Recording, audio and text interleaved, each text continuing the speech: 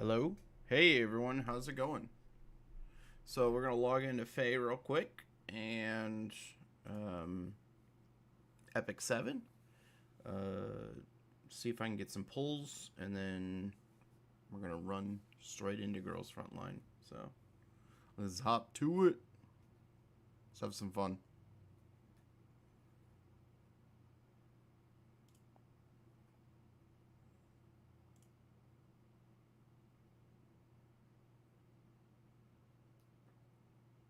Fire Emblem Heroes.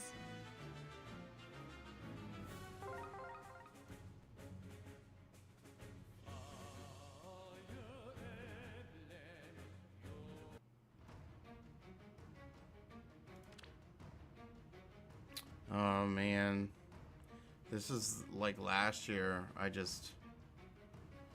wanted so many of these and I couldn't get any of them. I got a Lear, and that was through the pity pass. I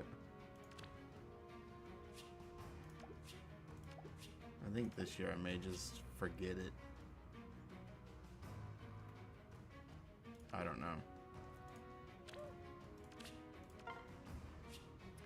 Let's at least see if we can get a couple of orbs really quickly.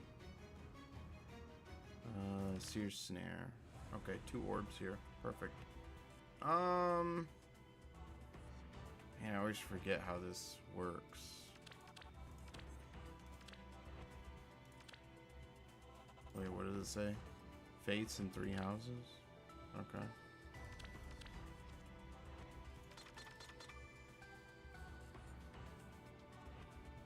I mean, that kind of makes it easy. Ooh, let's bring this Petra. I haven't really got to use her.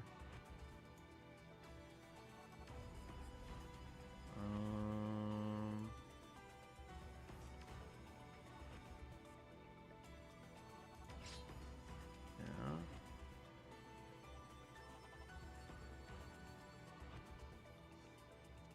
Let's see. I guess we'll go with...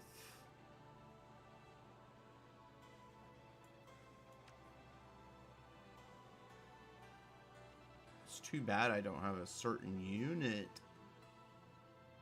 to throw in here. Ooh. Let's bring this Dorothy. It's one of my favorite artworks in the entire game.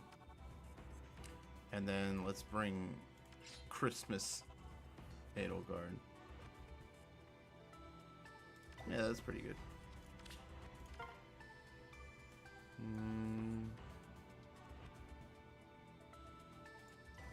Center. A Johanna Festival. And away. Is that so? I believe Kanto is in her weapon. Where to? I am not for losing. Ah. Good. Come along. Uh-oh. Who's next? I made a mistake. Let's enjoy this. Let's captivate them. A festival, huh? I will. Who's next? Oh, I made a huge mistake.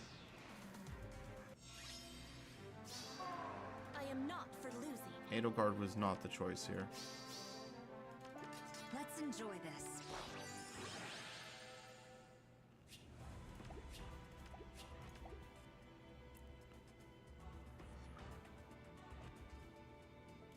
What is her skill?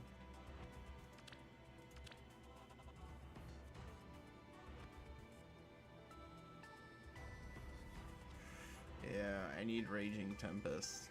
Shit.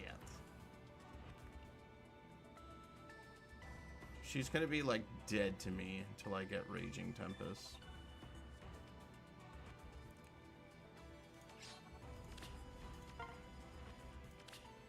This will do it. Is that so? Ah. And away. I will deliver.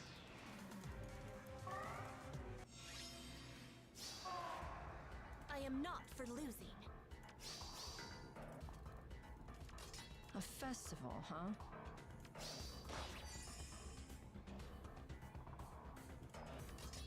Where to? Where do I travel? Is that so? Petra will take care of most of this. Let's enjoy this. I at least have 2 solid cans. I always forget. Like, you always choose units with really good... You should always choose units with really good weapons. Ah, wrong one. Get to swimming. I will deliver.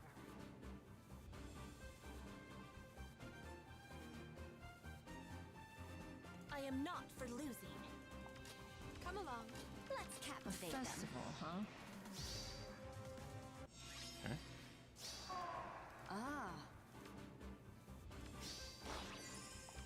Is that so?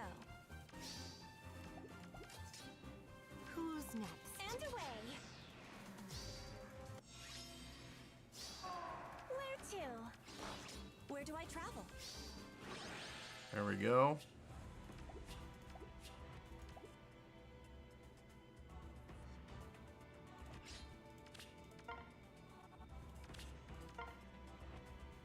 We're just gonna keep going with random slot unlocks until hopefully I manage. Damn. Okay. This is gonna be brutal. I'm back. I am not for losing. Alright. I am not for losing. A festival, huh? I will captivate them. Okay.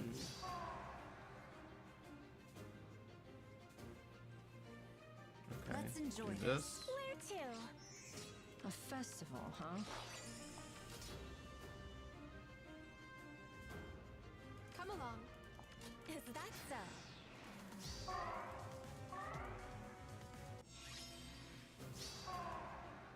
Okay. I am not for losing. Ah. Good. We're safe. Where do I travel? A festival, huh? Is that so? And away. I am not for losing. Petra doing some work.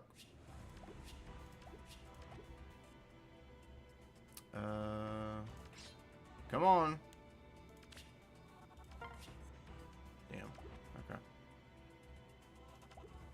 Alright.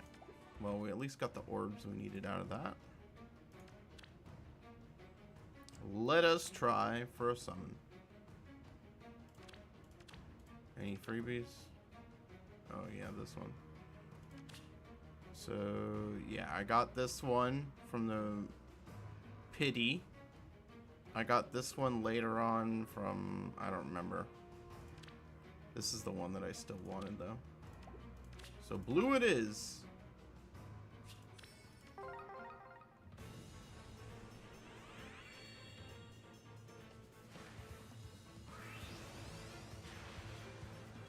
Nope. Kyle. Get out of here, man.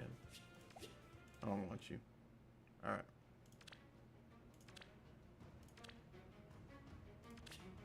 Come on, Happy.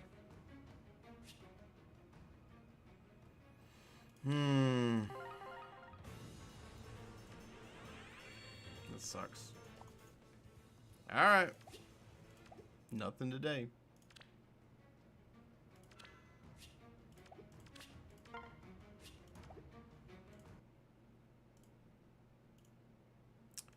Alright, let's check Epic 7. See if I get anything off of my pulls, my freebie pulls today. And then we will head to Girls Frontline.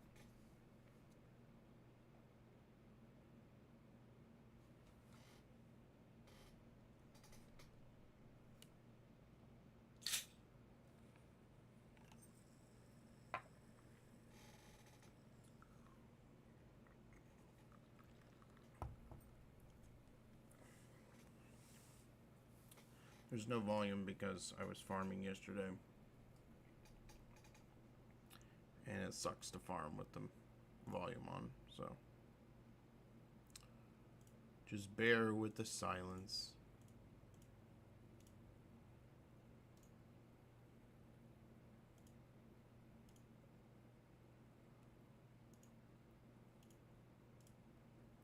Here we go. Okay, no sparkles though. Okay. Blue. Blue. Blue. And last one. No sparkles. Getting plenty of 4 stars, but nothing good. These are all units that I have.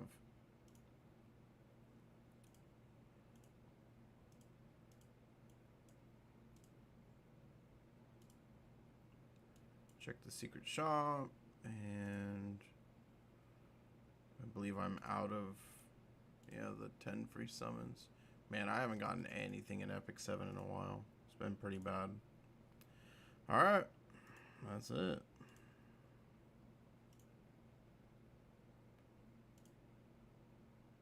Jeez. Oh, let's see if we can grab these boots. Hang on. Go to battle.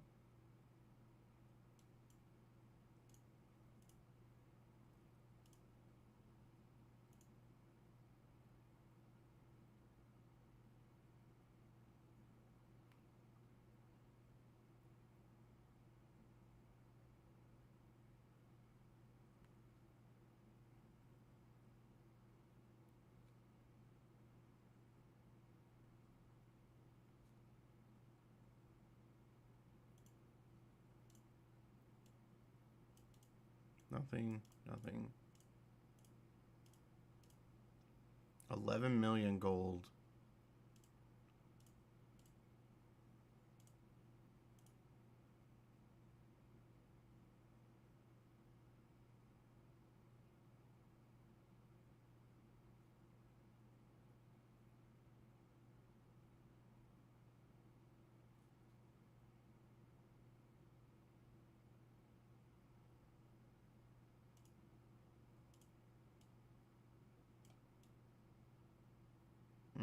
No.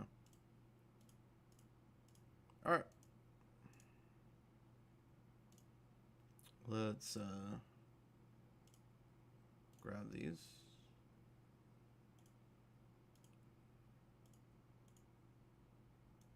Oh, they're boots, so they're not that exciting.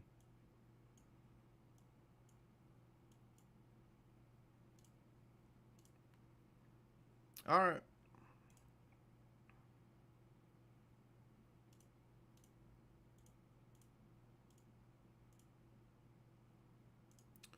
That's it. Oh, I do need to check something. Hang on. Nope, not the pet house guild. Did we win that battle yesterday? No. Damn. I thought we were doing pretty good.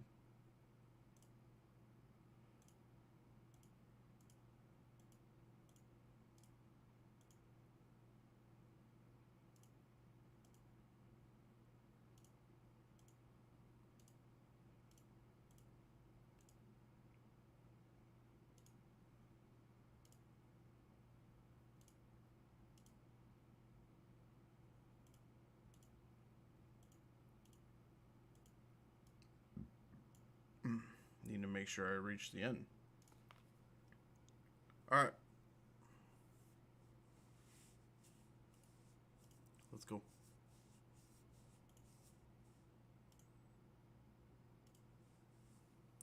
We shall continue on our story today. Story yesterday was kind of just meh. Really wasn't that good. I think I am starting to agree with a lot of the people in the community. It's time to get back to the main story. I understand why they're doing it this way. They're kind of like going chronologically. which is fine. It's just it kind of doesn't work out very well because of how they where they spaced everything originally.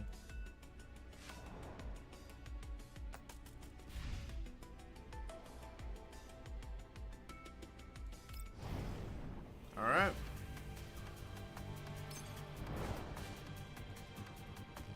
And we're back.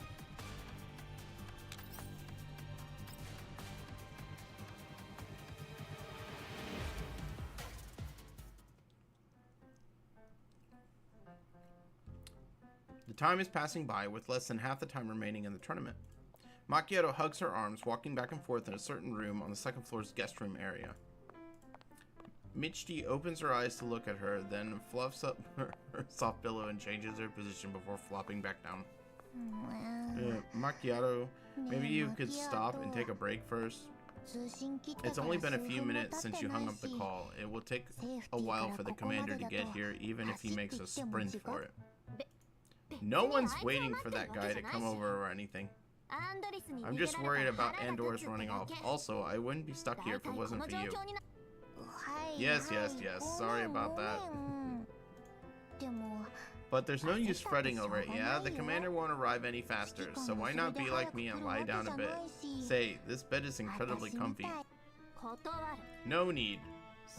Fine. I'll be sleeping then. Soften your footsteps, okay? Michty closes her eyes, falling sound asleep. Macchiato stands in the same spot for a while, but she starts pacing back and forth again before long.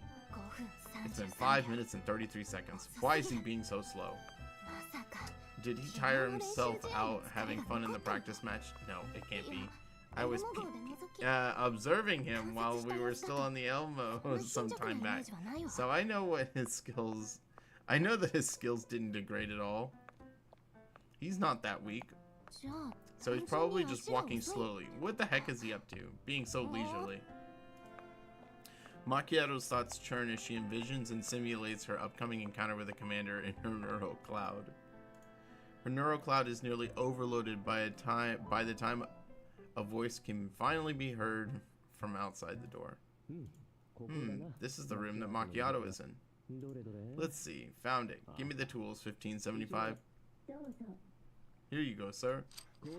Good thing the assembly isn't that complicated. All done. The sound of the lock turning is heard before the door opens slowly. Sorry for being late, Macchiato. Are you alright? I don't think this lock has any effect on a doll's ability to function. You. I won't deem you late this time. There was a last time? Oh, are you referring to yesterday's practice match? I'll admit that I did come late. I had to discuss the details of the tournament with Springfield after all. That's not what I'm talking about. Then,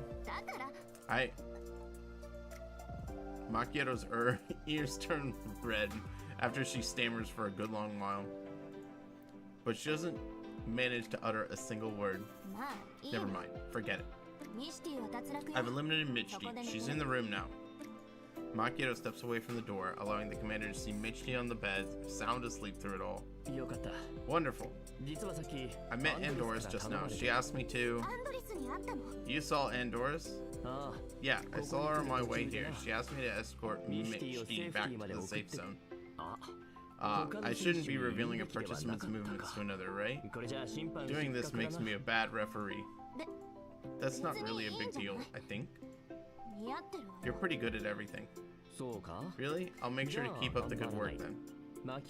Some unexpected issues occurred in the tournament grounds, so the others are encountering the same trouble you faced as well. I was worried you would get anxious waiting, so I hurried over as soon as I could. I'll be heading to various locations to check if anyone else got locked up. You're leaving already? Yep, since Macchiato believes me to be a good referee, I'll have to put more effort into carrying out my responsibilities. Plus, don't you want to resume fighting in the tournament? Indeed, I'll definitely get you to witness me become the champion. Once I do, I want you to... The commander walks toward Michty, who is lying down in the bed, coincidentally missing out on Macchiato's whispers. Michty, you can't sleep here. Huh? What is she holding in her hand? Oh, the stickers. The commander takes the stickers Michty has clutched in her hand and hands it over to Macchiato with a smile. Here, Michty's sticker and stickers she collected. These are yours, according to the rules. Be careful from now on. Be careful that you don't get trapped again. Got it. I'm looking forward to what you can do, Macchiato. Look forward all you want, then. I'm going. Macchiato grabs the stickers from the commander's hand, then leaves the room sullenly. She dashes out of the guest room area and soon arrives near the pool. What the heck is wrong with me? Not only was I unable to speak from my heart, I was acting so weirdly in front of him. I prepared all kinds of lines, but I wasn't able to use any of them. Her neural cloud is still playing back the scene from before when her visual module happens to capture an abnormality in her surroundings. The time is now close to noon. The reflection of the pool shines yet ever more brilliantly. A few mobbies are searching for enemies a short distance away. A splatter of dye can be seen on the ground near them. The dye is not completely dry yet. A battle must have occurred here within the past 30 minutes. Since this is the entrance to the guest room area, it must be Andora's. Macchiato fantasizes about her next encounter with the commander as she walks toward the dye marks. These dye marks seem to be making a trail. Could these be showing Andora's movements? Speaking of which, I haven't had a good talk with him ever since I arrived aboard the Elmo. How did I communicate with him back in the day again? Maybe we could start off by discussing our past. No, back then he... Perhaps another topic then. I should think of something more lighthearted. Dude, is she gonna get eliminated because she's daydreaming about the commander? She follows the trail of dye markings until they stop. She stands still, thinking hard. But if I think about it, I'm not good at discussing those frivolous things. Maybe I should consult someone once I'm back. The sound of a gunshot rings out from behind her back. The bullet shines with a cold metal sheen under the blazing sun, making a beeline for Macchiato. Macchiato reacts in shock by diving forward quickly. She more or less manages to evade this particular shot. Oh, she almost got knocked out. You have my admiration for dodging my attack in that situation, Miss Macchiato. It's Rosa. Macchiato adjusts her posture to see where the voice is coming from. Andorra stands up from behind the waist-high bushes. Oh, okay, never mind. Or could it be that I didn't choose the right firing angle or timing, allowing Miss Macchiato a good margin for evasion? For example, would I have been able to hit Miss Macchiato if I depressed my gun muzzle a little bit more? This is a great experience to have. I'll do better in the future. Macchiato is about to return fire, but she notices that the loungers and parasols near the pool have been piled together to form multiple instances of cover, and Andora's is near one of them. These instances of cover, the waterways of the pool, and the nearby greenery divide the space where the two dolls stand. Even the battleground has been prepared beforehand, huh? Good. I'll continue where I left off then. That would be great, Miss Macchiato. You are an excellent marksman that I wish to learn much from. Also, Leader Klukai often reminds us that an eye for an eye befits 404 more than just hiding. She would be angry if all I did was hide and evade. Let's begin.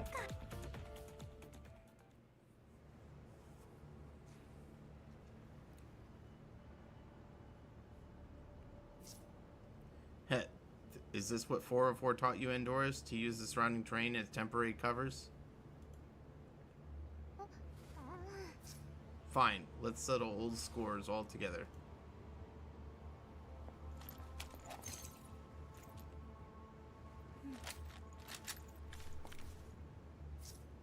Heh, just what I'm thinking. I'm also looking forward to face Miss Macchiato in a real battle.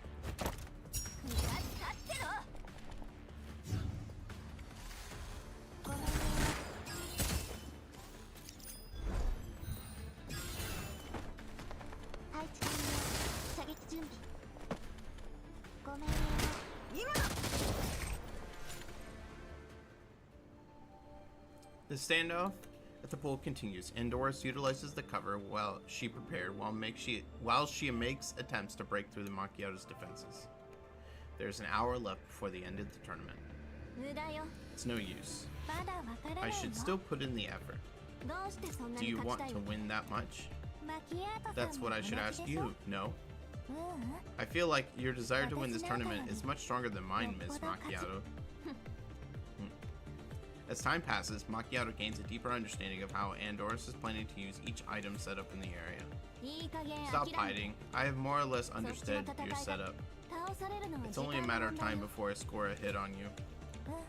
I know. So why are you still hiding?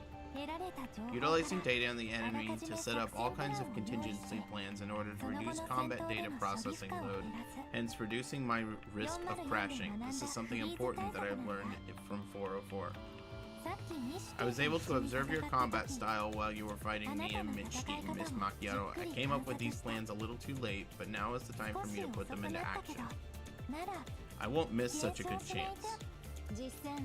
Theory and reality can be quite different. Macchiato nimbly dodges the pool cleaner that started rushing at her, and then faces Andoris to the side of the pool. The walls near the two dolls have a number of inactive decorative lights hanging on them. It seems that Miss Macchiato's reaction speed and movement abilities are higher than my estimations. I'll have to update my data on you. I'll praise you as well then. While you did prepare the battlefield prior to combat, you were unable to fight me for this long without crashing once. Not bad. Still, I shall be the winner between the two of us. Miss Macchiato, what do you think I should work on? Your marksmanship accuracy and how you prioritize plans. I can see that you've made a breadth of plans, but there is no time for you to slowly pick and choose among all of them in the midst of battle. Wait a minute. Macchiato sinks into a brief period of contemplation as if struck by something she had said. Andoris blinks. You're quite right, Miss Macchiato. The decorative lights turn on and flash with high frequency as soon as Andoris ends her sentence. Macchiato is not prepared and she takes a step back. But Andoris' fingertip has already made contact with the trigger. You! There is no time for Macchiato to dodge this attack. Yet she manages to utilize her accumulated combat experience to react with the best possible decision in this situation. Bang. Are they both gonna knock each other out? The two dolls' gunshots overlap with each other, their bullets hitting each other almost at the same time. Oh dear. It seems that I've yet to master the art of timing, and I have underestimated Miss Macchiato's prowess on top of that. No, you were right this time. You caught me off guard while a rare expression of gloom appears on Macchiato's face. How did you know that I would come out from this exit as soon as I was able to? You even set everything up while waiting for me. I just made a guess. That's a quick reply. Is that a rehearsed answer? If I never came out? Wait, that guy told me just now. You asked him to escort Michki back to the safe zone. Could it be? Leader was right about Miss Macchiato. You are quite the difficult opponent. That idiot, stupid Warren. Why? Why doesn't he have any sense of caution at all? I'm going to the safe zone now. I'm gonna settle some things with him. Macchiato storms off in a fury, wide strides all the way. I kind of get what Michki means now. Miss Macchiato is indeed quite similar to Leader Klukai. They will always find it hard to maintain their cool when it comes to the commander. Michki should be in the safe zone after the commander escorted her there, so I should go and meet up with her. The two dolls head to the safe zone, one lagging behind the other. So they both knocked each other out. Well, what's left now then is Groza, Groza, Perry, Sabrina, and Lind.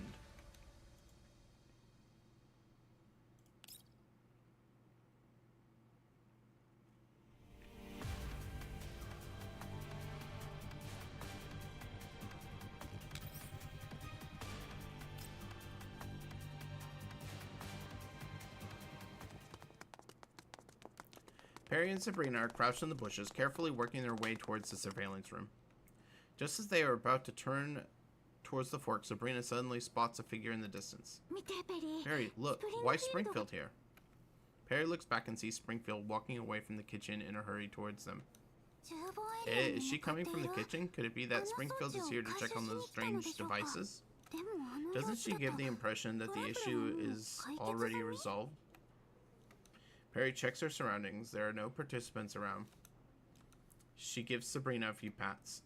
Sabrina, let's go. We're gonna ask Springfield. The two dolls quickly swap cover to the bushes near Springfield as soon as the Moppies nearby walk away. Perry sticks her head out and waves at Springfield. Springfield, here. Look over here. Oh? Springfield walks over to Perry after noticing her. Are you here to deal with the malfunctions that those devices have caused? That is correct, and thank you for reporting it. The commander and I are now currently handling the situation. The malfunctions in the guest room and the kitchen area have been fixed at the present, so they can be safely used as combat zones again. That's great. It was right to leave things to Springfield and the commander. We can finally breathe a sigh of relief. Speaking of which, were there any participants who got trapped in the kitchen like what happened to us? Oh my, Perry. Have you forgotten that I'm one of the referees? Realizing that her efforts to gather intel have been foiled, Perry gives Springfield a sheepish smile, deciding not to continue with the topic. Springfield looks around before she gives a light nod to Sabrina and Perry. I still have to go check on the other areas, so let's talk later. Good luck and do your best. I'm looking forward to seeing you two in the safe zone after the tournament. Springfield turns to leave while Perry and Sabrina go back into hiding. What a pity. She's a tough nut to crack. I wasn't able to get anything out of her. True, but at least we know that the malfunctions in the kitchen and the guest room have been cleared. Springfield came from the kitchen, so does that mean that the commander is taking care of the guest rooms? Yep, I'm also guessing that in the interest of participant safety, the commander in Springfield will probably fix all the malfunctions before dealing with the participant in the surveillance room. And Springfield didn't walk in the direction of the surveillance room just now. Are you saying the commander's next stop might very well be the surveillance room? The participant is most likely in there regardless of the commander's destination. If we go in now, we can probably catch her red-handed. Now that you put it that way, I simply can't wait. Let's make haste. Oh no, there are so many Moppies in front of us. Perry, let's go.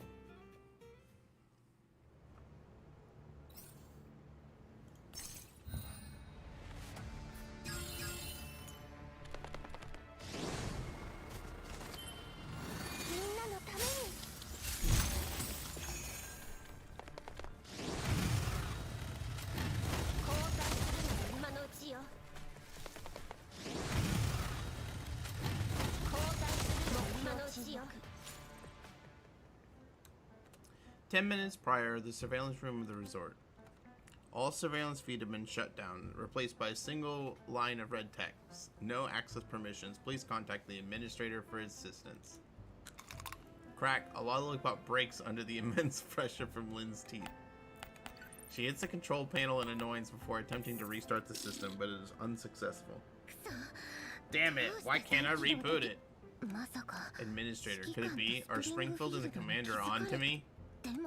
I'm pretty sure my actions aren't in the violation of rules, though.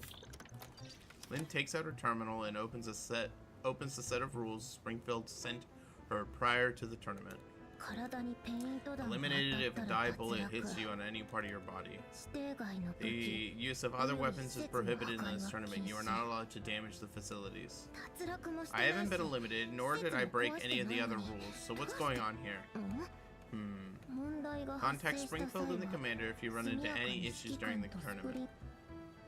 Lynn sinks deep into thought for a couple of seconds, staring at that line. The situation I find myself in doesn't count as a proper issue, I believe. Won't I look terribly incompetent if I contact the referees for every little thing? There's no reason for me to stay if I can't look at the feeds. I should probably go out and take out Macchiato now that she's locked up.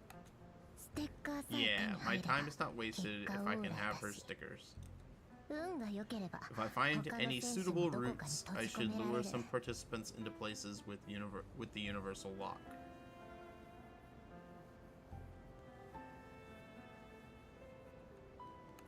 Lynn occupies herself by thinking about a plan of action as she gets up, walks toward the door, and reaches out to press the door switch. And the door does not react at all. Huh? I get the feed going down, but why is the door? There is no other exit aside from the only door to the surveillance room. Lynn can only press the switch repeatedly, but to no avail. She is silent for a while, then whips out her gun. No, the rules disallow damage to the facilities. What should I do? I can't just let myself be trapped here till the end of the tournament, right? Is there another way? Lynn paces back and forth, somewhat anxious. What would squad leader do in this situation? Calm down. I have to calm down first, then observe my surroundings and think of a solution to address my problems. I get the theory, but how do I even do this? Lynn continues pacing back and forth, mentally grasping at the many ideas slipping away from her.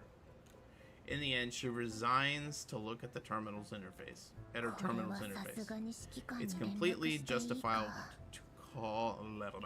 It's completely justifiable to call the commander for something like this, right?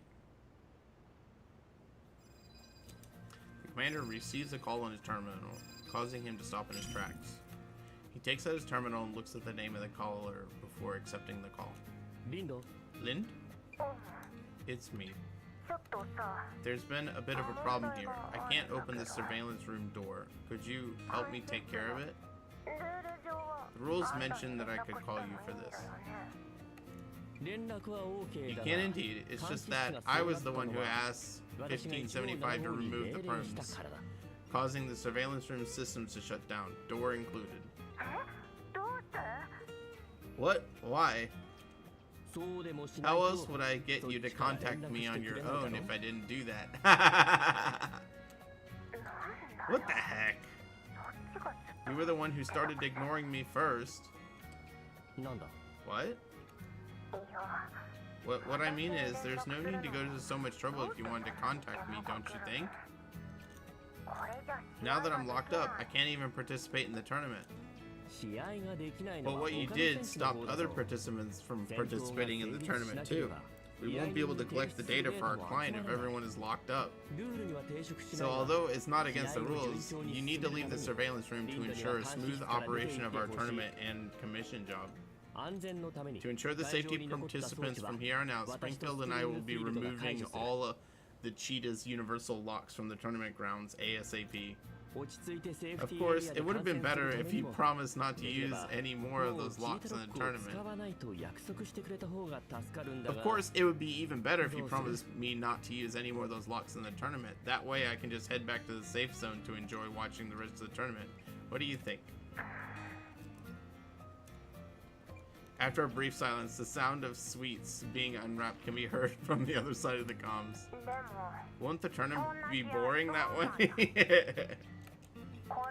The universal locks help me save on effort, taking my opponents out of the equation in one fell swoop. Don't you agree that a bit of unpredictability brings excitement to the tournament? Isn't this a great time to test how everyone reacts to unexpected situations? If I followed the rules, I would have to either find the other dolls and eliminate them one by one, or fight those mindless service bots. That's not interesting at all, so I wanted to find an easier way to go about it. The competition will always have its rules, Lynn. If you found it boring, then why did you sign up specifically for this?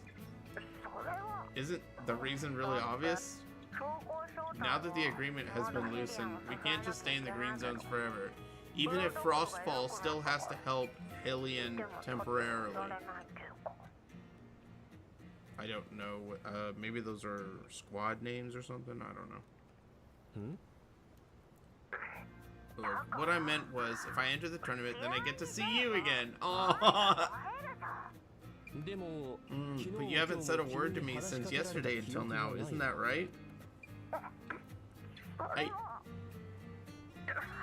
What's wrong with not talking? I said that I get to see you again. Also, why didn't you pay me any attention during yesterday's practice match? You were the one who started ignoring me first.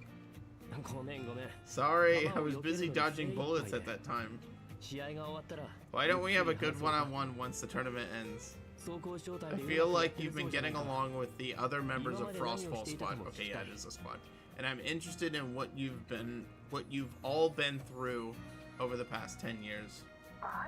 Me getting along well with them? I guess you're right.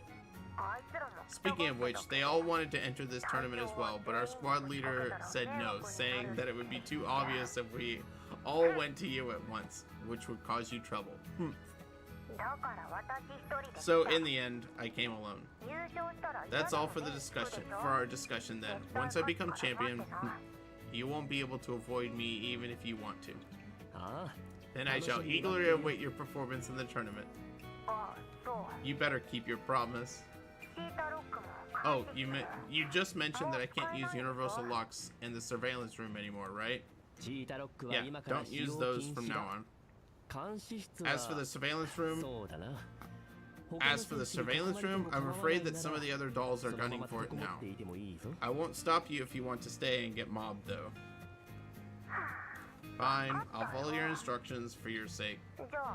So, could you let me out of the surveillance room now?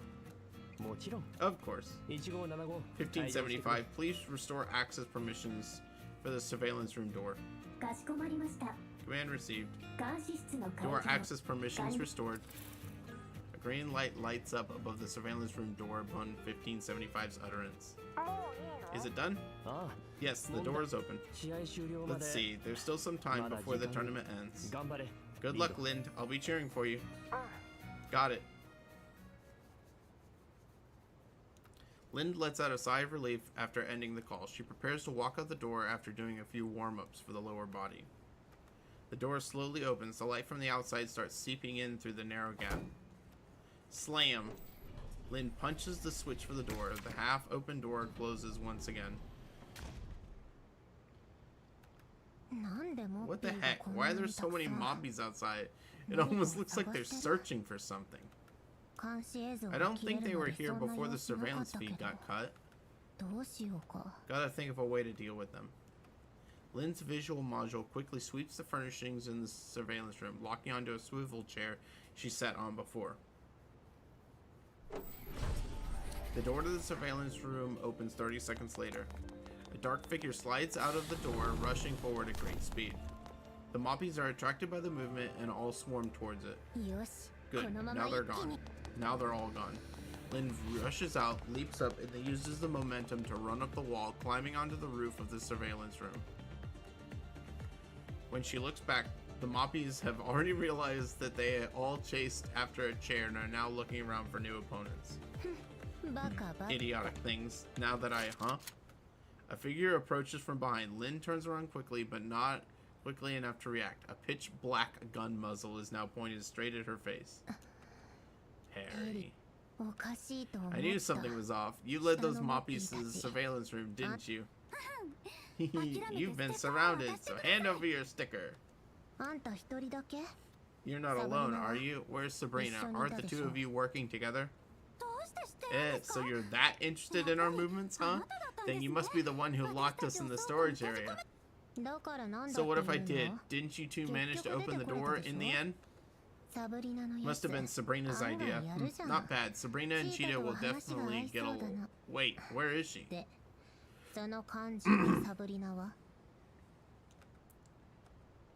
Lind looks around, trying to find Sabrina while she analyzes the terrain features around her and the Moppies' positions.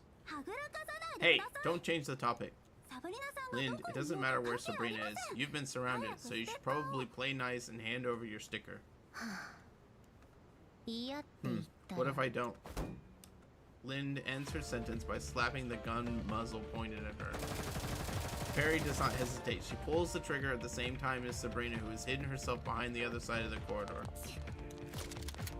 Lind drops to the ground, rolls, leaps off the roof, narrowly avoiding the duo's attack. However, she finds herself facing a Moppies gun muzzle just as she manages to steady herself on the ground.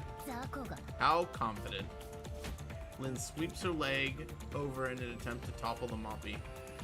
But another Moppy behind her target suddenly rushes over and spins around, ready to shoot at her. What the hell? Lind is forced to evade once again, taking cover behind the surveillance room. A tiny figure quickly follows her. See you later! Multicolored dye splatters all over Lind's body. Perry raises her gun carefully at the relentless doll. You've been eliminated, Lind. Could you hand over your sticker now? Man, I kind of wish she'd escaped. It's kind of like a whole bunch of, you know, excitement for nothing. I'm eliminated, yes. But is it a must to give you my sticker?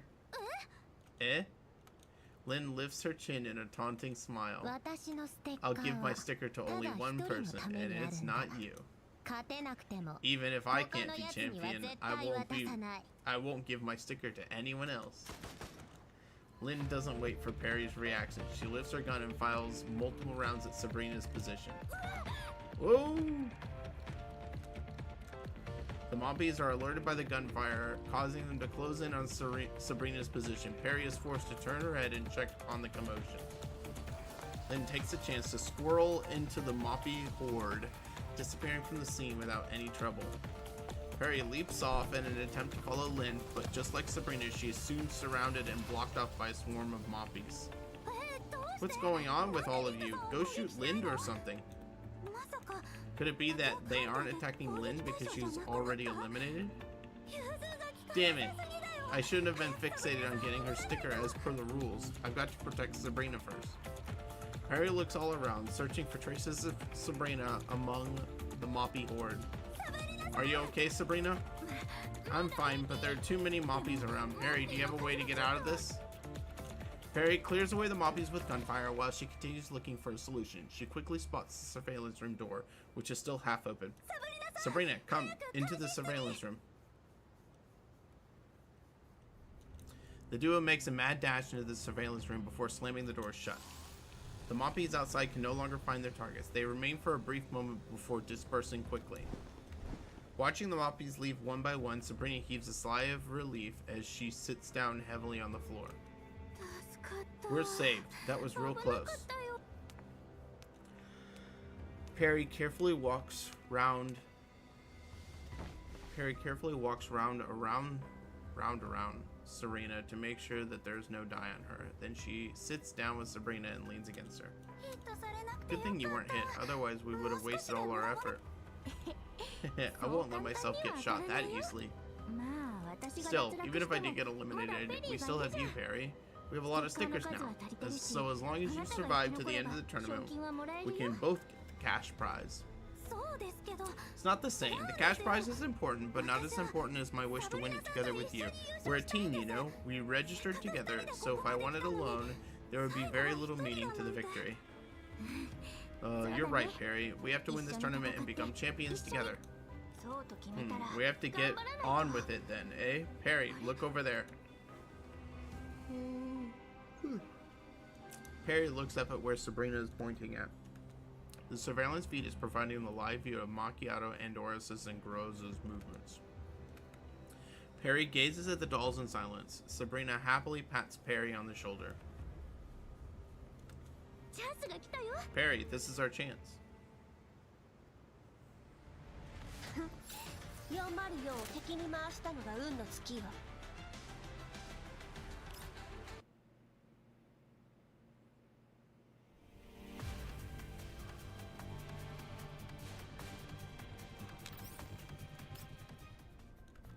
The time is now 11:16 a.m. The commander is now back in the restaurant, half carrying a half-sleeping Mekji along the way. Springfield has also returned, along with all the eliminated participants. Sharkery, Andorras, Macchiato, and Lind, all of them have dye on their bodies. So all of you got eliminated? Sharkery had to slip up, and Miss Groza took the chance. Groza, but I heard from Springfield that you were eliminated by a Moppy. What a joke. Manager, why did you betray me? Lying idols don't make good role models, Sharkray. Still, my concern is how a Moppy managed to land a hit on you. All things aside, you are still a tactical doll. Her head is stuffed full of songs and dances and how to act cute all day anyway, so I'm not surprised. No way! But I don't really get what happened either. Back then I was just trying to I was trying to dodge leader Rosa's attacks after we failed to negotiate it. Then that Moppy just jumped out as if it were waiting for this very moment.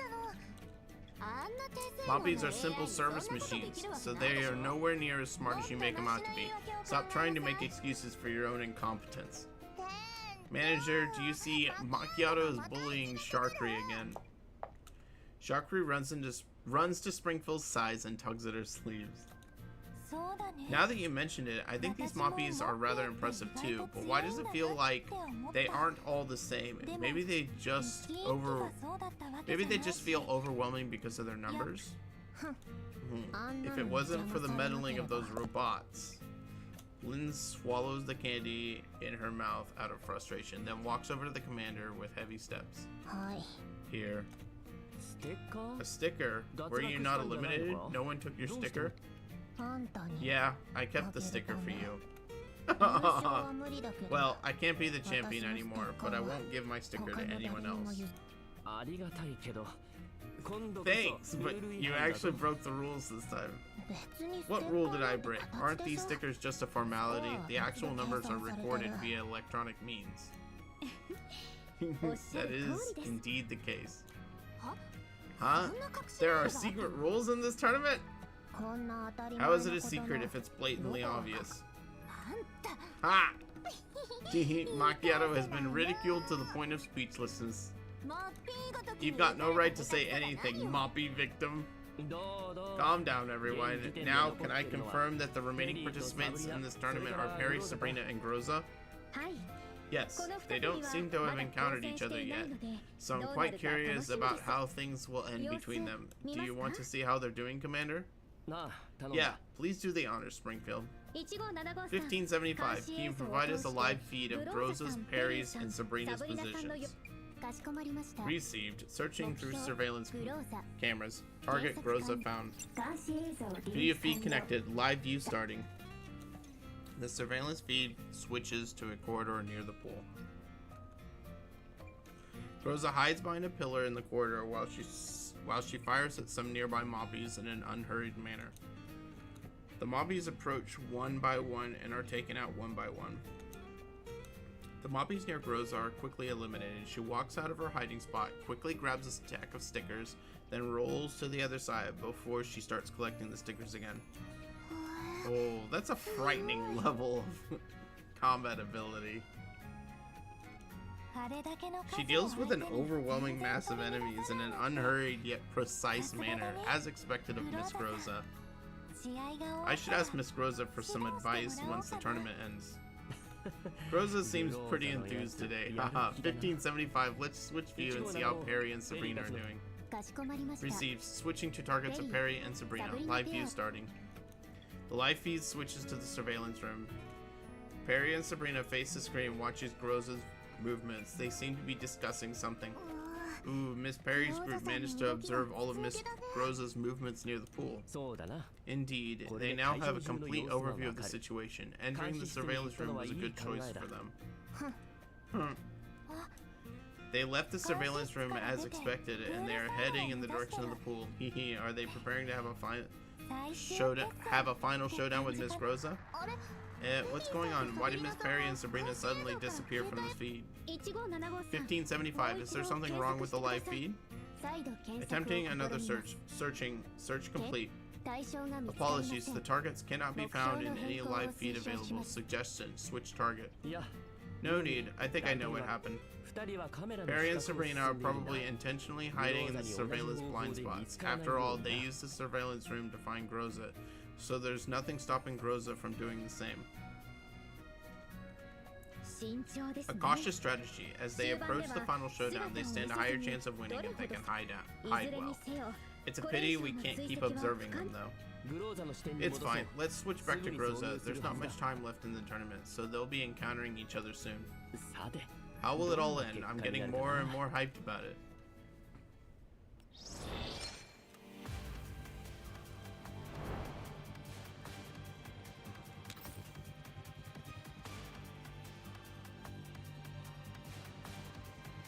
Dang, I wanted Groza to win.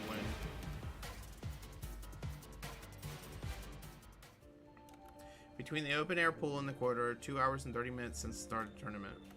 Perry and Sabrina hide in the bushes within the surveillance blind spots, keeping a close watch on Groza, who has now moved to the southwest side of the pool. Ooh, Groza's alertness is off the chart. She puts up an impenetrable defense despite seeing only Moppies here. It'll be impossible to take her out with a sneak attack. We'll have to use plan B after all, so as we plan, I'll go distract her while you take her out with a sneak attack. That's our only choice then, Perry. Be very careful around her. Don't worry, and make sure to look out for my signal. Perry gives Sabrina a nod before she turns to sneak towards the pool, staying close to the bushes.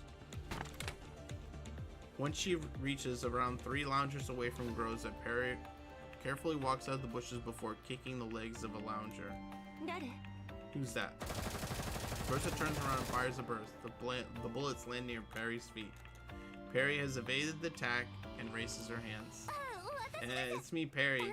I'm here to ask if you want to join forces. Join forces. Groza's expression softens somewhat, but she does not lower her gun. If I remember correctly, you've already partnered up with Sabrina. Why do you suddenly want to work with me now? Does it really need to be explained? It's obvious that a merchant would want as many partnerships as possible.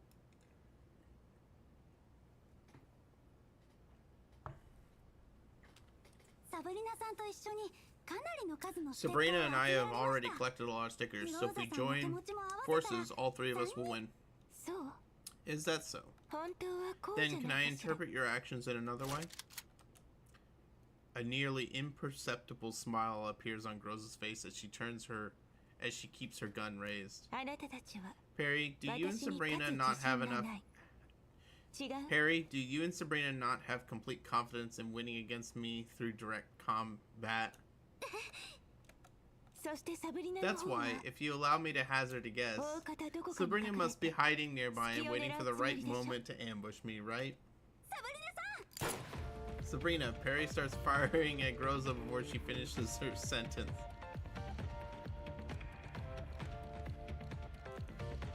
Sabrina instantly starts shooting at Groza from behind the bushes upon Perry's signal. But Groza moves as if she already knows how the duo would act. Before Perry's gunfire can even be heard, Groza has already dove into cover behind a nearby lounger, allowing her to evade both attacks from the 2 directions. She then returns fire continuously at Perry, using the lounger as temporary cover. Bullets whiz past Perry. She covers her head and rolls into the bushes. But Groza's attack doesn't stop. The bullets land closer and closer to Perry's position. Damn it! Perry, watch out! Witnessing Perry's plight, Sabrina reveals herself and starts firing one shot after another at Groza. The situation instantly becomes chaotic as the surrounding Moppies join the battle after being alerted by the commotion.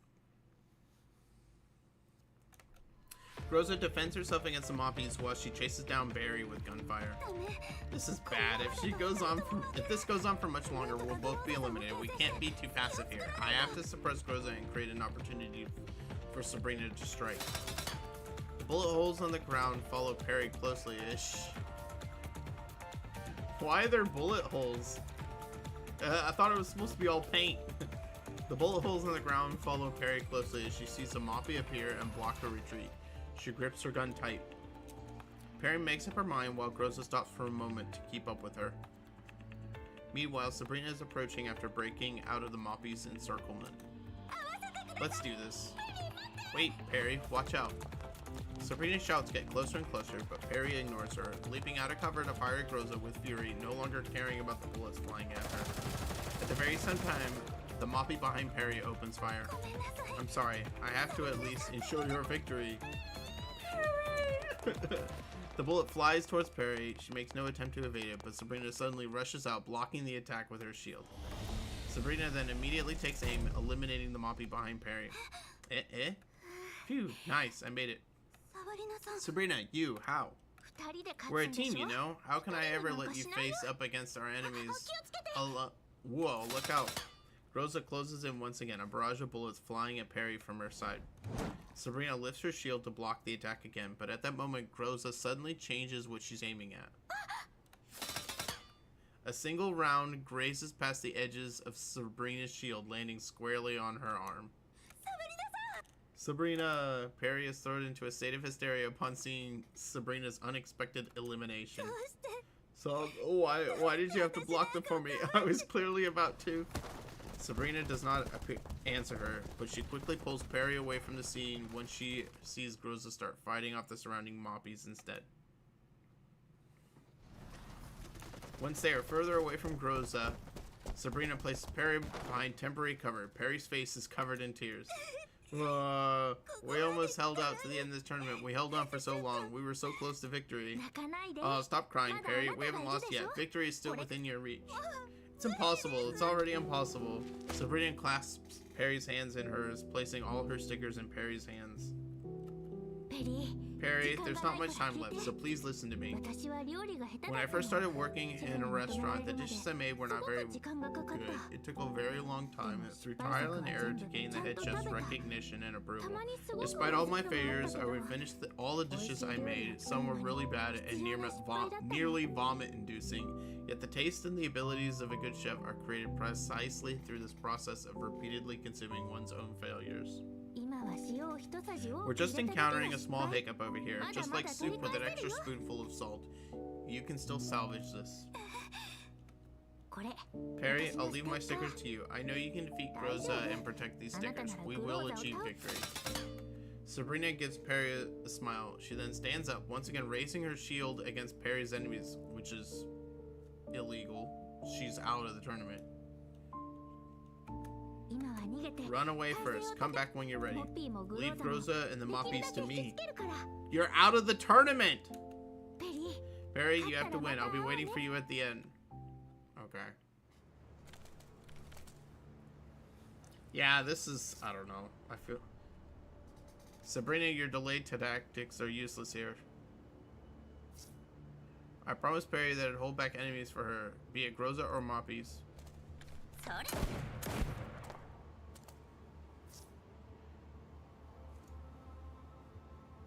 I wonder if Perry managed to extract safely by now.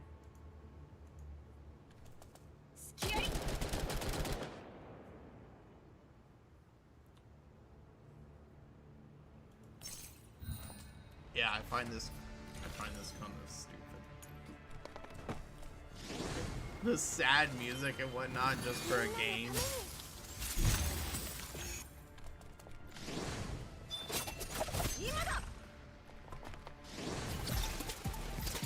Competition.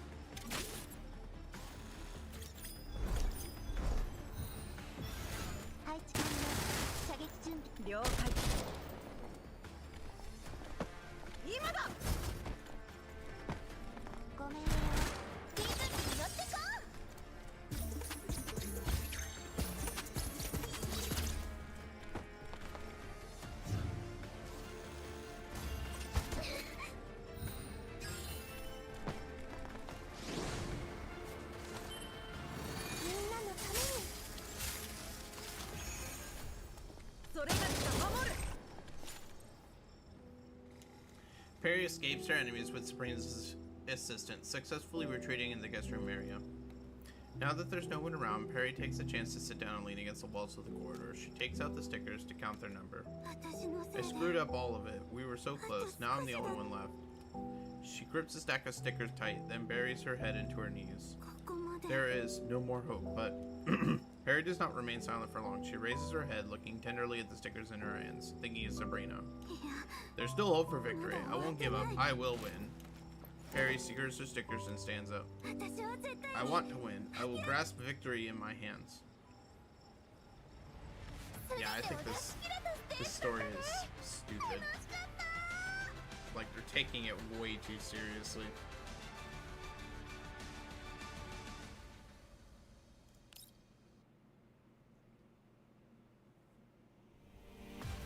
Alright.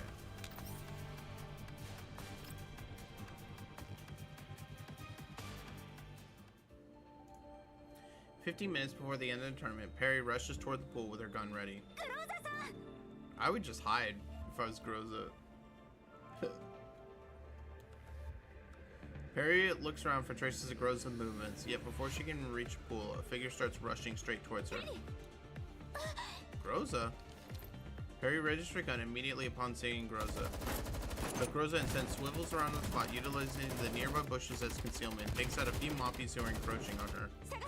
Perry, retreat! Okay.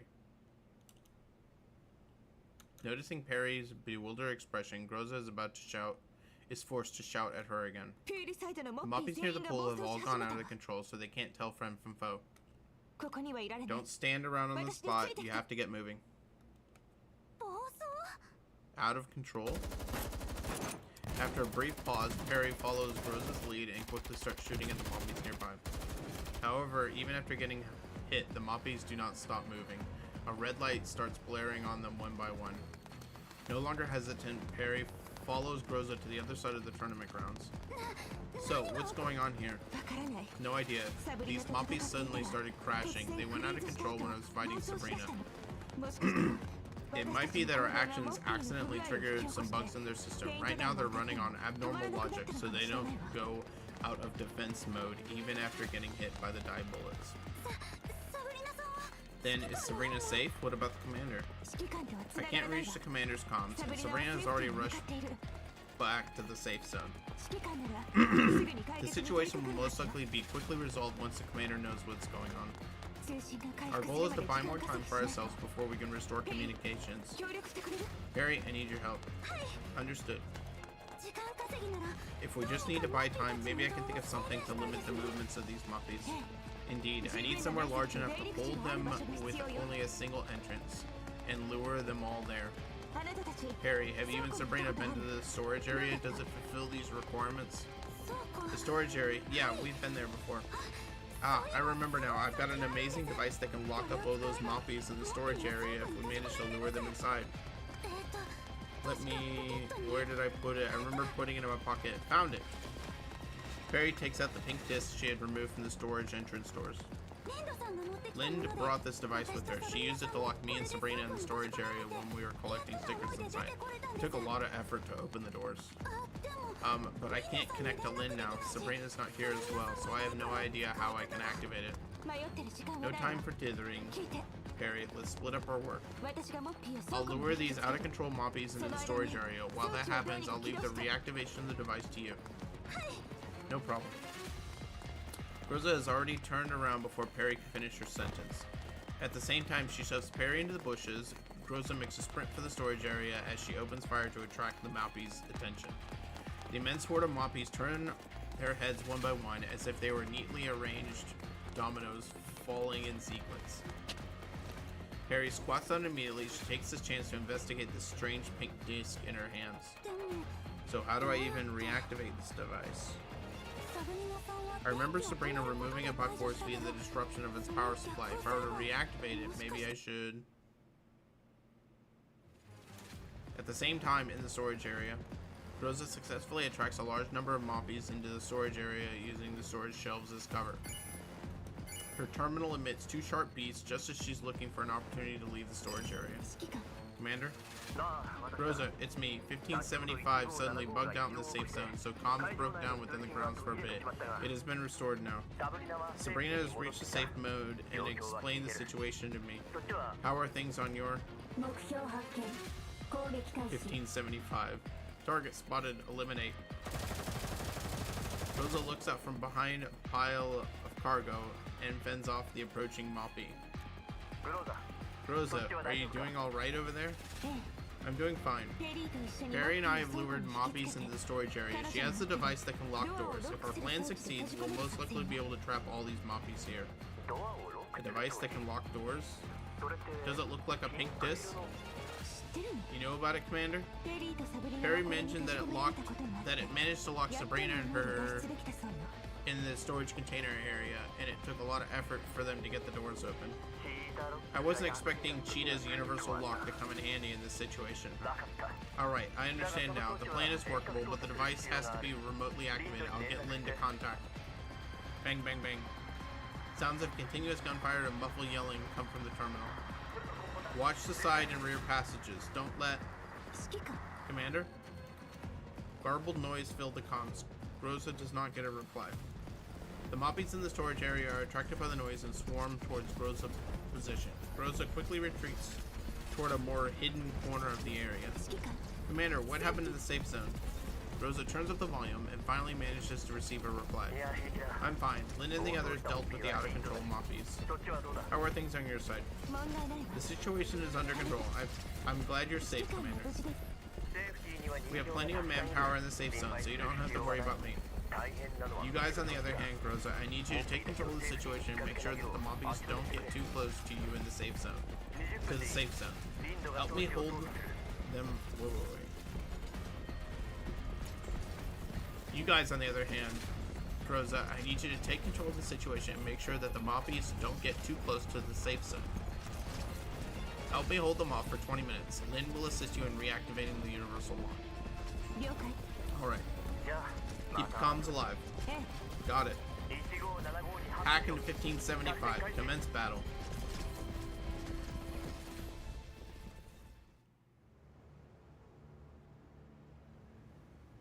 Okay. Like, this got suddenly interesting. I kind of figured, like, that was the only way they were gonna, like, have something interesting happen.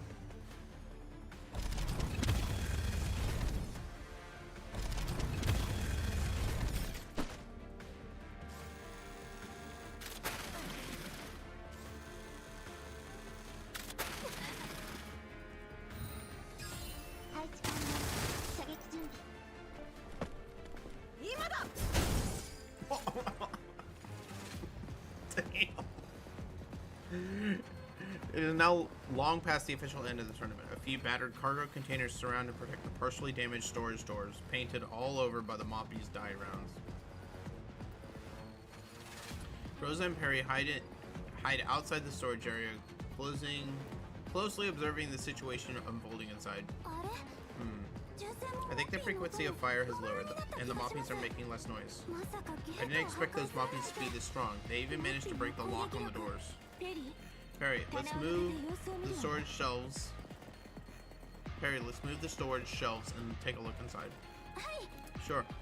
The two dolls approach in silence and press against the shelves. 1, 2, push. Under the combined effort of both dolls, the shelves are moved out of the way, revealing the doors to the storage area. The doors have been warped. Perry and Rosa observe the situation inside through the newly created gap. The Moppies are not moving anymore. Looks like the commander succeeded. Phew, that's a relief.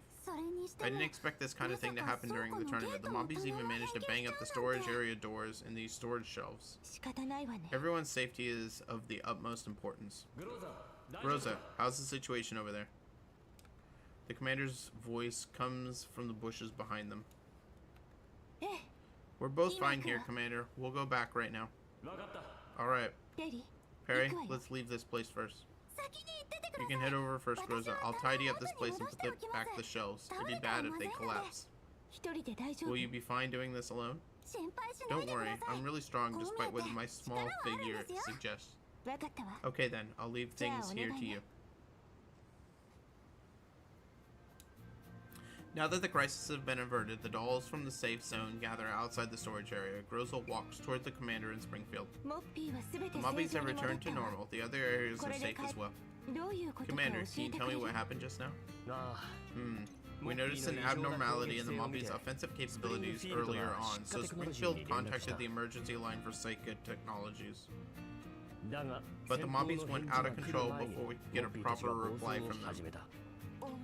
Come to think of it, these Moppies do sometimes display a sudden burst of agility or unexpected behavior and reactions that disrupt our combat plans. Indeed, Psychic Technologies finally finished troubleshooting the issue after we dealt with an attack from 1575. Turns out all the Moppies are connected to a single shared network hub, which is responsible for processing all of the offensive actions observed during the combat. The flow of data caused congestions and abnormality in the data processing. So when Sabrina broke the rules after she was eliminated, I'm so sorry. Perry was crying so hard. I had to do something. So, did you hack into 1575? Yes, Psychic Technology helped us through the process as well. Springfield, how bad was the damage to resort facilities in the Moppies? There's no need to worry about that. I'll negotiate with Psychic Technologies. All is well as long as everyone is safe. Now that things have gone this way, I'm guessing that we can't continue with the tournament. So, how do we conclude? No winner? The tournament was going just fine before the Moppies went haywire, though. Everyone put in a lot of effort during the tournament, so it'd be a shame to just declare the tournament void now. Fine, let's pretend that the tournament ended normally then. Thing is, there were still 2 participants remaining when the tournament's timer ended. If we want to determine a winner between Groza and Perry, we'll have to count the number of stickers they have, right? That's too much trouble. Why not just do a rematch? Lynn glances at the commander expressionlessly. What? Can we not do that? I'll surrender first then. You guys do what you want. It is true that an abnormal situation occurred during the tournament, so if the participants have objections to the results, a rematch should indeed be considered. There's no need. I lost. Rosa lifts her arm, showing everyone the multicolored dye on her clothing. I checked my neural cloud records. When I landed a hit on Sabrina, a Moppy managed to land a hit on me as well. But I didn't notice it at the time. This happened before the Mobbies went out of control. So this is Perry's win, without a doubt. Ah! Okay. Perry won. Running over from the storage area, Perry happens to arrive right at this moment. I got it all tidied up. Some vases got broken in there, so I swept the pieces up as well. Good thing there were no other significant losses. Huh? What are you all staring at me for? Perry, we won! What? But I... Perry turned it around, revealing to everyone that she too had a few splatters of dye on her back. There were too many Moppies in the storage area. That's fine. Those Moppies were out of control, so it doesn't count, right, Commander? The dolls all look towards the commander, who walks up to Perry. Correct. The champion of this tournament is Perry.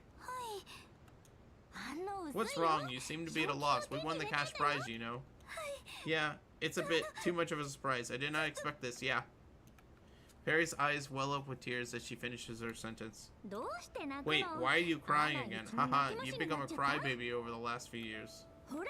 Don't cry, okay? We'll use the prize money for the commander's gift soon. Sabrina immediately smacks her mouth shut with her palm. A gift for me? Sabrina looks towards Perry for help. Perry sniffles and wipes away her tears. Yep, we fought for the cash prize because we wanted to buy a gift for you to commemorate our reunion. So be sure to wait for me, Commander. Once I manage to pick out the gift, I'll personally deliver it to you. You're making such a grand occasion that I can't help but feel a bit embarrassed. You're making this such a grand occasion that I can't help but feel a bit embarrassed. Let me start by thanking you in advance for your intentions then. Other than that, I do have a request. What's that? Well, honestly, I want to thank everyone as well. I was kind of nervous and hesitant when Springfield invited me over for this event. It's been a long time since I last saw you guys, so I was worried that we've grown apart and that I might not get along with my new buddies. But now that I've reunited with you guys, I realized that not only did we manage to keep our bonds, but these new buddies of ours are cute and nice dolls as well. I treasure our reunion greatly, and I'm looking forward to spending more time with everyone in the future. I hope that we'll remain friends forever, fighting alongside each other and helping the commander together. In order to show my gratitude, well, I noticed that everyone's been preparing for the tournament over the past 2 days, and it seems that no one was able to rest well because of that. Since the Elmo is still undergoing maintenance, and because this is a rare reunion with everyone, I would like to use part of my cash price and my savings to book the entire resort for a day. I hope that everyone can get some good rest. I'll contribute, Perry. I'll contribute a part of my winnings as well. I'll use my contribution in food. Let's have a grand party tonight. The creation of our energy boosting tea will have to wait, but you can leave the details of the feast to me. If we're setting up a party, I don't think we have enough food left over from last night. Thank you for your hard work, Commander. We'll make sure you still get to eat more of our wonderful dishes tonight. Leave it to me. I can find a supplier who can deliver right away. Hehe. If we're going to prepare drinks, I'll come help as well. Hey, cool. And so the party goes smoothly without a hitch. The dolls surround the commander, spending a wonderful evening together.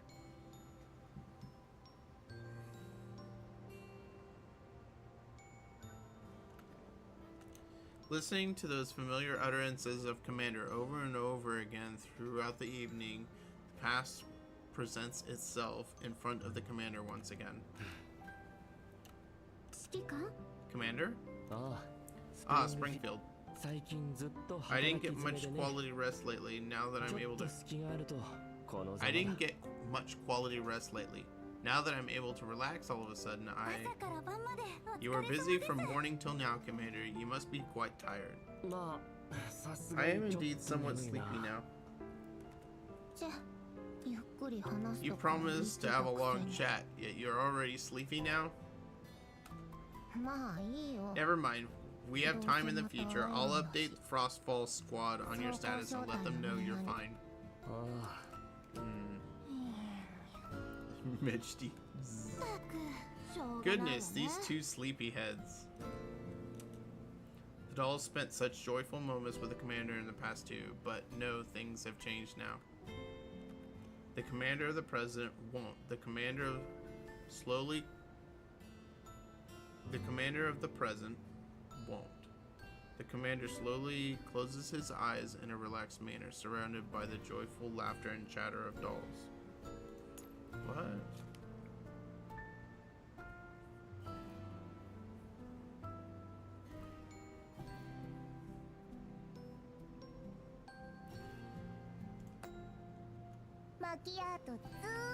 You've been staring at the commander for a long time now, Macchiato.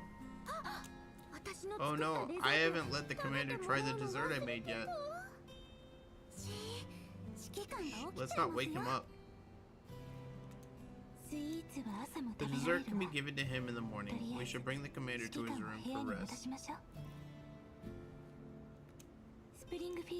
Springfield, can you ask 1575 for some of his assistance? 1575 was damaged in battle, so we sent it off for repairs in the early hours of the evening. Let me help. A gentle pair of arms prop up the commander, still in a hazy state of lethargy. Springfield? It's me, Commander. Today's affairs are complete, so please be at ease and have a good rest. Her soft voice is akin to a lullaby. The endless bramble of thoughts circling the commander's mind all seem to evaporate for a moment. The commander closes his eyes once again. This time, he does not wake up.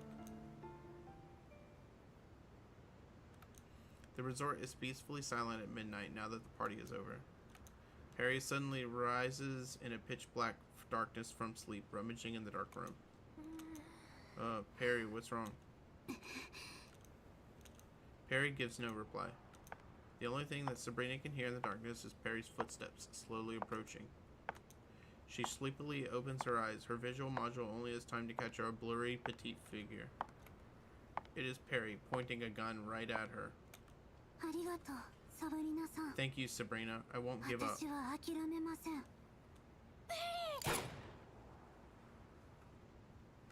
Bang. The sound of gunfire cuts off Sabrina's shout. Perry stows her weapon calmly. She turns to leave the room, walking into the pitch-black corridor. Bang. Bang. Bang. The gunshots ring out one after another without stopping, but Perry shows no hesitation, walking by each and every room. Springfield is missing. Never mind, I'll find her later. Perry stares at the door in front of her. After taking a deep breath, she pushes the door open and enters. The commander is sound asleep in the darkness, the same commander who she once fought alongside. The commander who had worked hand in hand with her for so many years. For many years. Perry slowly raises her weapon, her gaze fixed on the figure in deep sleep.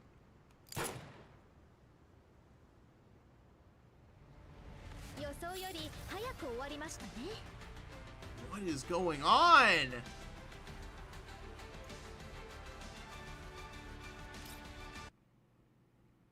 Well, shit. Now I really want to see what's going on. Let's just quickly do all of these, though. Get them out of the way.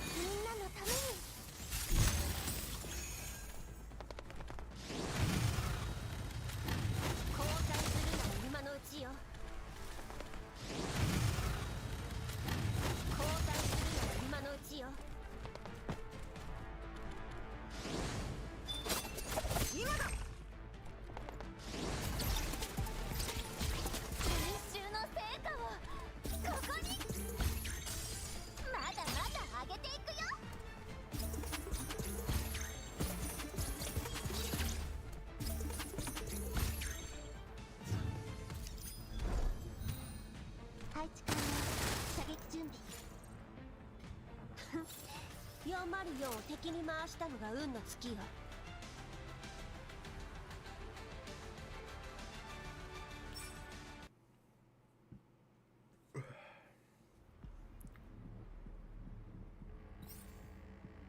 I should really replace one here.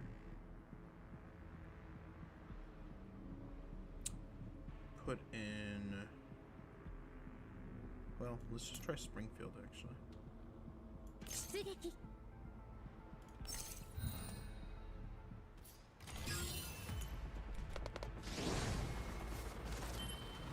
みんなのために。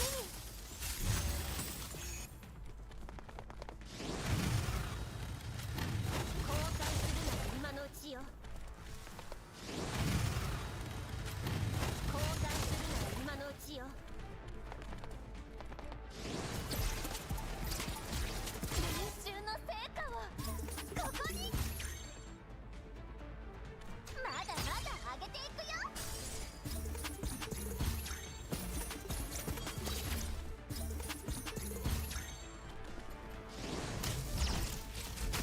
お待たせしました。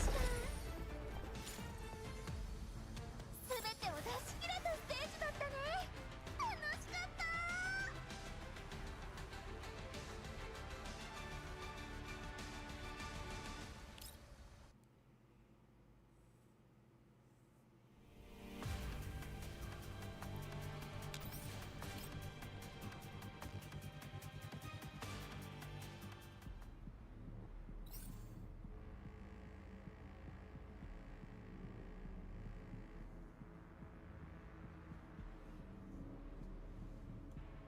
出撃。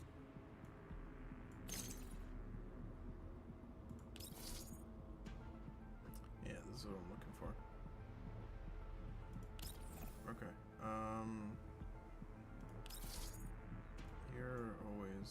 last.404を敵に回したのが運の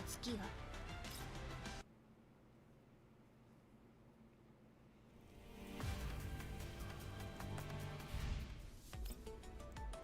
キックを持ってせざれば。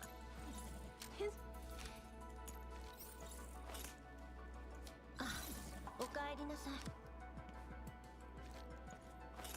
I wish I had this skin here. あ、おかえりなさい。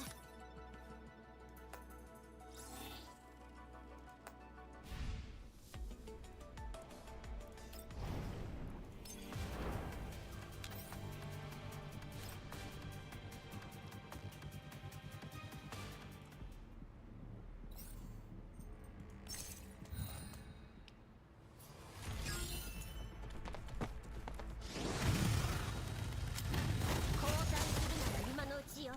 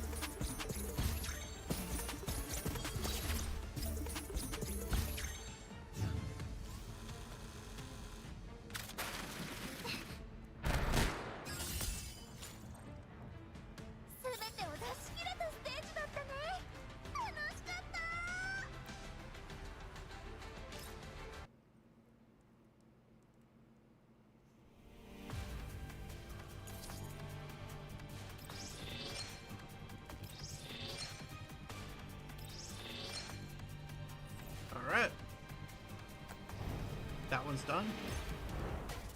We now begin the next one. This one is... Oh, shit, man. 9.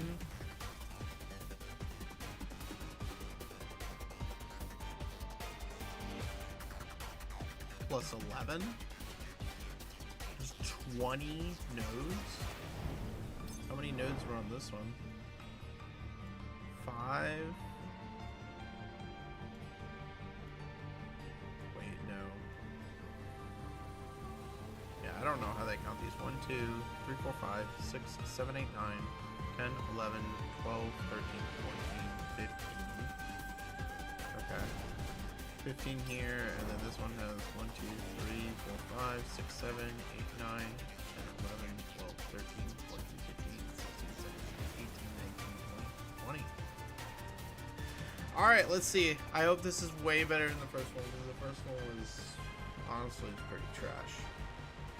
If I'm being completely honest. At last, I've got you. No. Bang. A bullet tears through Perry's core without warning, sending her body crumpling to the floor. Her eyes grow dim. The vivid young girl just a moment ago now lies dead, a look of trepidation frozen on her face. Then everything plunges into bottomless darkness. Old Neil! It's me. Everything's settled. Looking forward to doing business with you again. Thank you so much for these great prices. Haha, you wouldn't have let me slide without giving you a great deal. The person next to you must be the commander, right? Perry mentioned you quite a bit. Hope we get to work together in the future. Yes, for sure. We still got quite a bit left on the shopping list. Let's hurry up to the next shop, Commander. Let's catch up some other time, old Neil. Alright, take care. Come back if you need anything else from me. I'll be right here for the next few days. The Commander and Perry wandered the bustling marketplace, quickly striking a number of quality orders through Perry's connections. They are greeted by underground brokers acquainted with Perry along the way. You know, I'm starting to wonder if I'm really the only one who's been living in the contamination zone all these years.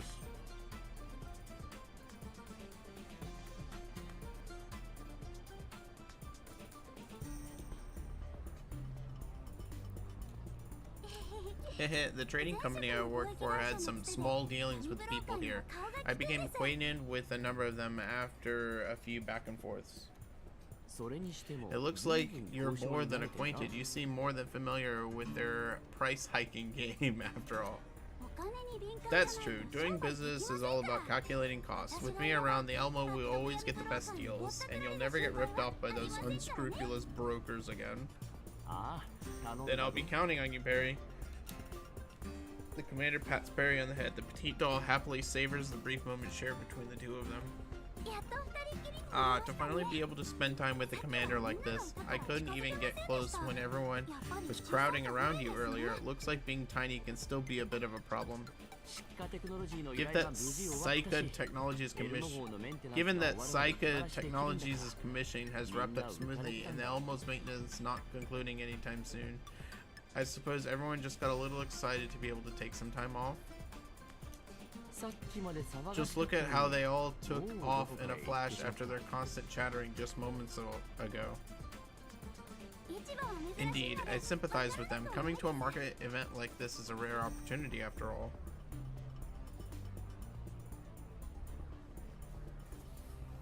Hang on.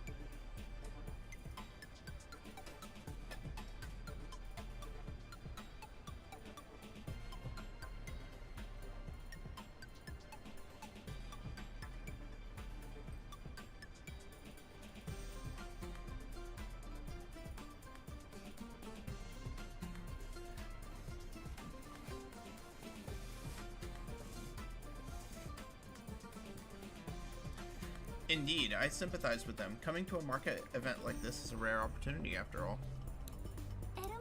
Besides, the dolls posted to guard the Elmo. Even those who were on sorties came along. Even those who were on sorties also came along. Too bad Lind was summoned back to Griffin by... Too bad Lind was summoned back to Griffin by Kyangju. Groza, Endors, and Michti also returned to the Elmo to give Mei-Ling a hand. You seem to really enjoy being around everyone. Of course, it's been years since the last time everyone was around. Naturally, I'll cherish this moment. Now, if only Master Thompson could be here with us. Perry gazes over the winding market stalls and bustling crowds. A fleeting sadness crosses her face before she brightens up again. Let's put that aside for now. Commander, what do you think of this underground exposition? Pretty neat, isn't it? It's been truly eye-opening. I've heard of Paludnitsa talking about a certain big fair that the brokers would hold, but this is my first time actually attending it. Thanks to its proximity to the resort and the Elmo's ongoing maintenance, I can actually take some time off to take a look here. Commander, have you never visited one before? Nope, the fair's location always changes every year, and it never happened to meet closely with the Elmo's force in the past. However, I never imagined brokers could operate something on this scale. You shouldn't underestimate the underground brokers just because they're always down in the dirt. Although, another reason for the size is that this area has grown into a large settlement. From what I've gathered, this place used to be a rail hub that was under construction before the contamination spread. The infrastructure was left intact after the station was abandoned, so it's natural for this place to be slowly developed.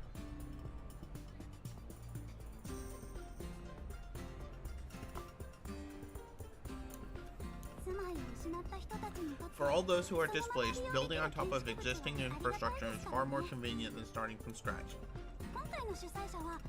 The organizer this time is the main broker from this area, so picking this place to host the fair made the most sense.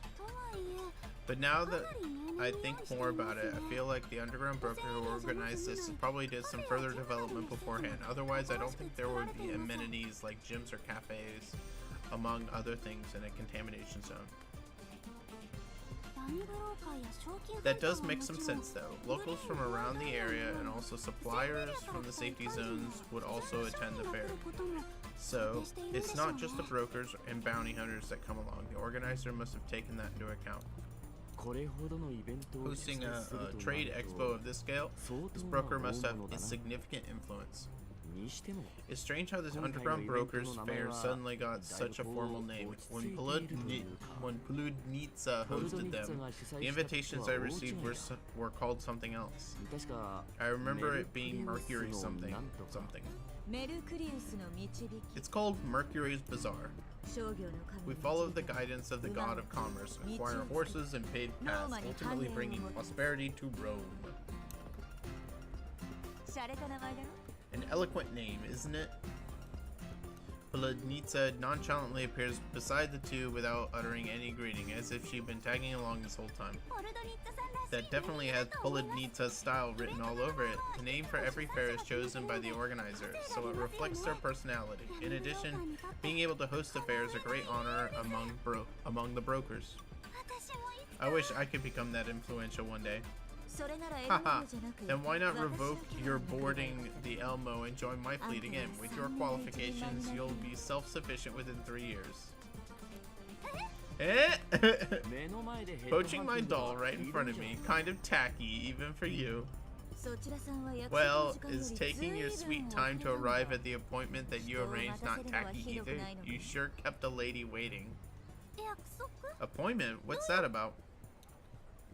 Seeing Perry's perplexed expression, Paludnitsa makes a please gesture and hands the floor over to the commander to explain. As you know, Paludnitsa is the surrogate of the brokers. I know you came here not just to help me produce goods, but also to gather information on Thompson. Paludnitsa has a lot of contacts, so it would be far more efficient to ask for her help. It's not every day that this longtime client of mine would ask for help, so I'm willing to lend a hand.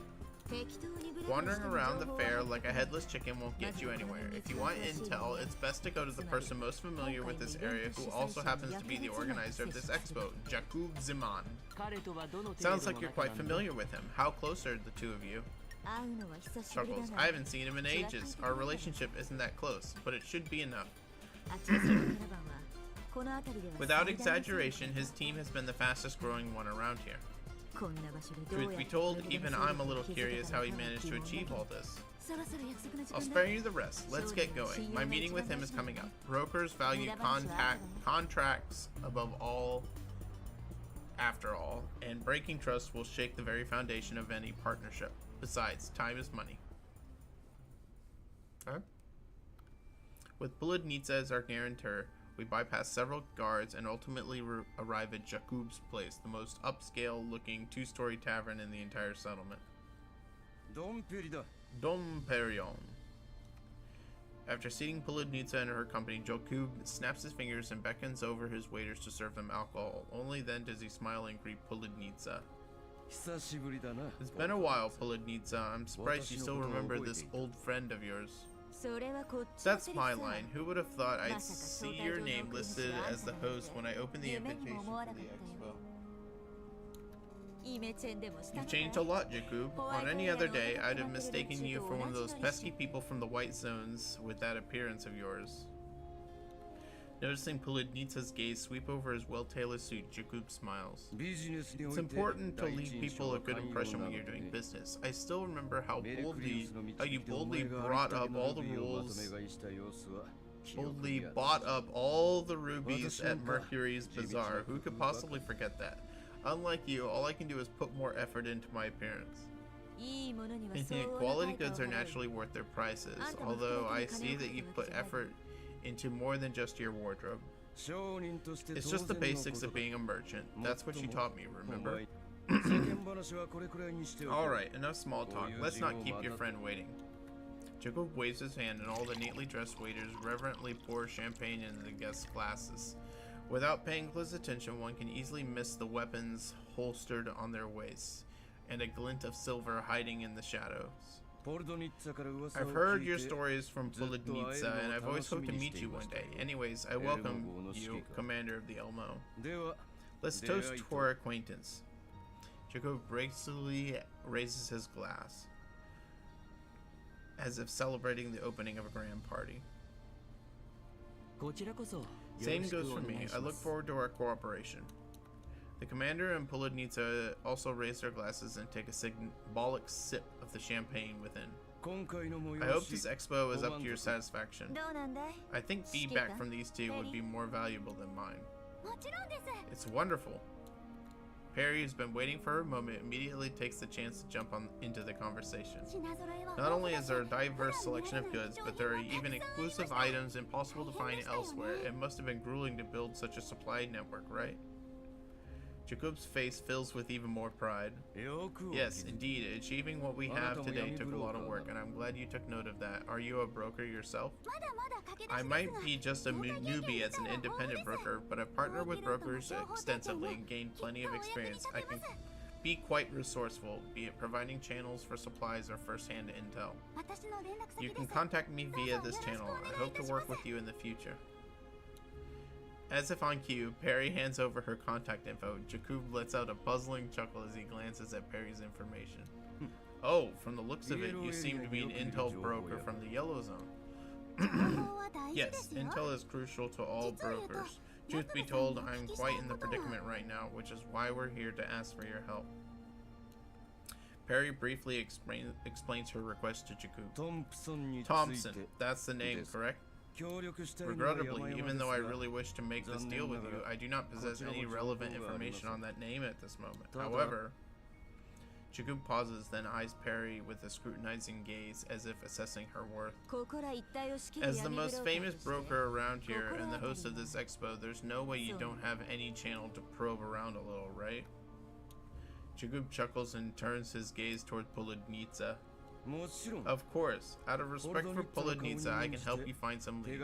People here know how fast I got my convoy to this point. Nothing is impossible here, as long as I wish for it. However, any intel I can provide likely comes from another broker, and the authenticity cannot be guaranteed.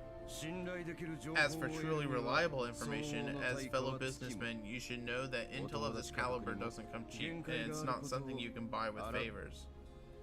The smile on Jakku's face grows wider. Only now does Perry understand the meaning behind it. The pride as the biggest broker in the region, and perhaps a tinge of contempt.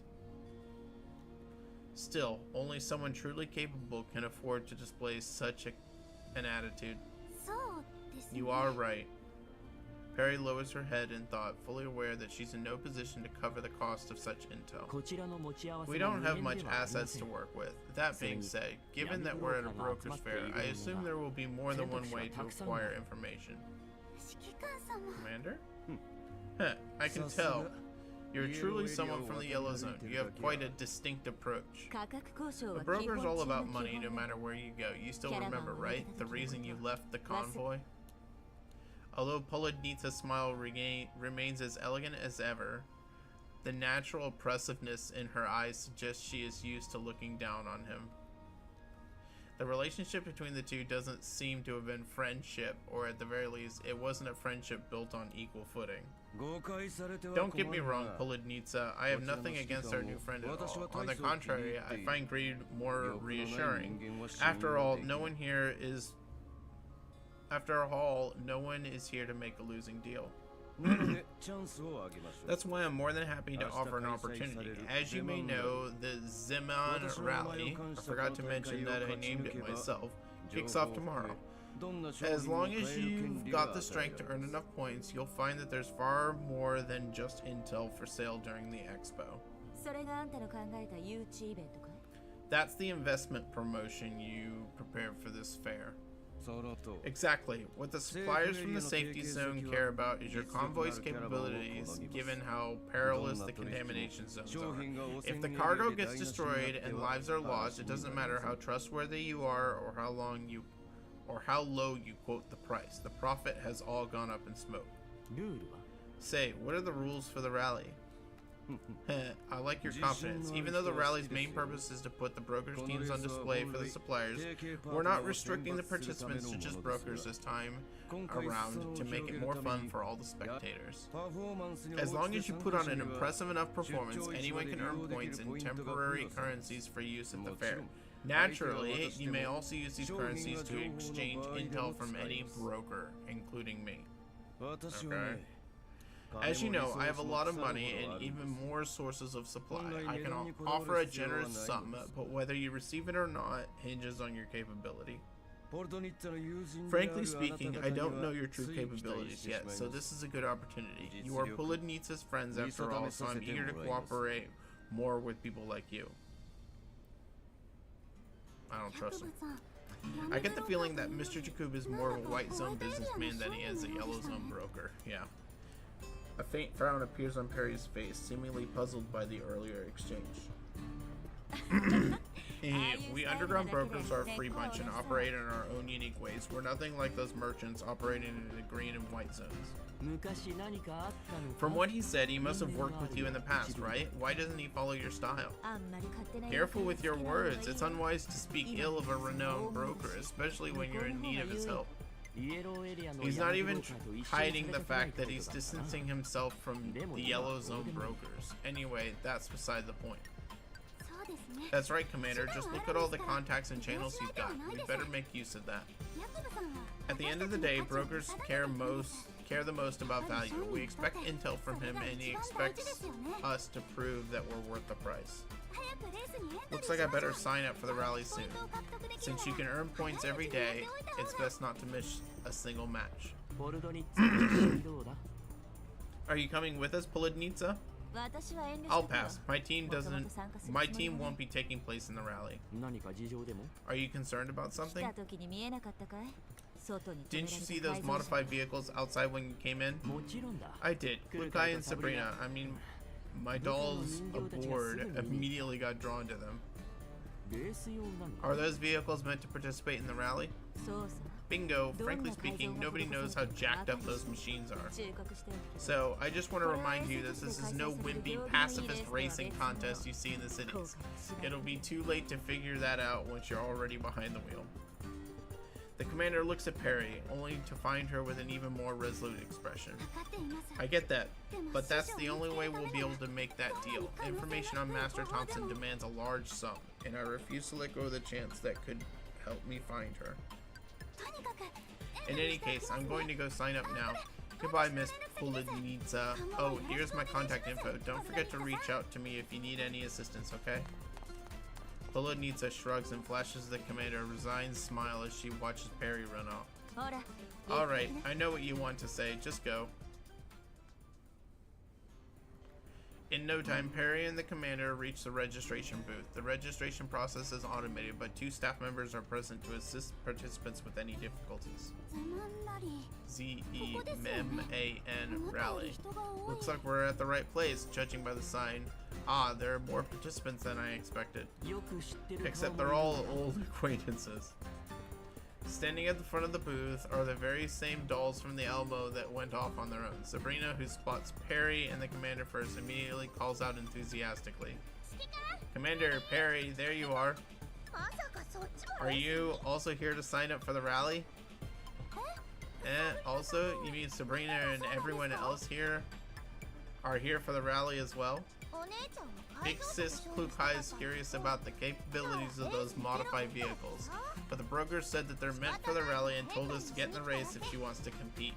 It can't be helped, so here we are now. So, why are you here, Commander? There's something I want with a hefty price tag attached to it, and it just so happens there's an opportunity to make a big buck. Ah, so you're here for the point-based rewards? I knew Perry wouldn't let such a big business opportunity slip away. With Perry's arrival, the registration booth becomes even more lively. Another group searching for the commander is able to spot him quickly upon the commotion and weaves through the crowd to catch up. Oh my, Commander, found you at last. Springfield and the other dolls and the dolls of Zucchero Cafe approach from the direction the voice has come from. Everyone's accommodations for tonight have been arranged, Commander. Oh my, what's with all the hustle and bustle here? Oh, with all this noise, this guy has completely forgotten about us anyways.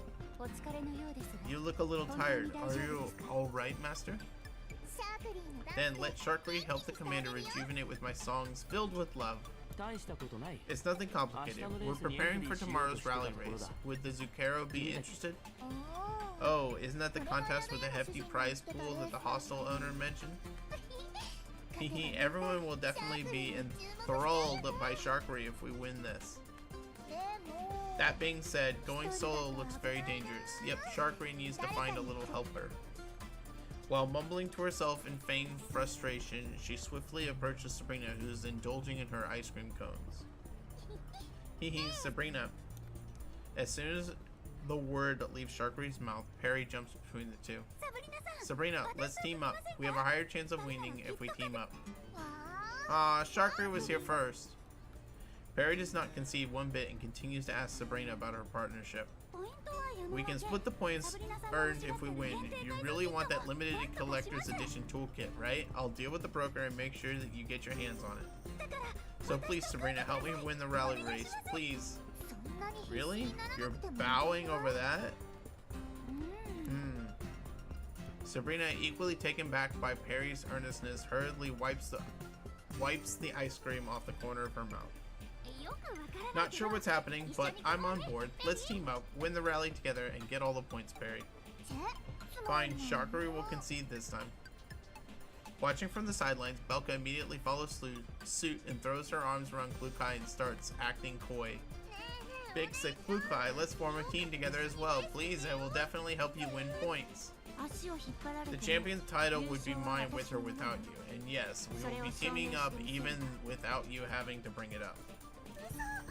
Did I hear that right? Big Sis actually offered to team up with me? 404 settles its own scores. Also let go of me. It's really hot. Klukai deliberately stares at the Zucchero ladies in the distance. With all this excitement, would you like to give it a 2 Centrossi and Macchiato? Why would I waste my time and energy on something so boring? It's not like he will be watching. What is even the point of winning? If you win, it would be pretty hard for the commander not to notice you. Really? Plus, the commander seems to be in search of something. It would be a pretty mesmerizing sight if you could hand him that something as the champion. Since it's for Master's wish, I shall be part of it. Is it okay if I register under Zukero's name? I never said I'm not in. In that case, I will bring him whatever he wants. Anyway, I'll participate. With all that being said, are you not participating yourself, Springfield? Most dolls have formed their teams and registered following the system's on-screen prompts. The originally tense rally, under the influence of such an atmosphere, now seems like a recreational activity while on vacation. Back at the resort, you barely had time to play, given your duty as the organizer. Do you feel like getting a bit more hands-on this time? So you've noticed, Commander. Since even the commander has said as much, it would be a little inconsiderate for me to turn it down. Dear participants, all participating vehicles are required to install the Compass smart navigation system after the registration. If you have completed your registration, please install the system ASAP in preparation for the rally. The announcement from the registration booth sounds promptly as the participants complete their registration. Smart navigation system. Really? Is that necessary? A broker working at the booth pokes his head out after hearing the participants' complaint. Wait, you guys, you should take it seriously. The Compass system can track, record, and update all the positions of the participants' vehicles in real time, not to mention helping you locate delivery checkpoints on your maps. Installing the system is not just to help us manage and follow the race, but also to keep you participants safe. If that's the case, I guess there's no way around it. Also, going by that announcement, we can prepare for the race once we're done installing the system, right? So, should we seize the moment starting now? You're leaving just like that? Well, looks like it's time for Sharkray to find a partner as well. Now, who will it be? With Perry and Sabrina's departure, more and more dolls realize it's time to set off, and the bustling booth moments ago has suddenly calmed down. At midnight, the dolls have long gone into hibernation, either due to the antics during the day or in preparation for tomorrow's rally, except Perry, who suddenly boots up.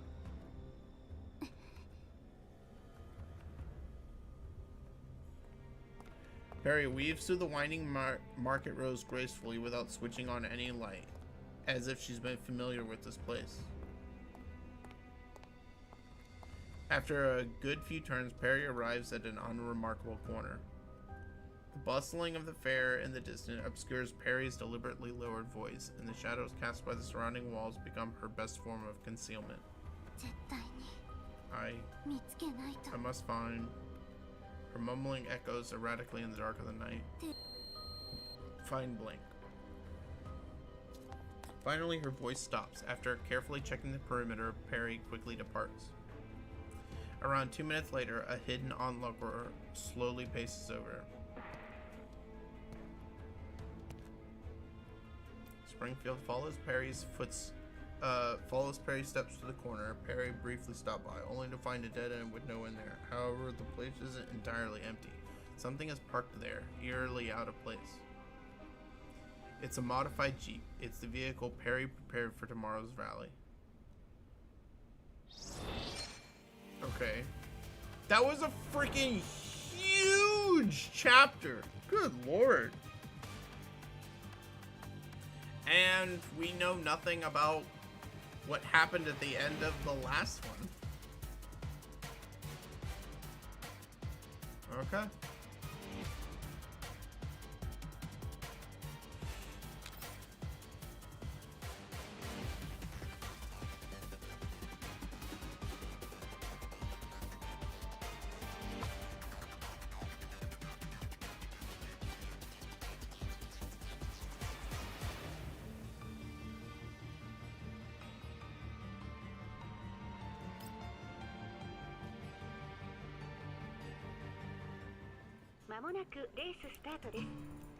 The rally is about to begin. Participants, please return to your vehicles.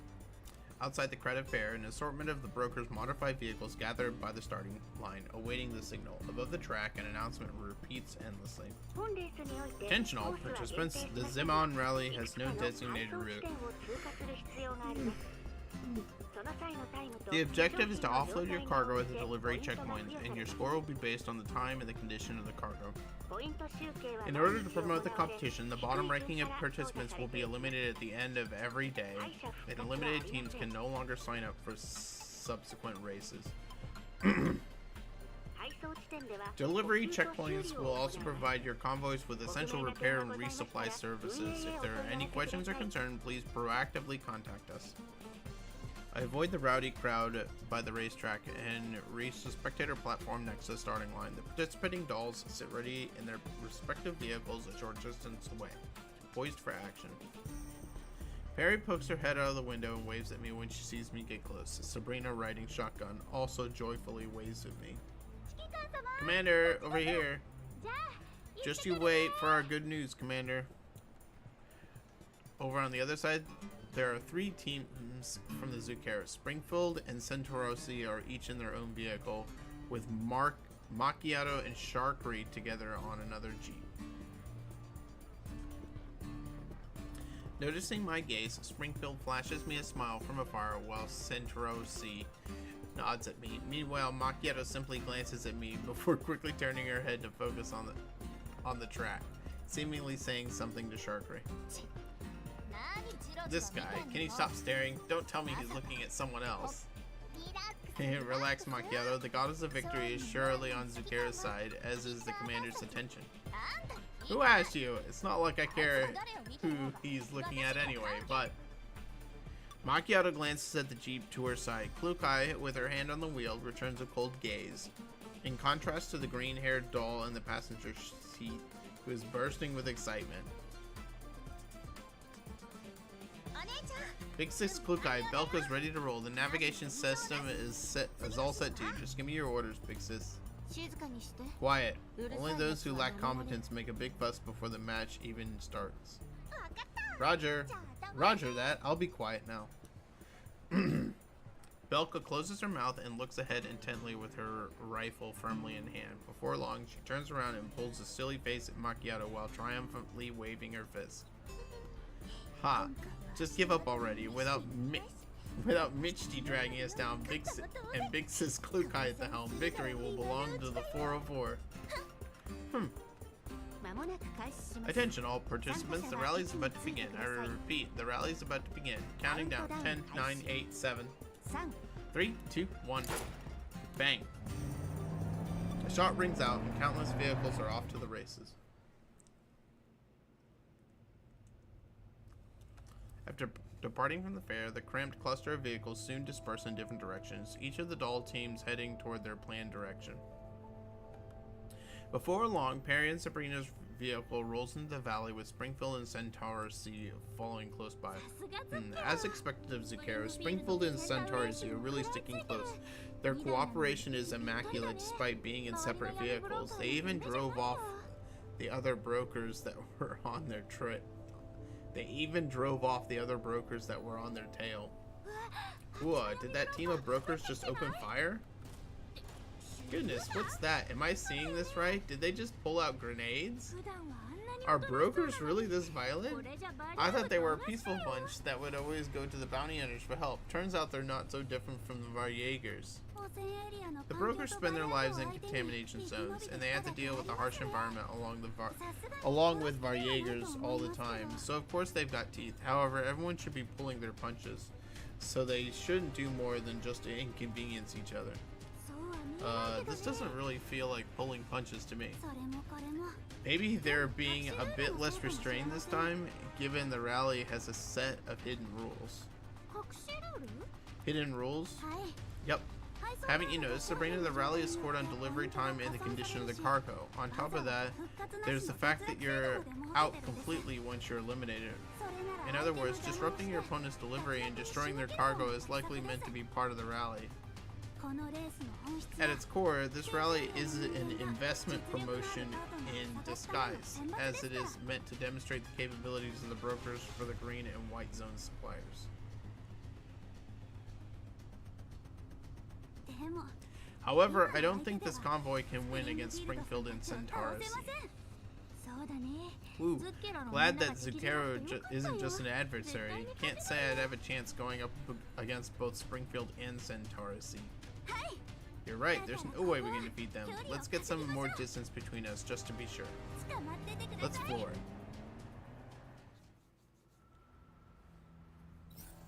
Okay.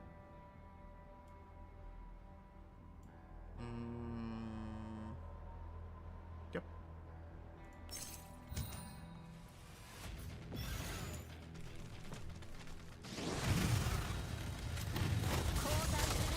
Oh my goodness. Yeah. There's so much to read.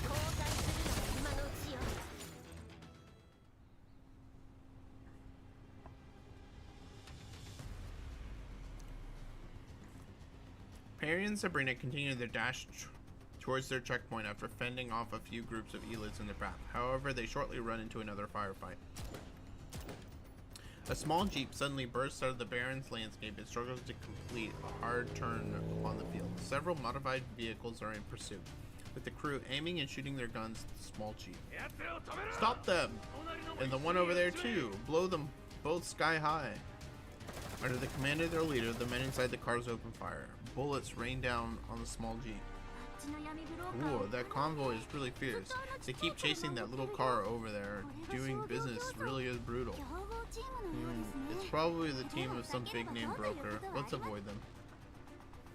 Perry steers their vehicle to avoid becoming entangled, but the opponent does not seem to be in the mood to let them off the hook. A vehicle soon chases after them and bullets start raining down. Why are they still trying to chase us? After us, Sabrina. Copy that. As Perry hits the gas, Sabrina stands up and fires back, forcing the pursuing vehicle to peel off and head for its original target. The small jeep that barely got some breathing room is once again sent scurrying under the relentless gunfire. Problem solved, but Sabrina looks at the encircled jeep in the distance with concern. What's up? Is there a little girl in that car? She looks like such a little kid. Can children become brokers nowadays too? Perry looks over curiously. A petite girl in the driver's seat is struggling to maneuver the vehicle amidst the hail of gunfire. Don't let them get away. Get them. Ugh, that's outrageous. Sabrina, we've got plenty of time left, so we should... Perry clutches the steering wheel and glances at Sabrina. I gotcha. We can't let them bully her like that. Of course. On the other side, outside delivery checkpoint 2. Hehe, manager and the others haven't arrived yet. We beat them to it this time. If we can be the first to make it back, then he... Whoa!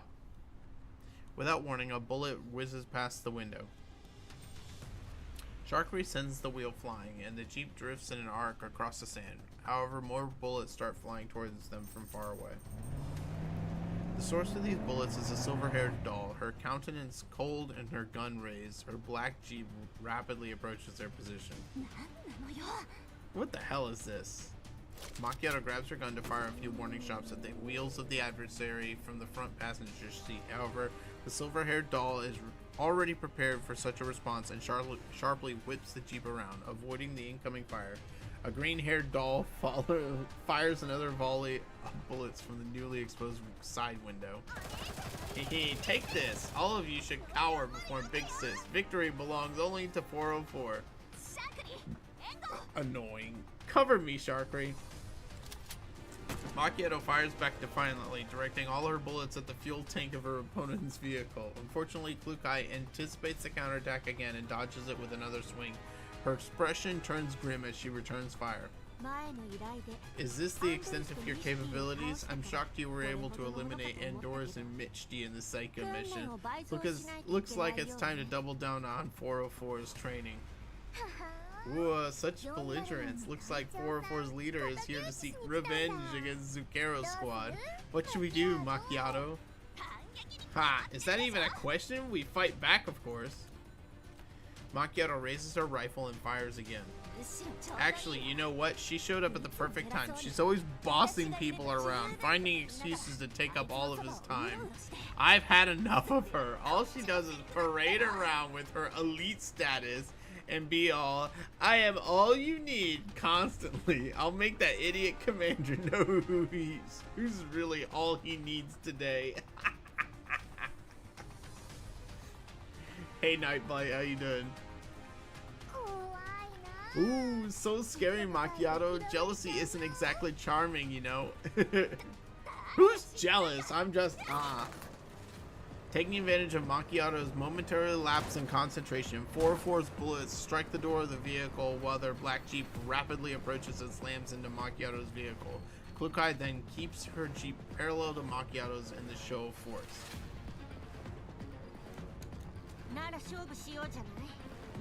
If you're not convinced, then we'll settle the score with both 404 and Zucchero Squad's reputation on the line right now. It just so happens I also want to make the commander give up on having unrealistic expectations of other dogs. Like, I'm scared of you. What are you waiting for, Sharkery? Are you trying to get riddled with bullets when they get close or what? The two vehicles quickly pull apart. Again, muzzle flashes bursting between them. Watch out for the cargo in the back seat, Macchiato.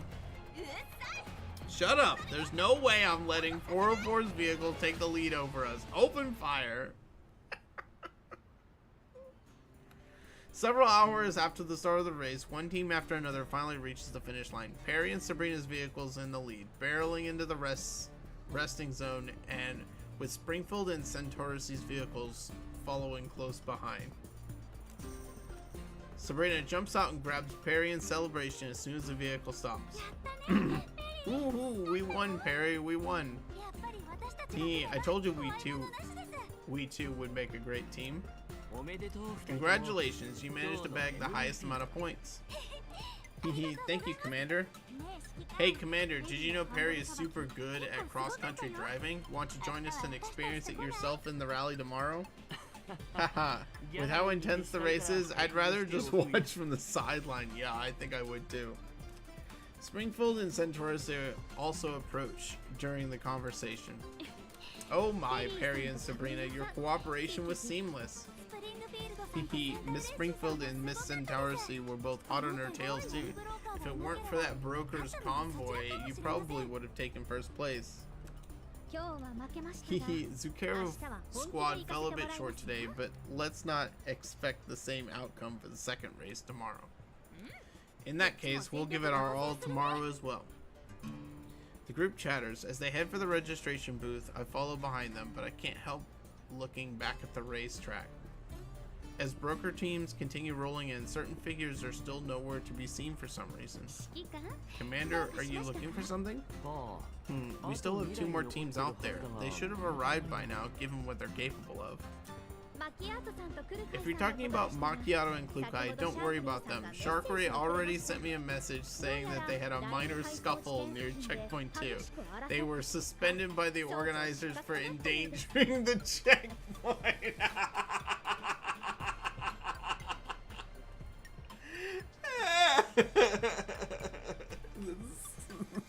So like them.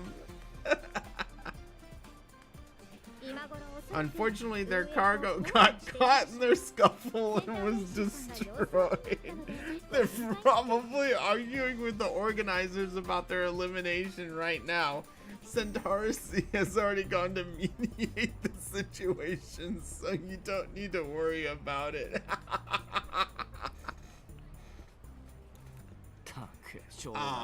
What should we do about them? They're all such lovable troublemakers, it's true.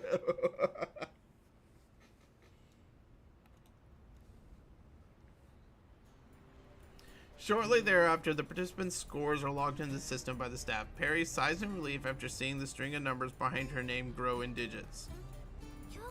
Ooh, I wonder if I have enough scores for the intel already.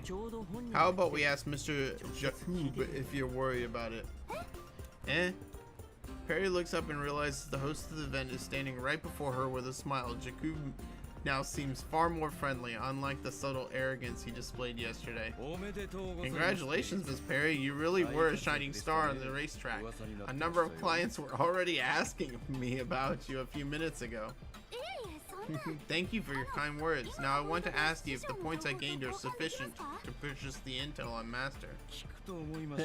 I knew you were going to ask that. Although we have some leads, they will need to be followed up and verified. Besides, the more confidential the information, the higher the price.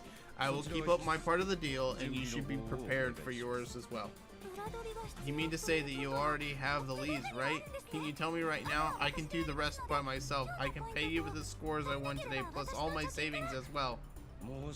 Relax. I only provide services of the highest standard. Preparation takes time after all. Therefore, it's in your best interest to take part in the rally tomorrow. The higher your score, the more leverage you have to bargain with. Don't you think so? Alright, I understand. You're a smart one, Miss Perry. Well then, I won't occupy your time any further. I look forward to your performance tomorrow.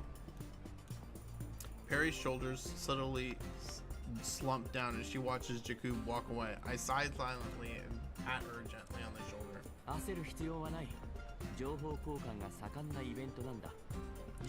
Nothing can be done all at once, Perry. There's a very strong flow of information during this fair, so the longer you stay around here, the more likely you'll run across relevant information. Ah, I see. You're right, Commander. I know what to do now. Perry perks up again and nods, clenching her fists in the process. In that case, I'll go prepare for... excuse me, please wait a moment, you two. A young girl with an overstuffed backpack squeezes her way through the crowd and grabs on to Perry. She wipes the grime off her face and grins at Perry cheerfully. Hi, Miss Perry. I'm Aminda. Thank you so much for helping me during the race. You were the one that was being chased down. Yep, that was me. That broker was a real pain in the ass. They were purely picking on me because my team isn't as robust as other. I would have been eliminated long ago if it wasn't for you buying me some time. You're welcome. They were indeed quite deplorable. Anyway, a million thanks. Here's my contact. Remember to call me if you ever need anything. Intel, supplies, I've got everything. Speaking of intel, have you ever come across a doll named... A doll called Thompson. She's my master, but she later went missing in the contamination zone. I've been looking for her ever since. Thompson? I don't think I've heard that name before. Aminda suddenly freezes. She stares ahead, rubbing her eyes in disbelief. I follow her gaze, only to see Jiang Yu dragging Zhao Hui at full sprint towards us. They have also come to participate in the fair after handing over their duties to Michti and Andoris. Evidently, Jiang Yu seems to be the one more enthralled by the bustling fair. Without Diane's supervision, Jiang Yu has spent the entire day strolling through the dazzling rows of booths. Because of this, the two of them did not attend the rally race. Commander, Zhao Hui and I just went to the fair. We brought you some interesting stuff. Commander Aminda? Zhao Hui? Aminda rushes over and gives Zhao Hui a tight bear hug. Zhao Hui, it's been so long. What are you doing here? Zhao Hui wipes a tear off Aminda's face as the corners of her mouth rise into a stiff yet heartfelt smile. How do these two know each other again?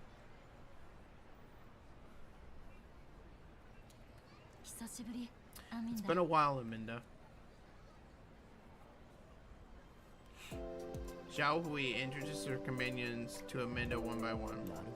So you're that broker friend Zhao Hui brought up. No one... Okay. Okay. That's what I was thinking, but I didn't know that was actually her. I couldn't remember that it was a broker friend that she went to go help. Hee, don't mention it. Wait. I missed this. Hee, so you're that broker friend Zhao Hui brought up. No wonder your name sounded a bit familiar. Thanks for taking care of Zhao Hui back then. Hee, don't mention it. Zhao Hui also helped me get rid of some troublesome people. She told me a while ago that she met someone she really clicked with. I've been wanting to meet him, and now voila. She doesn't want people to know that. Zhao Hui looks at me and coughs awkwardly before switching the conversation to another topic. Aminda. Do you have enough firepower, Aminda? If need be, I can help you out with tomorrow's race. Huh? It's okay, it's okay. I've already found a friend to help me out tomorrow. Besides, I'll remember to stay away from that pesky broker. Seeing that Zhao Hui's demeanor stays somewhat grim, Aminda tugs on her hand. Come on, you have to stop worrying about me, Zhao Hui. I'm an independent broker with my own team now. I need to prove my own strength to them. I mean it. I really do have an incredible T-doll on my team. Unfortunately, she had some business of her own and couldn't be around this time. Otherwise, she'll have no problem taking care of that pesky broker. Her name is Chihuahua. She's also a Griffin T-doll, just like your companion, Zhao Hui. Ah. Oh, so this is how we're introduced to Chihuahua. Amanda looks at me and suddenly hits herself on the head. No, wait, don't tell me you're the commander that Chihuahua brings up all the time. Chihuahua is... Oh, hold on. Chihuahua is her new name. Her imprint was... It was Type 97 shotgun. Type 97S is working for you? Is she doing well? She's amazing. Not only can she fight, but she can also cook. Everyone loves her. It's just that she always talks about Commander this, Commander that, and so on. I recall her saying that she and the other former Griffin Gulls couldn't be reunited with the Commander because of a certain agreement, but Aminda looks at me and the surrounding dolls a bit baffled. That agreement has been temporarily relaxed as a result of certain events. Would you mind sharing this news with Chihuahua when you get the chance? I see. That's great. I'll tell her the moment I get back. I'm sure she'll be thrilled. Oh, and it looks like I'll have to recruit a new powerful doll again. Aminda seems to have something else to say as well, but a ringtone suddenly erupts from her pocket. She jumps as she tries to take out her terminal.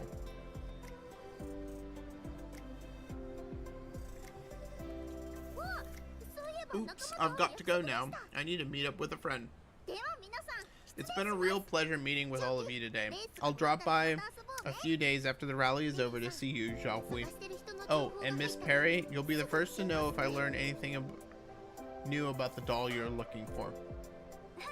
Okay, thank you. Aminda scurries away.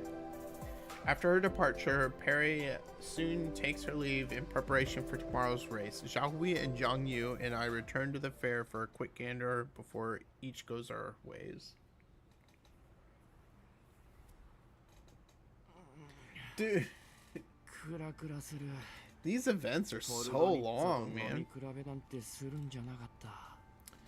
Ugh, my head is spinning. I should have known better than trying to outdrink Polidnitsa. After parting ways with Zhao Hui and Zhang Yu, I unexpectedly ran into Polidnitsa and got dragged into a tavern to discuss business. It was already well past midnight by the time I left the tavern. Most of the booths had closed, and the bustling fair had fallen silent with nary a presence, where the night is lit only by a flicker of dim lights. As I slowly make my back to my quarters while cradling my head.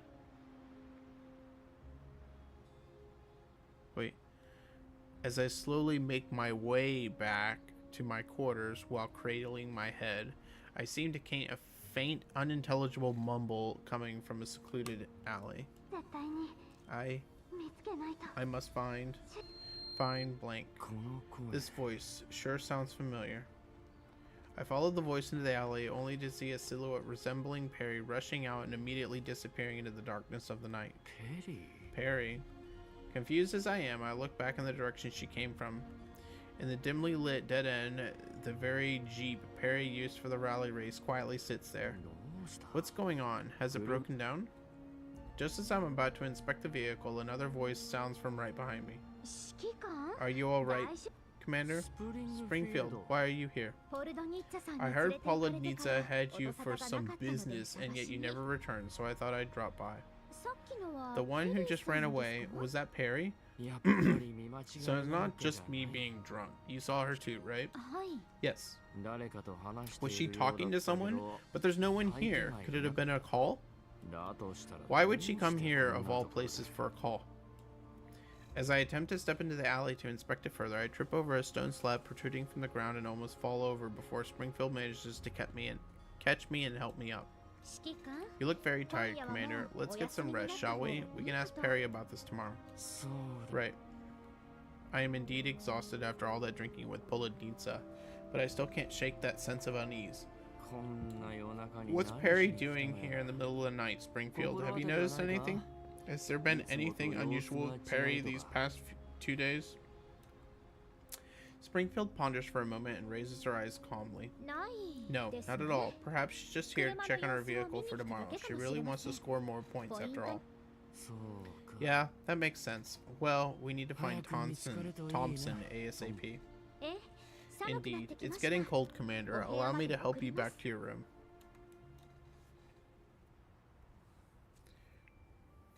Dude, there is so much.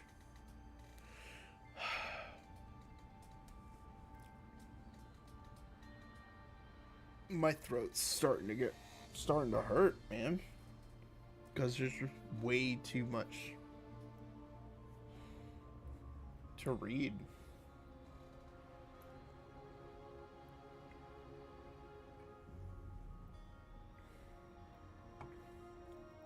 I may have to stop reading for a bit just so my throat can recover. Damn.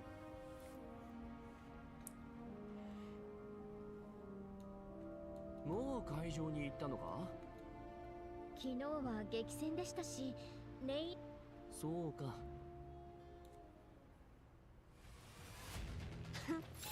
404を敵に回したのが運の尽きよ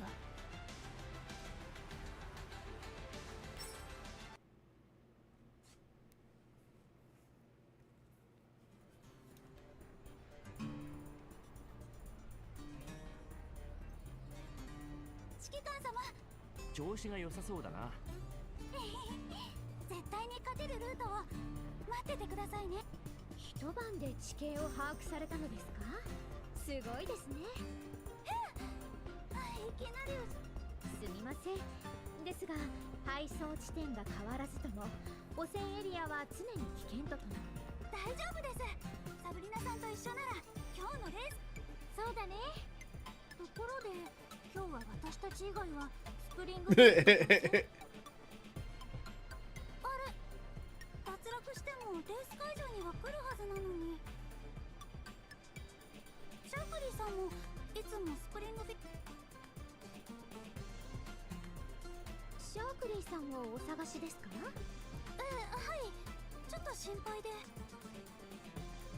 昨日のレースでクルカイさんとマキアートさんの争いに巻き込まれる形で脱落しました She was eliminated by association.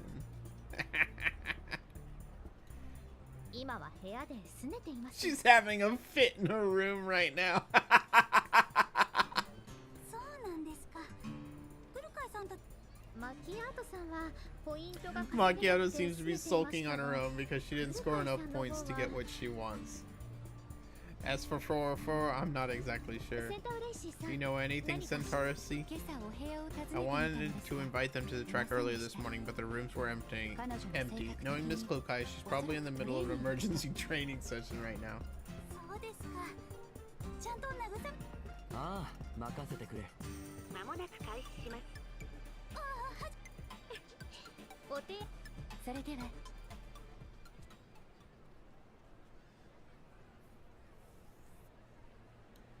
指揮官さんん励ましてくれますか Oh, ちょっと緊張しちゃって繰り返します参加者は位置についてください大丈夫だどんな結果になってもいいえ今度こそ絶対に勝ちますからよしよしたかがレースでしょそんなに緊張しなくても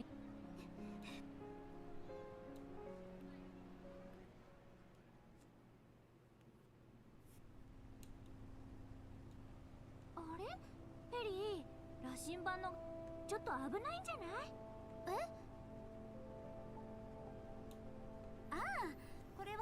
袋の巣穴やバリアーグの拠点です。昨日苦労して集め迂回した方が足止め食らわすごい。でもこれってリアルタイムナビゲーションだよね。マーキングも運営から聞いて知ったんです。どんな時でも情報は一番大事です。商人たるもの、切り札は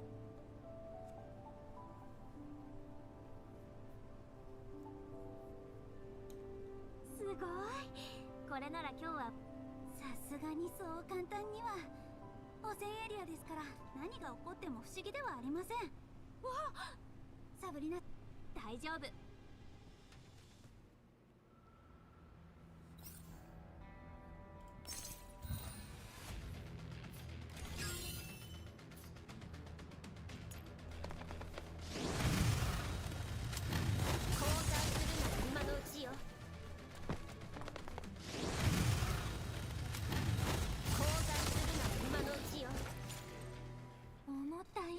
時間もし生き袋を回避できなかったらレースを完走する体力がな。これもこのレースの趣旨ですね。危険は常に思わぬところに。ペリー、スプリングフィールドさんだ。私たちみたいに襲われたのかな。修理しでも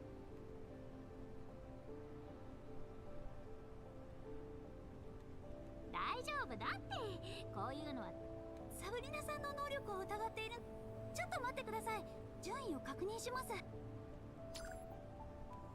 れ、センタウレイシーさんが脱落。生き袋に絡まれたかもしれないね。センタウレイシーが負けるとは思えないから。それなら多少ポイントが低くても Doesn't sound like a mistake that Centaurossi would make. じゃあ、はい、助け任せて。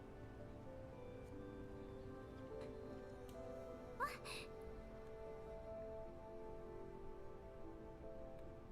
プリングフィールド。あれ、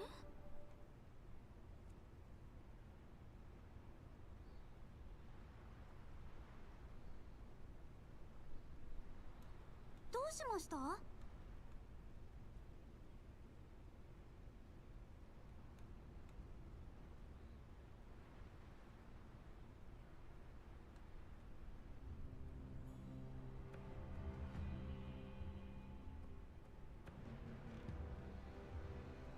スプリングフィールド。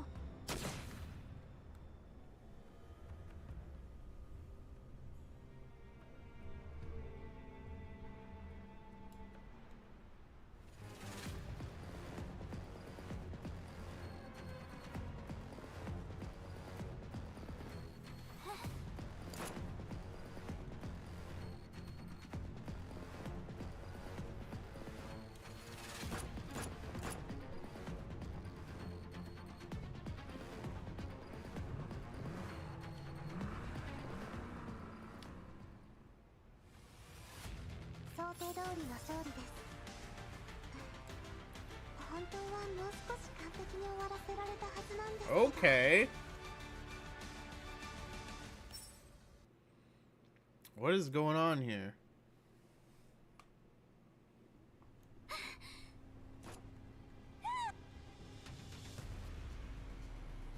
何が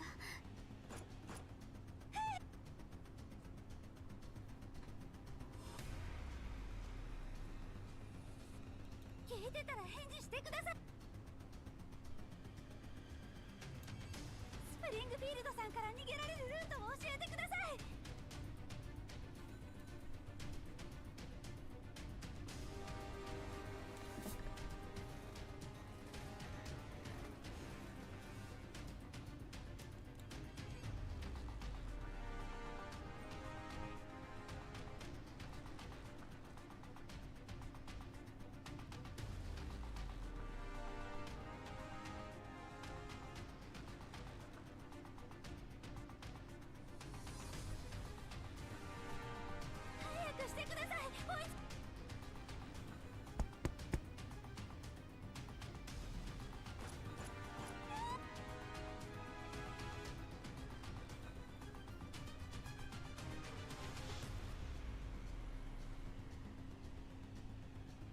ち着いて。今はまず安全な場所まで。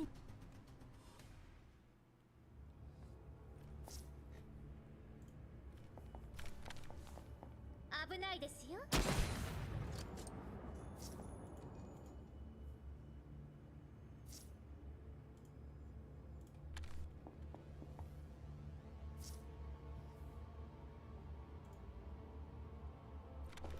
あらあら。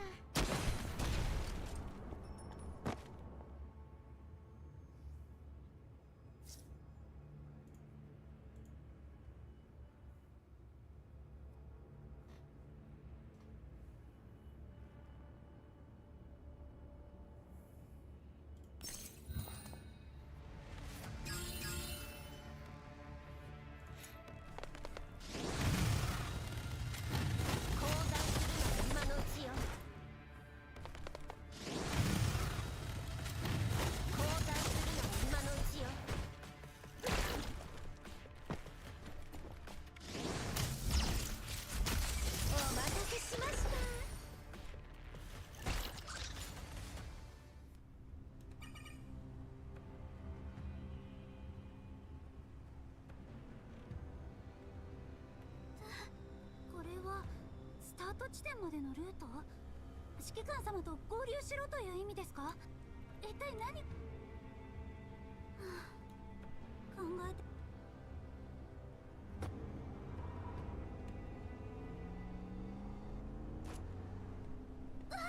もう追いつかれた。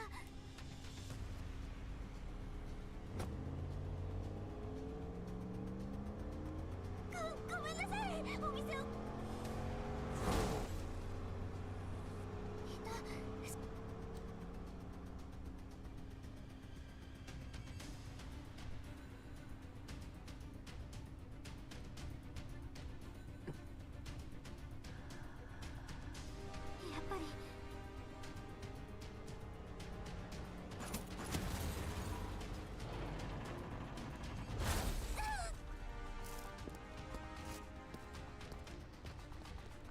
もうすぐ。あらあら、し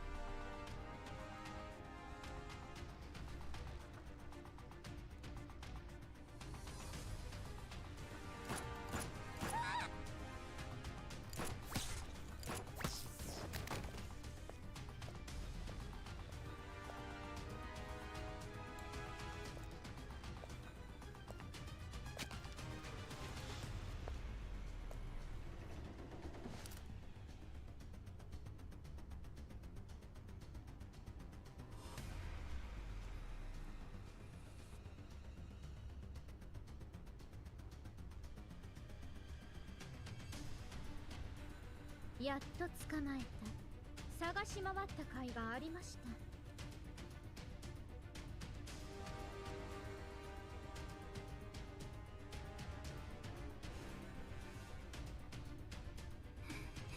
見つけただけでは。今だ！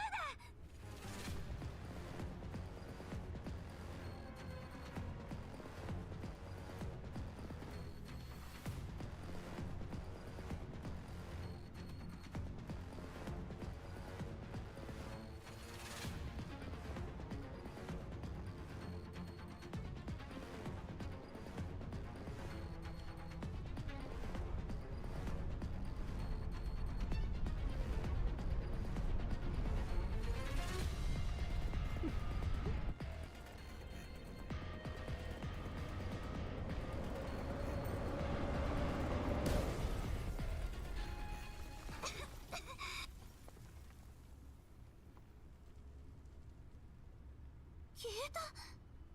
列車も。どうしてさっきまでいたのに。私ならここですよ。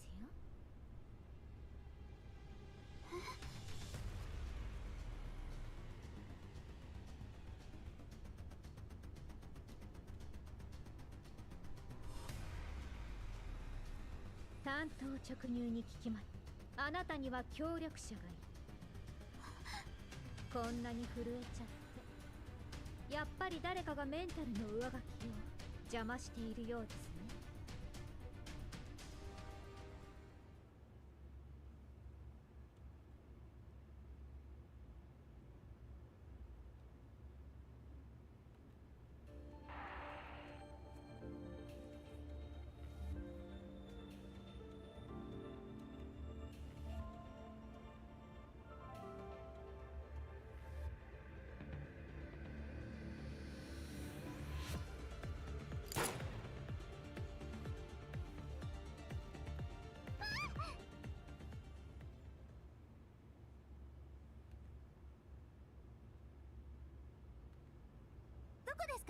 その予備電源装置。一番後ろの棚だけど直しきれてないモッピーがいる。私だけでサブリナさんは。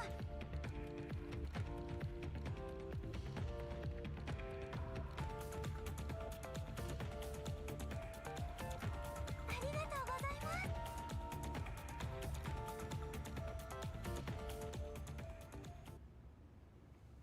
す。Okay. ここだ。はや。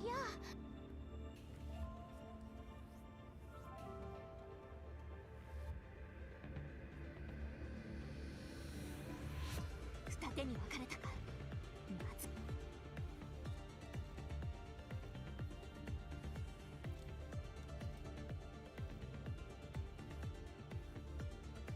2頭を追う者は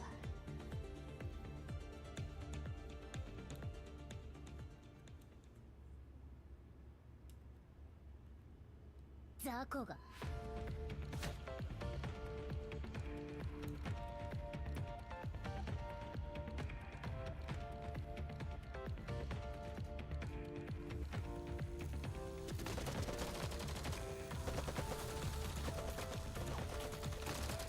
なんだ。すみません。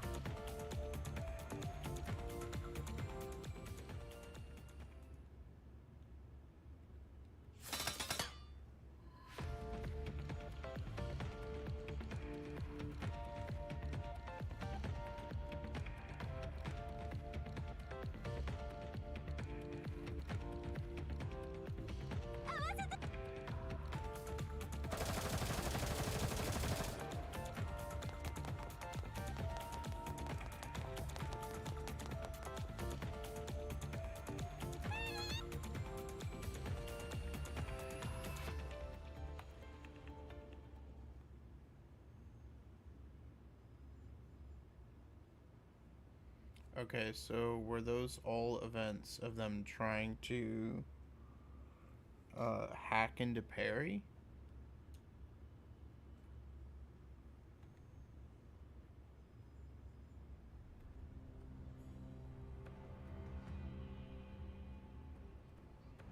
絶対に見つけないと」。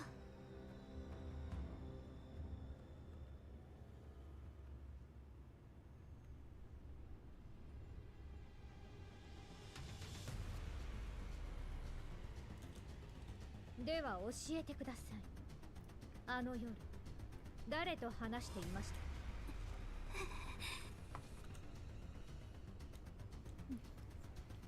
た？答え。不具合は修正済みですから。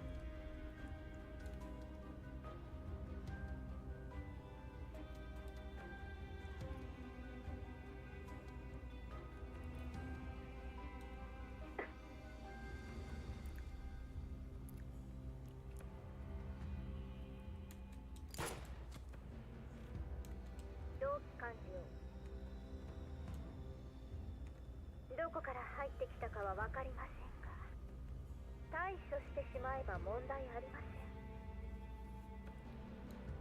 もう彼女を助けられない。これでいい。エラー修正完了。修正報告。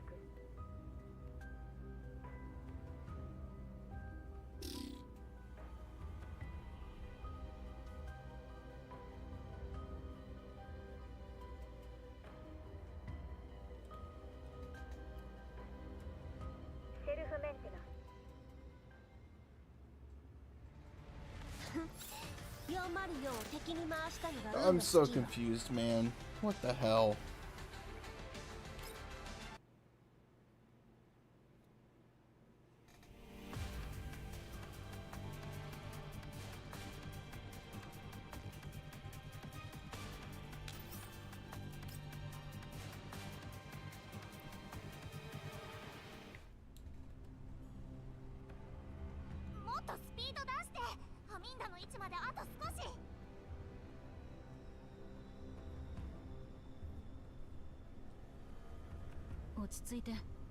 そんな落ち着いてらんないでしょ。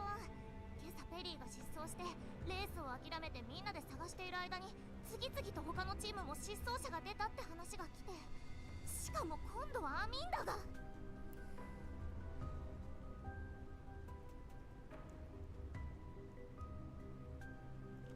あんたの友達でしょ。どうし焦っても事態は好転しない。運営から位置情報をもらっているし、信号が最初はこんなナビシステム入れたりデータの処理するの面倒だと思ったけど、やっぱり必要ね。位置情報すら発信できないチームはもしかしてもう。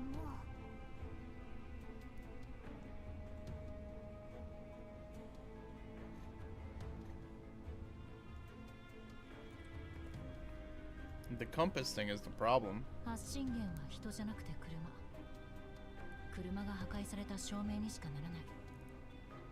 残業時間が反映されないタイムカードのようにね。こんな時まで冗談を。しかも笑えない。 That one's way too grim. 雰囲気を和ませた。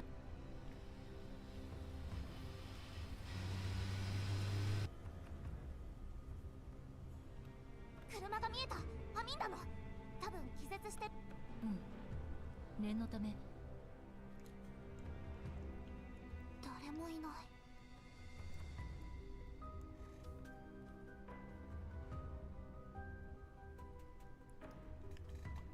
近くに足跡がある。多分攻撃を受けて車を捨てて。他の闇ブローカーの仕業じゃない。昨日も目つ可能性はある。一番楽そうな相手だから。指揮官にここの状況を伝えて。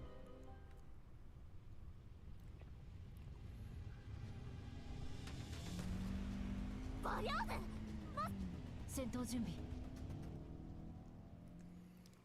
Damn.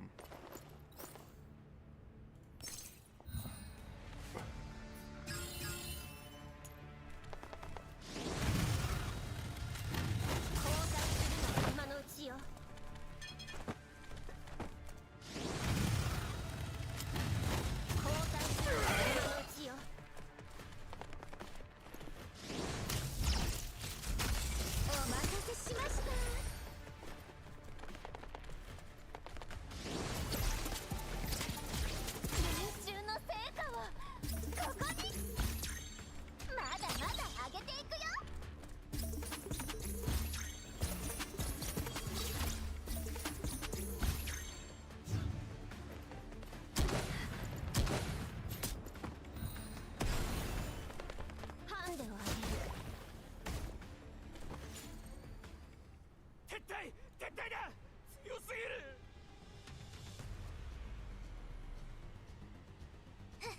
これ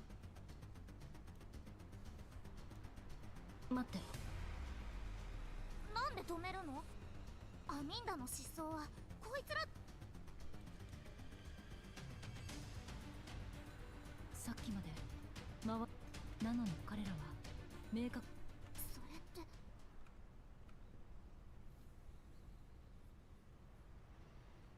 事故車両の周辺にあらかじめ待ち伏せしていたんだろう。やっぱり。なら相手が悪かったね。こっちは優秀な戦術。向こうは全力じゃなかった。何？どういうことだ？こちらの脅威度を探っているようだった。敗走したように見えたけど、撤退自体はとても統制が取れていた。地形に詳しいことを武器に参戦車両を狙った待ち伏せを仕掛けているのかもしれん。いつものバリアグとは根本的に。ああ、同意だ。覚えてるか？前にもそんなバリ。もしかして。そうだ。少し前のエイダの件で相手した連中と同じちゃんとした戦術を身につけている。拠点を潰したはずなのに、まさかな。またあいつら。指揮官、ペリーは見つかった？可能性はある。他の人形たち。私はどうすればいい？バリアグはこちらが処理する。君と。分かった。了解。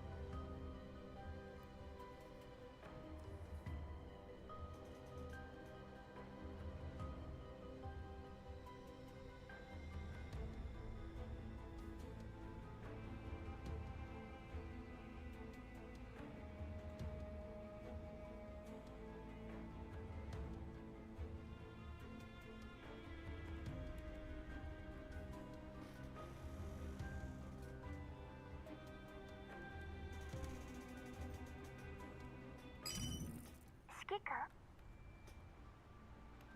暗い顔だけど何かあったの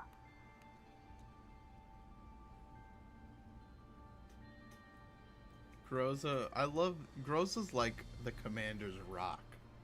I love it. ちょっとな。君。ちょっとだけ？君の手にかかればそん。つまり私が代わりにブリーフに連絡して指揮官は一部。君にしか任せられない。了解。感謝。頼む。何かあれ。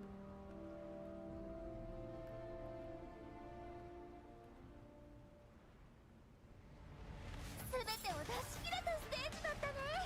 楽しかった。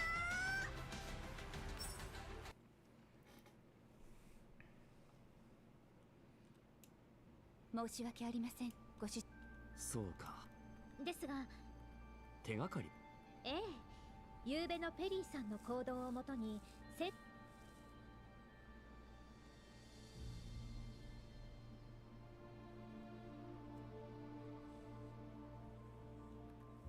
僻な位置に加え周辺も暗かったので昨べは見過ごしましたが、ここにドアがあります。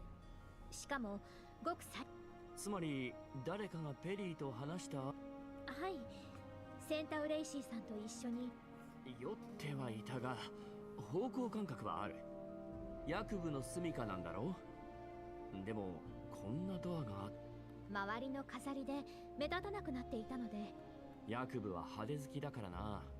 住処には警備員がいてセキュリティもはい、店長と周りを観察しましたが、このドアに向けられた監視カメラが1台、警備員の視界にも入っているはずです。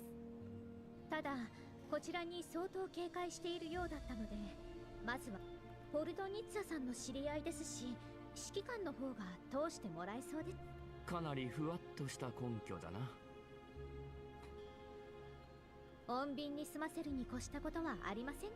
分かった。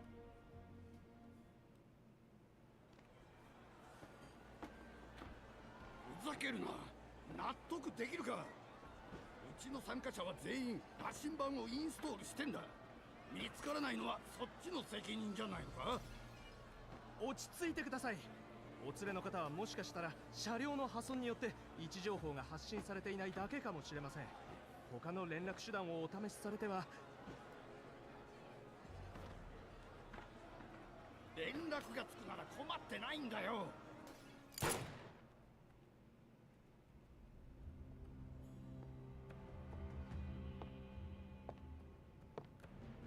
これはどういうことですか？ヤクブ。それはこっちのセリフだ。レースはとっくに終わってんのに、うちの連中は一向に戻ってこねえ。俺たちも位置情報を発信し、無知猛昧で野蛮、品のない人間だ。これだからイエローエリアの田舎者は外で狼藉を働く強盗連中とてめえ頭がないなりに考えてみてください。バリャーグやコーラップスストーブ、生き向く。こうなった理由は数知れない。イエローエリアで活動するのも市場のイベントに参加するのも初めてではあるまいに、その程度のリスクも取れないならやめた方が身のためです。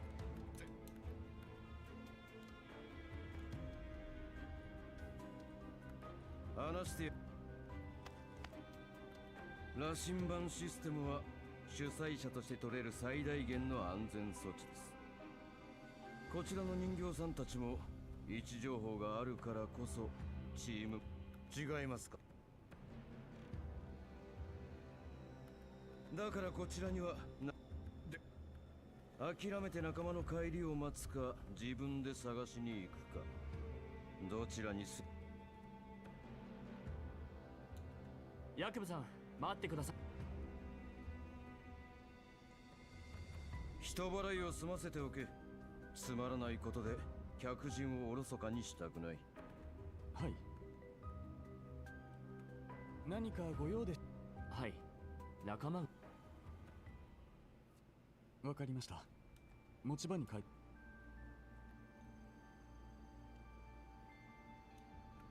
お力になりたいのは山々ですが、こちらができることは何も。Whoa, whoa, whoa, whoa. Okay. I thought we were the important guest, but I think he was referring to someone else as his important guest. 先ほど警備長に確認したように、ゆうべあのドアから出入りした人物。暗かったんですよ。言い切れませんが、こちらの警備員はセーフエリアの優秀。では監視カメラの映像。申し訳ございません。不具合により夕べの記録。バックアップも。はい。メモリ節約のため前日の記録は。なるほど。でも本当に心配なんです。夕べ到着だった。あいにくですが、その警備員たちは今朝他の倉庫の配置となりました。しばらく。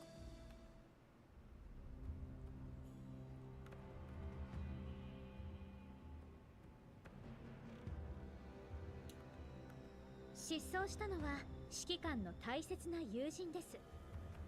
他のチームも失踪者。ヤクブさん主催のイベントで大切な友人を失ったとなると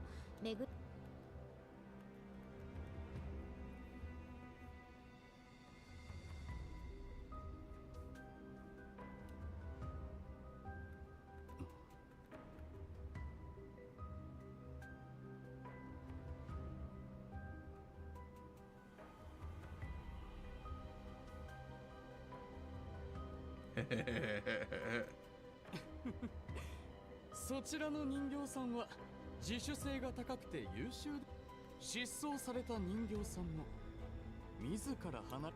私たちを見捨てたと言いたいのか。初日のレースであれだけ活躍して注目を浴びれば、おのずと選択肢も増えることでしょう。もちろん私の妄想に過ぎません。ですがレースを勝ち抜いたということはそれだけを。そうと。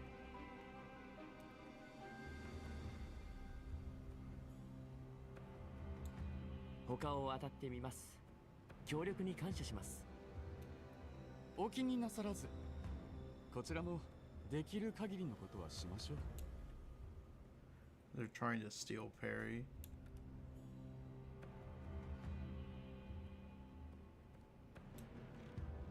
何か手がかりをつかめん？どうしご主人様と店長が納得できる答えを得られないまま人形の失踪が重視されないのを懸念して、私たちはペリーさんのことをずっと友人と呼んでいました。Ah, I didn't catch that. They didn't mention Perry once at all.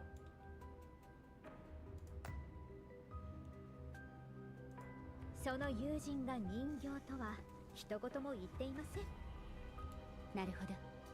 すべて計算づくだったのですね、店長。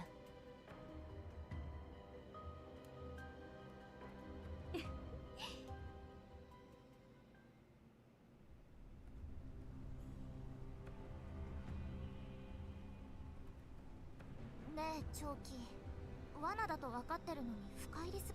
陽動は敵が食いつかなければ、あの時私たちはすぐに追撃しなかった。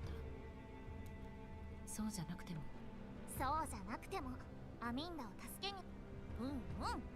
そういう白黒はっきりしてるとこ大好きだよ。安心して、私がいればエイダと同じ思いはさせないよ。長期、あの谷人がいっぱいいる。あれ、なんだか戦っ。バリアーグと襲われている闇ブローカー、戦闘準備。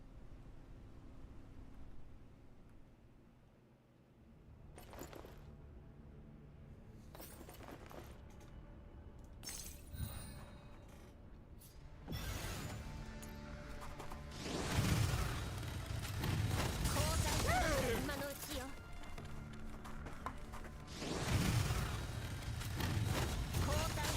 今のうちよ。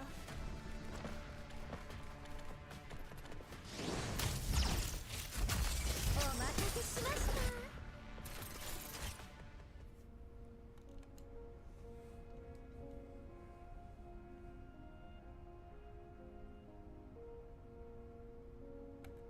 Oh, nice! Yay!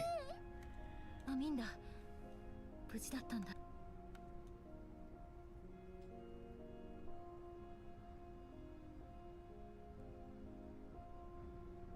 Oh, is that the guy old man Neil's been looking for?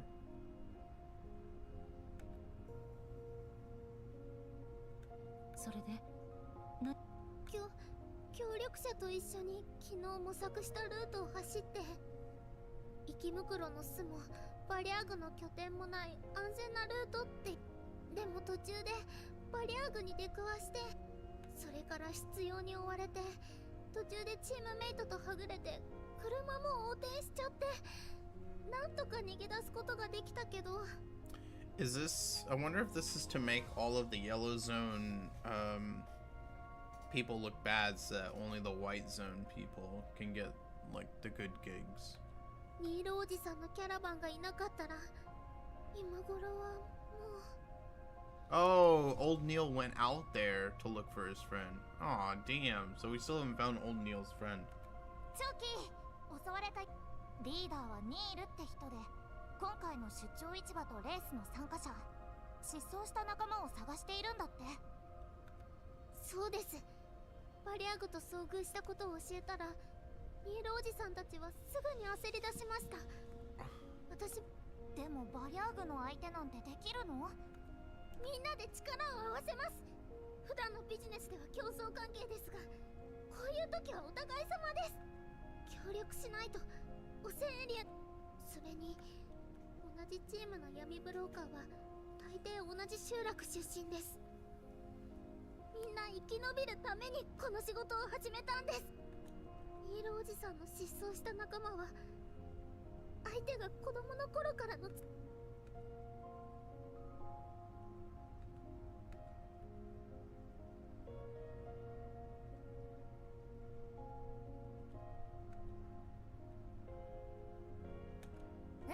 わかった。私と長期がいれば。コウ、先にアミンダとニールさんを送り返して、私はもうしばらく捜索す。了解。そっちも気をつけてね。すぐに戻るから。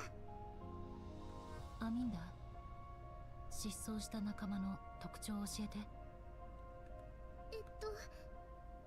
ルおじさんの仲間も。言われなくても探す。ありがとう。Nice. ということで私は残ってアミンダと。分かった。止めないの？君のことは信頼している。それに止めたところで君は行くんだろ。もうお互いのことをよく知っているつもりだったんだがな。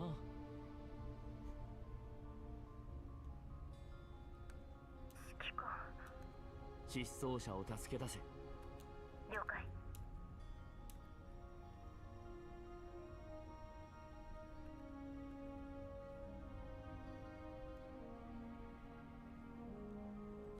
どうしました？ブリーフの情報。このエリア、ブリーフの情報によればこのエリアのバリャーグは活発に活動している。集落が被害に遭っているだけでなく、数年前は頂上列車も襲われた。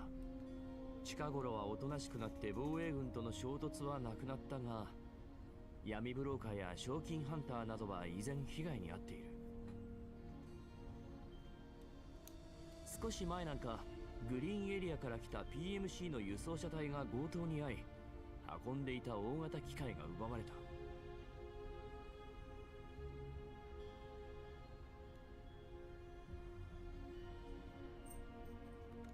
そのような依頼を受ける PMC は装備も強力なはずですが、それを相手に勝ったと？ああ、しかも1件や2件じ It ゃ was な a い。 trade-off. 目撃情報によれば、奴らは頻繁に機械類を強奪しては改造し、自分たちの戦力にしてきたようだ。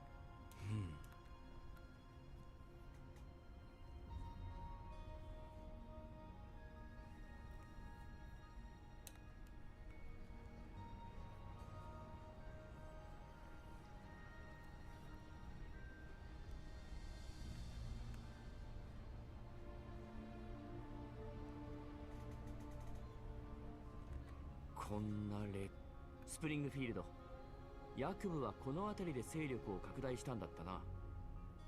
何をしたかわからないが、ここ1階の闇ブローカーがこんなバリャーグによる被害が目立つ地域でやっていけると思うか？確かに。この件は私にお任せください。情報。We're gonna put this bitch in his place. 本当はもう少し完璧に終わらせられたはずなんですけど。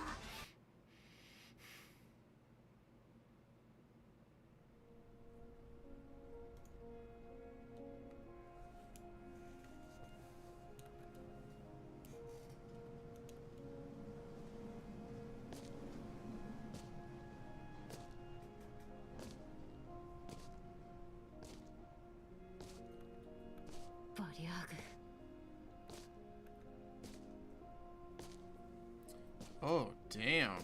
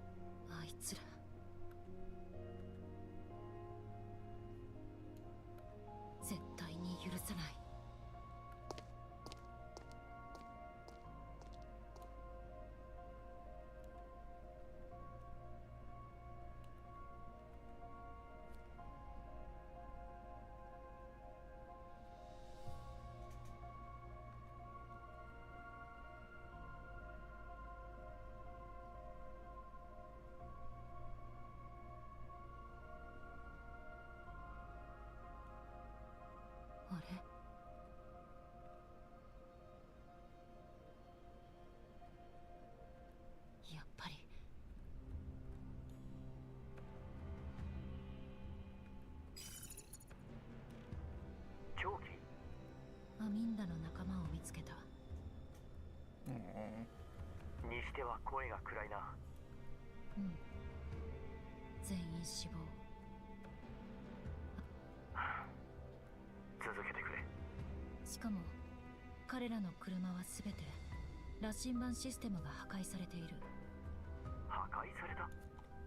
戦闘による損傷じゃないのか？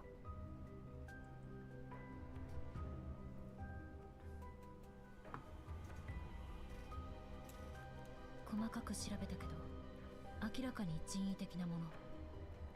そういえば君とコーブが見つけた。うん。アミンダの車の羅針盤は無事だった。バリャーグが待ち伏せを仕掛けていたのは偶然じゃない。奴らは羅針盤の機能もそれをたどってくる人間がいることも知っているんだ。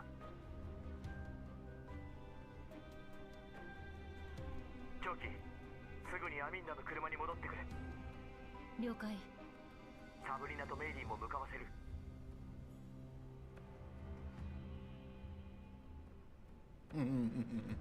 心強い。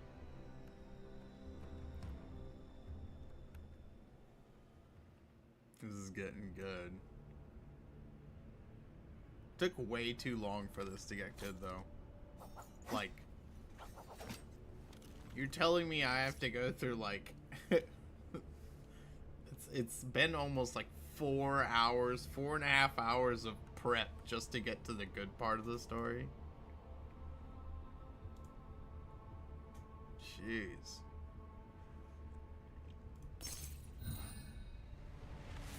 Hey Galio, how you doing?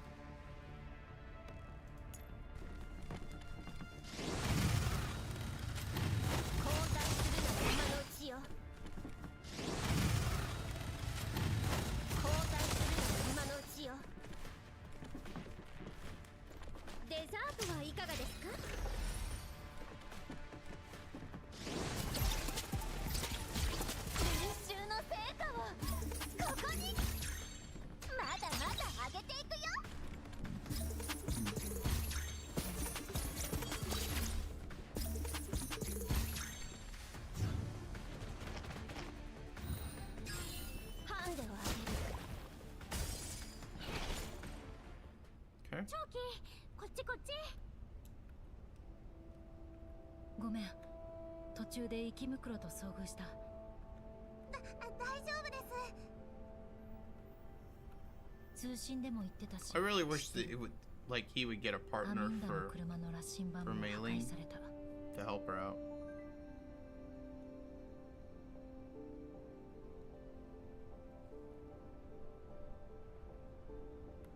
この車で間違いありませんか？その…うん。じゃないと位置情報なんてない。それってつまり長期が離れた後に間違いないようでしたら指揮官に知らせましょう。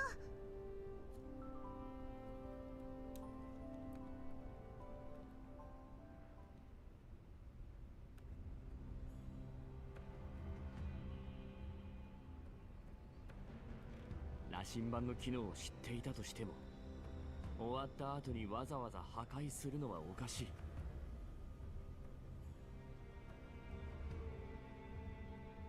メイリー、データの復旧。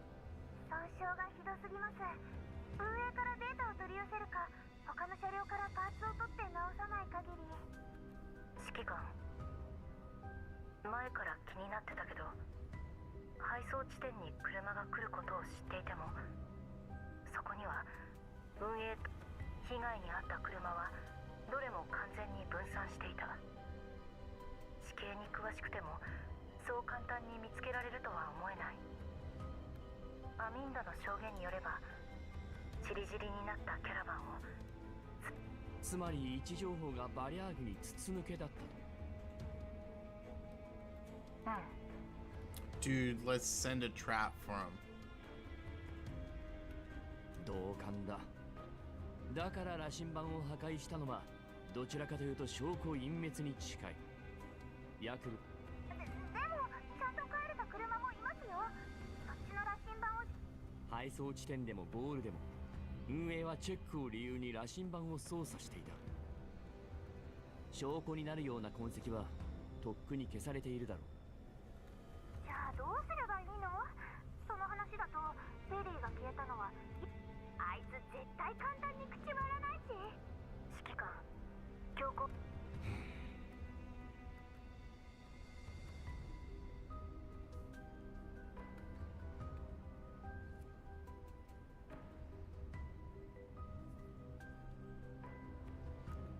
指揮官、まだその時ではないかもしれません。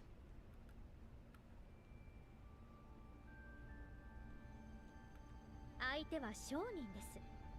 ここは商人の流儀で行きませんか？どうすればいい？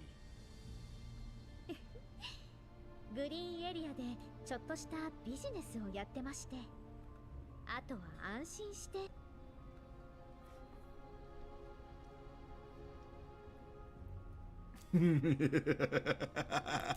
君ほど安心して任せられる人間。メイリンとサブリナは市場に戻って他の車のチェックをしてくれ。長期、降雨をそちらに向かわせた。合流したら引き続き失踪者とペリーの捜索を。分かってる。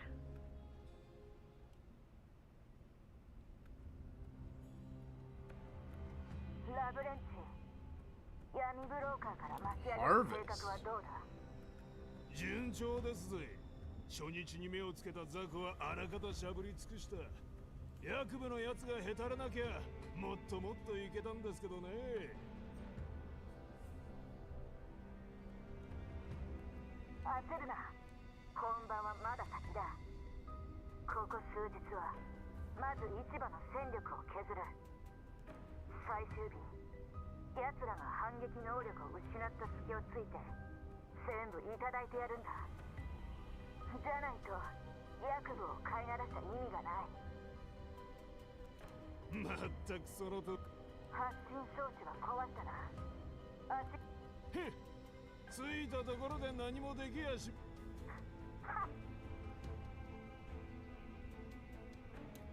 バカだ。やれと言ったら徹底的にやれ。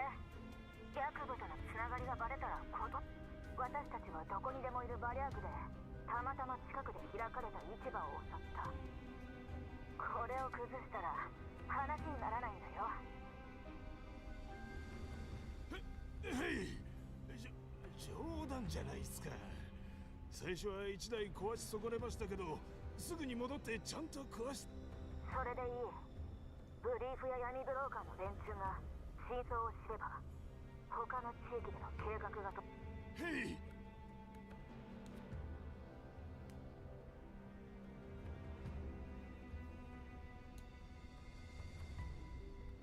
ボス、もう一つ。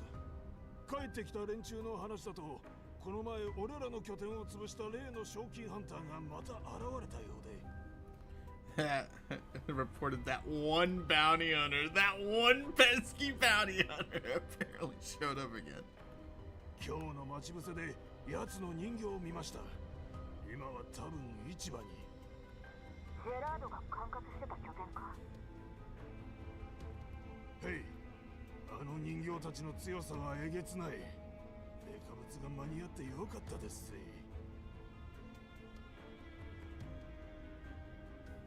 改造も終わりやしたし、いつでも出せます。どう？奴がいるとなれば、あの自分から来た人形はどうなった？言われた通りメンタルの上書きの最中ですけど、いつもより進捗が遅くて。念のために調べてましたが、どこも壊れてないらしい。高性能な人形だ。メンタルのガードが硬くても計画変更だ。ラブレンチ、下の連中に待機させろ。上書きプログラムにも気を配っておけ。えい。 Dude, you guys don't know who you're messing with. You're about to get wrecked. 本当はもう少し完璧に。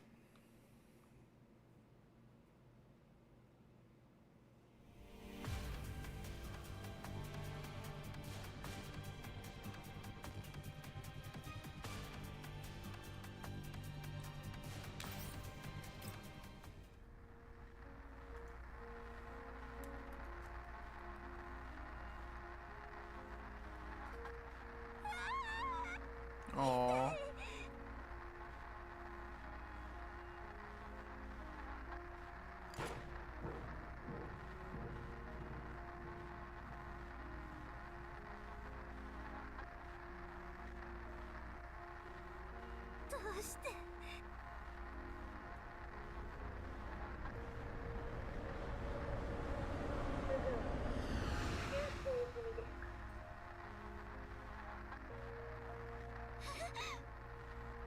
どうしてまた失敗。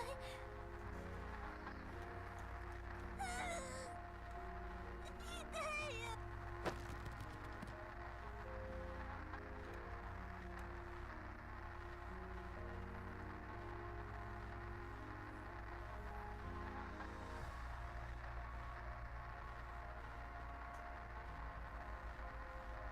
Oh. 消えた。何が、どうしてスプリングフィールドさんは法則を破って変山環境に異常が。どうして。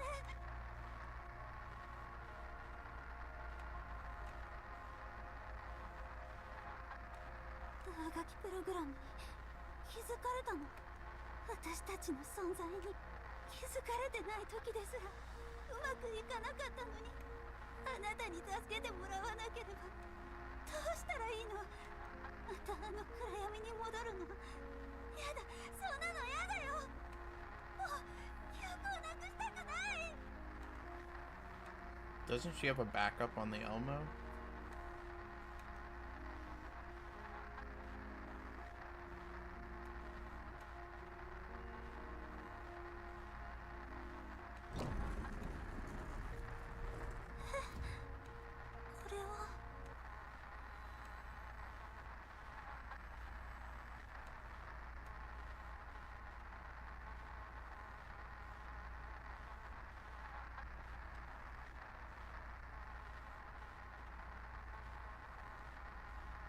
変山システムだとしたらまだ。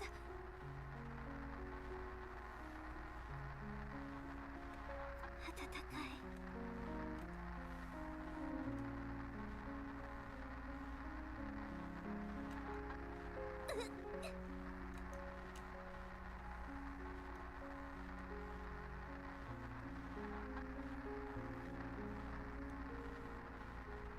やだ、大切な人たちが。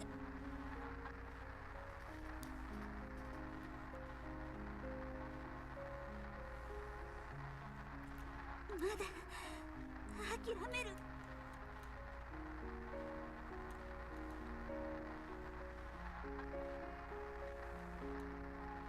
今はもうこれだけしかの。どんなに苦痛でもね。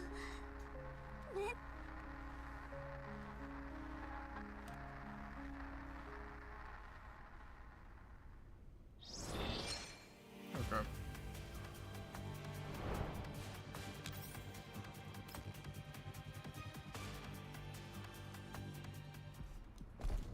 Ooh.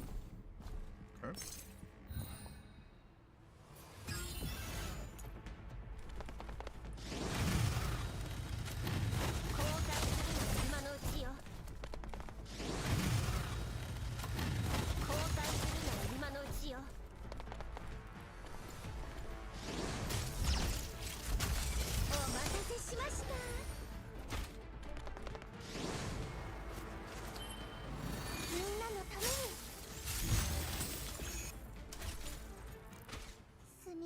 式か。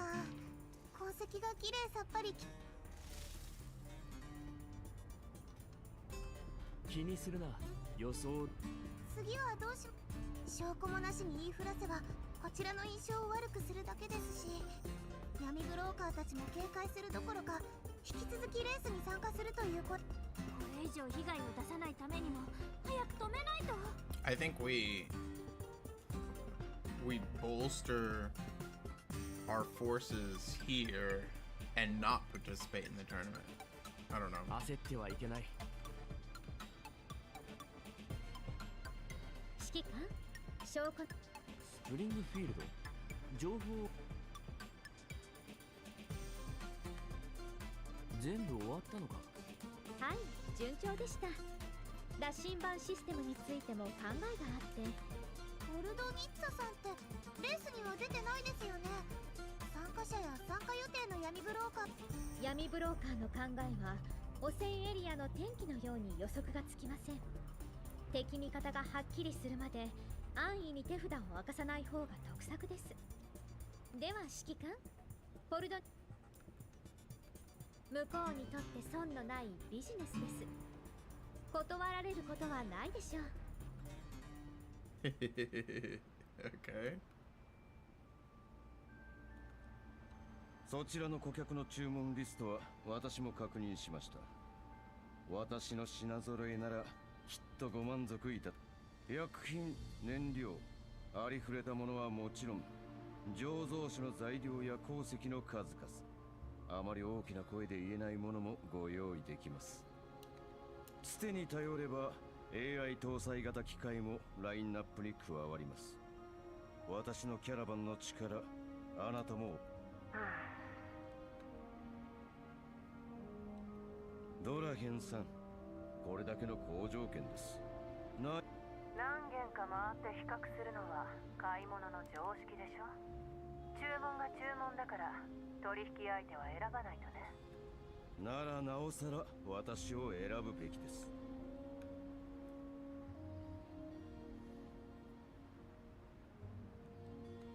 資金も腕力もこの土地のことも一部。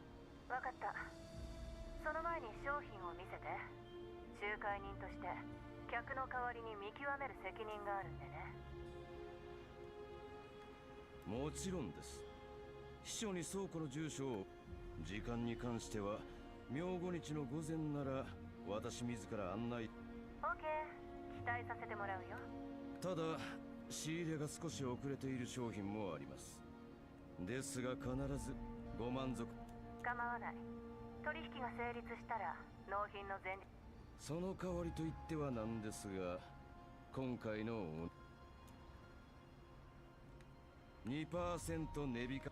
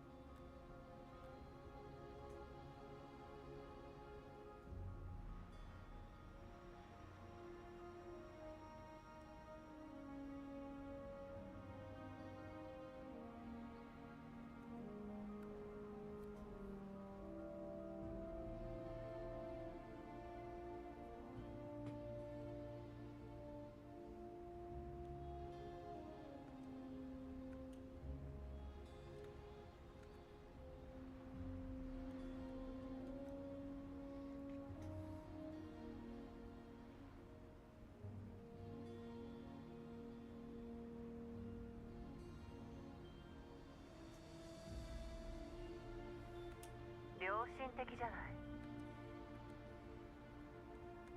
当然です。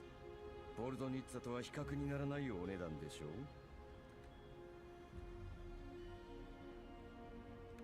これは耳の早いことで。商人として当然です。窮地にビジネスチャンスを奪われてはたまったものではないでしょう。そうかもしれないね。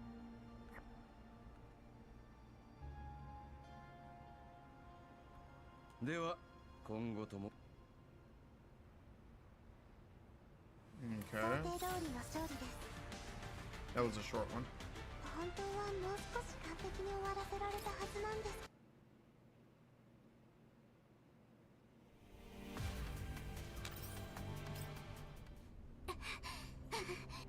とりあえずどこ行った。チビ一匹に逃げられてってのこのこ来た獲物だ。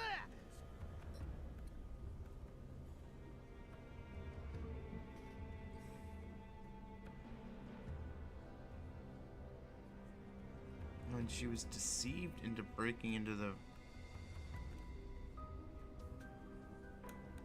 隠れても無駄です。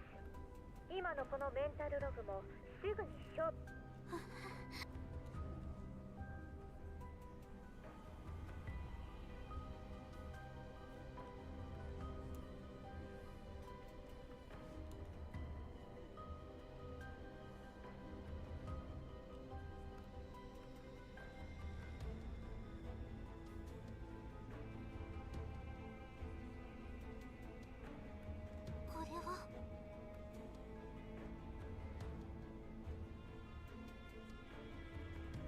私の大きさなら。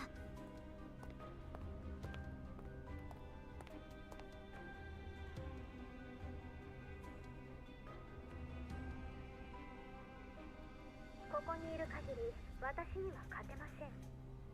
演算プログラムが巧妙に上書きプロセスを妨害していますが、時間の問題です。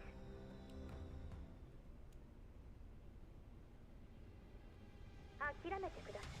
あなたを助けていた不具合はすでに修正済みですから。 Okay. Who has been helping me? 演算を続けても結果は変わりません。もう一度聞きます。あの夜だ。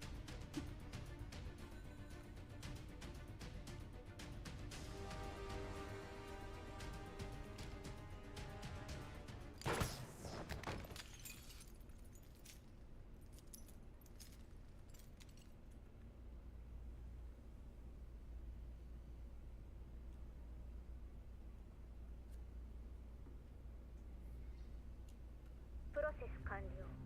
修正法。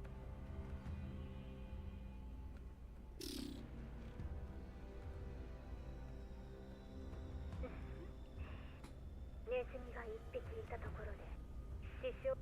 セルフメンテナンス。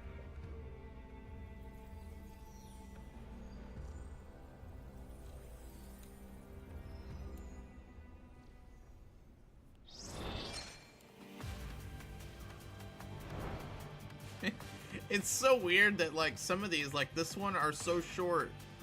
This one right here, but then like some of these other ones, like the first or second one, are so freaking long. 戻りました。今回の取引で得た結果、ご覧に。ああ。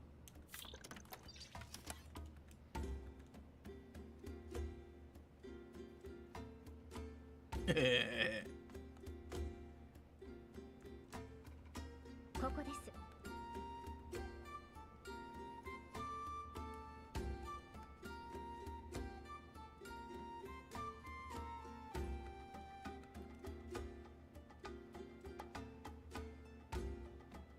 時間も合っている。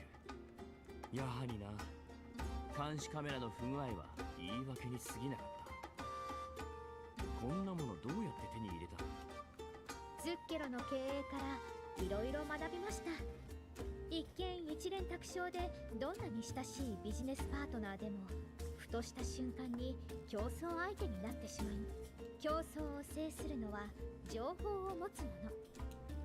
そして情報の取り扱いは私の専門。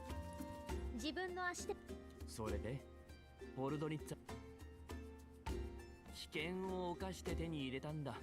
相当値が張っただろう。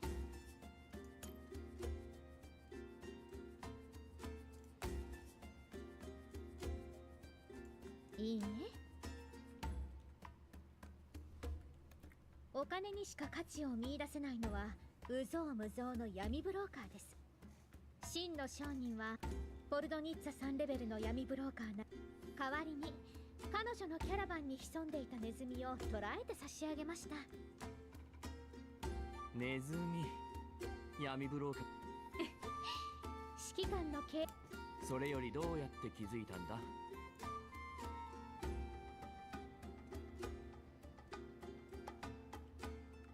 ここから盛り上がるのにもう種明かししちゃっていいんですか？今度2人とも時間が空いてる時のためにとっておく。続きが気になる物語は読み手の期待を膨らませる。私も。わかった。切り札があるならどうぞご安心ください。プラチナリゾートの時のように羽目を。ただもう少しだけお待ちください。薬部の身辺は複雑なので、お茶会の前にコーヒー豆を。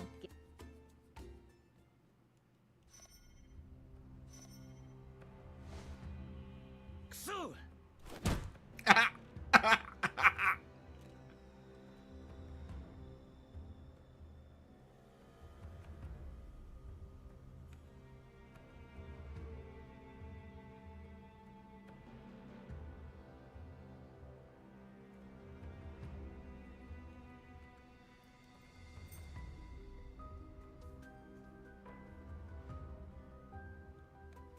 ふざけるな。俺よりいい条件だと。ポルトニッツァ、昔はくだらんことで俺をキャラバンから追い出しておきながら、今度は金に物を言わせてこっちの妨害を。あのアマ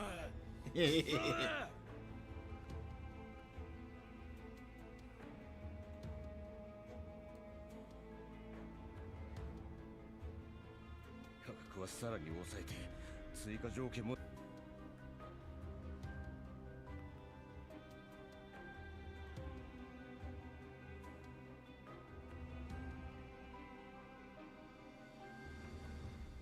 いや、これ以上抑えたらコストが安かろうと儲けがない。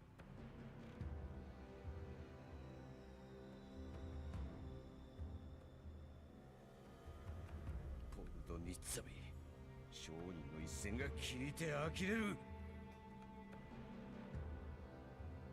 俺に出ろと。どうしてだ。あの闇ブローカーたちの戦力ではやられるのは時間の問題だった。それに殺したのは俺じゃない。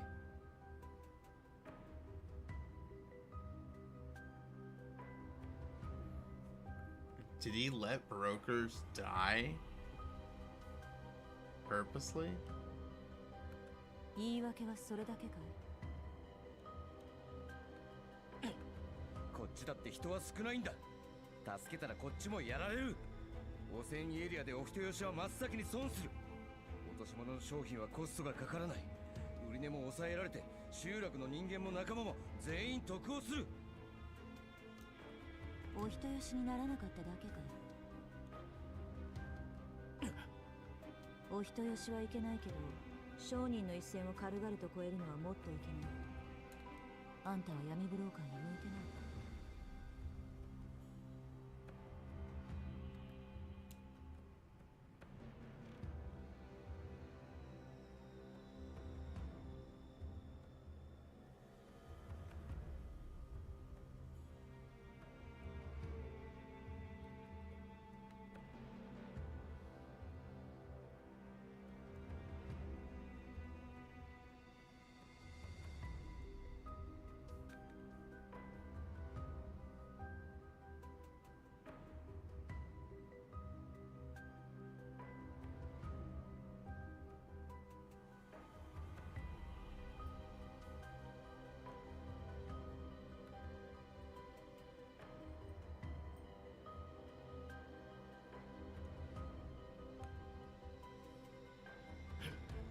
そっちは一線を越えなかったとでも言うのか。闇ブローカーに向いてないだ。ああ、そうさ。俺はお前たちのような愚か者と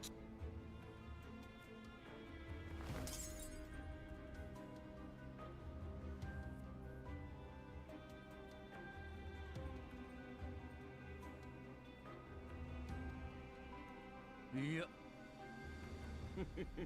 俺と闇ブローカーの戦場は何も仕入れだけではない。方法はいくらでもだよな。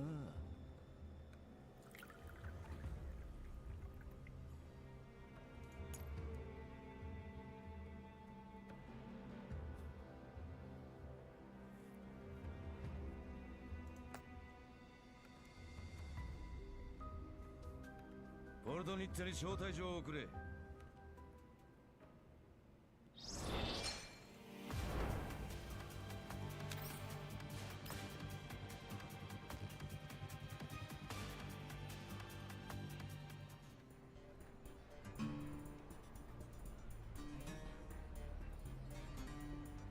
こちらで氏名、車両数およびナンバーの登録をお願いします。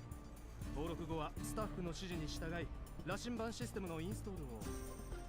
おい、どこに目つけてんだ。順番通りにお並びください。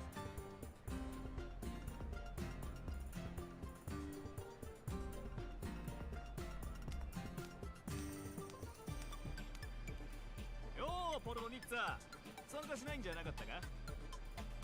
まあ気が変わったのさ。何やらいい商売ができそうなんでね。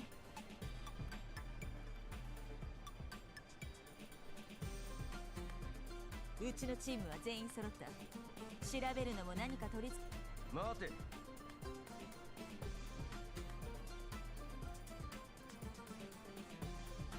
会えて嬉しいぞ。まさか昔なじみの正体を無限にするわけにはいかないだろう。He's trying to get her killed. 昔なじみか。そう思ってくれていい。ライバル同士でも必要とあらば手を取り合う。それが私たち闇ブローカーさ。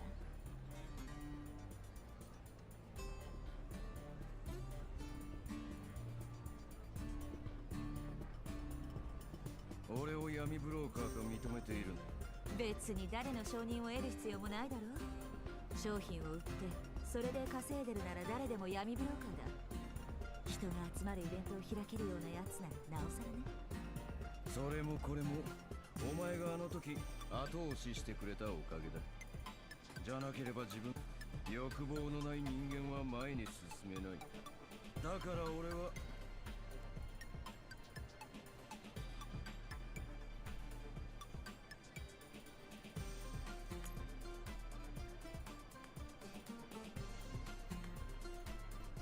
Oh gosh, what a cocky dude.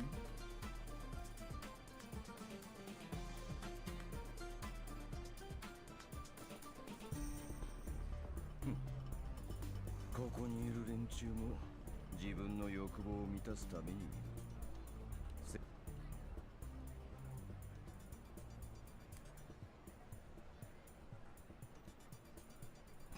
そうだとしてもそろそろチームの様子を見に行かないといけないんだね。どうぞご自由に。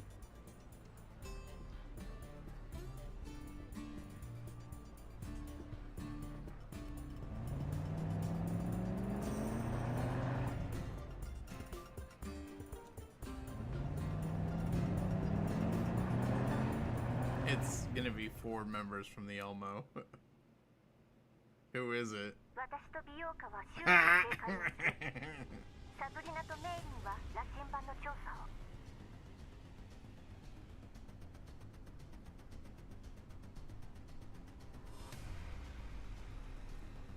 Okay.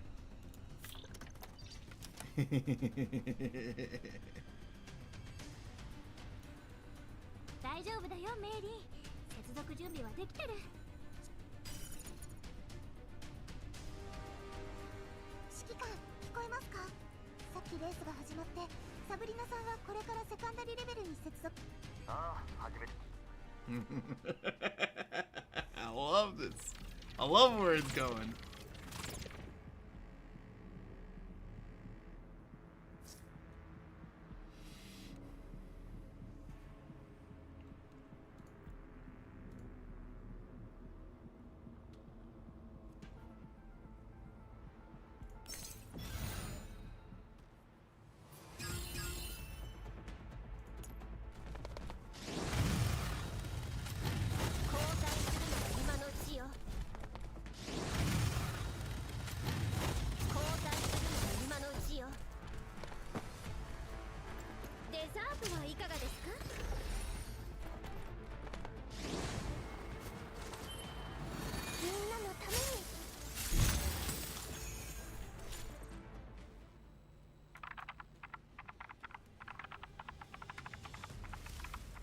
メイリン、サブリナ。すみません。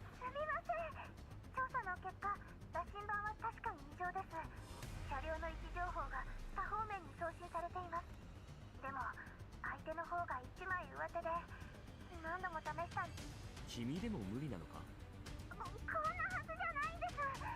ヤクブかバリアーグの味方に凄腕の技術者がいるのかもしれません。とにかく引き続き逆探知しますが。おっと、しっかり捕まっ。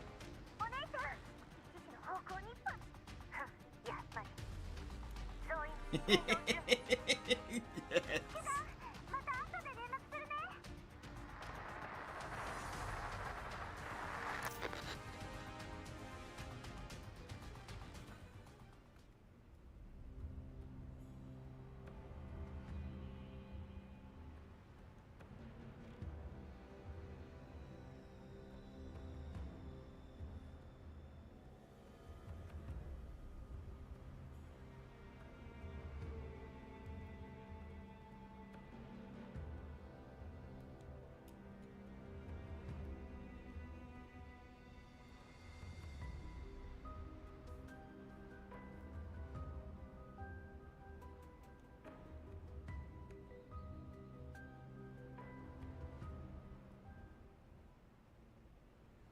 ルドニッツァさん、やっぱり私も一緒に。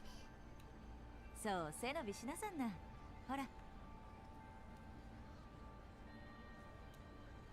私の椅子よりも背が小さいのに昨日のレースじゃ刺激が足りなかったのかい？そういうわ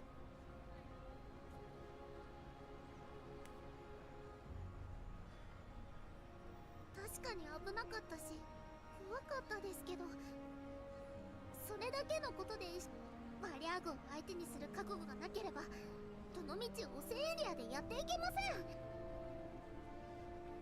焦るんじゃないよ。あんたはまだ若い。地道に鍛え続ければきっと大物の闇。それまでは大人に任せな、小さな英雄ちゃん。アトランダ。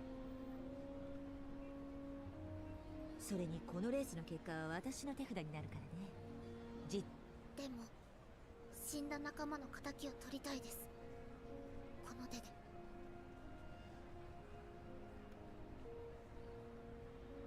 出発前に彼女が話してくれたこと忘れられないんです。ホワイトエリアのお金持ちの間で流行ってるものさ My え分 partner, かれ I ば will never forget her words before she left. She simply wanted those points to exchange for intel and popular oddities in the upper rungs society of the White Zone. That way, her relatives and friends living in the mines would know what to dig for. Aww. こんなことになるは She ずじゃ。 didn't deserve this outcome.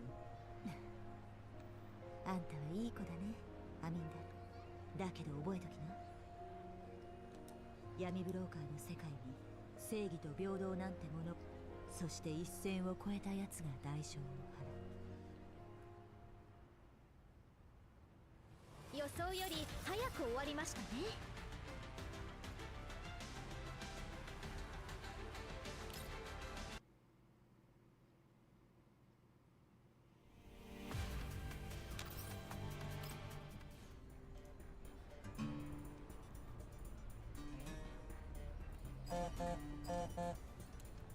指揮官が探していたやつを捕まえました。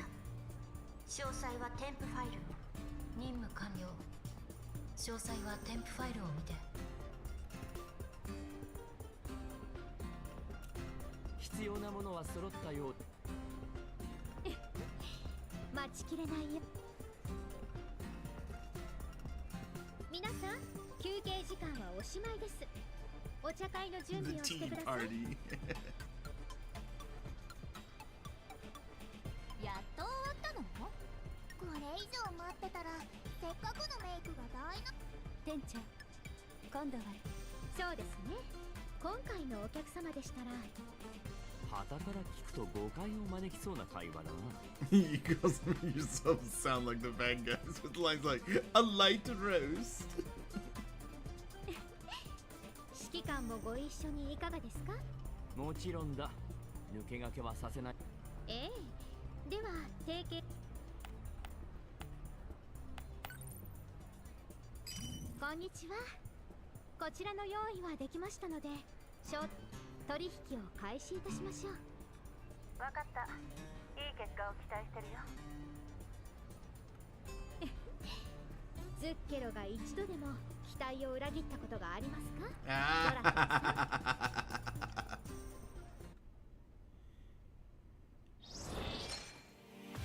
Yeah, I kind of figured that was what was going on.「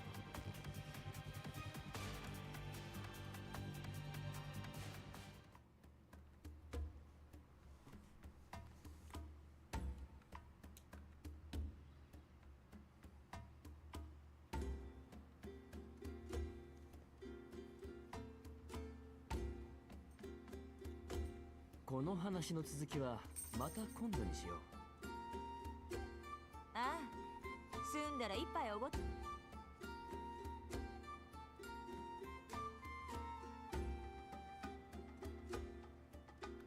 あの女、今に見てろ。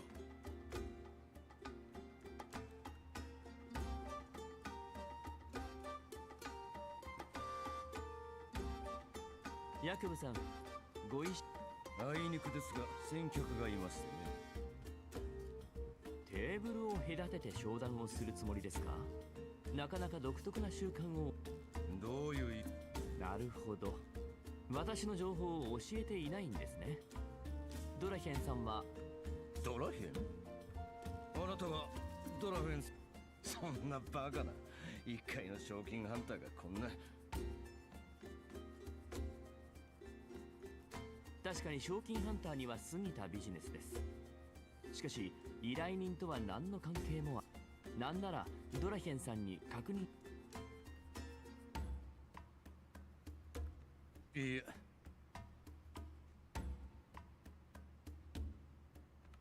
私との商談をご所望でしたら最初からそうおっしゃっていただければ。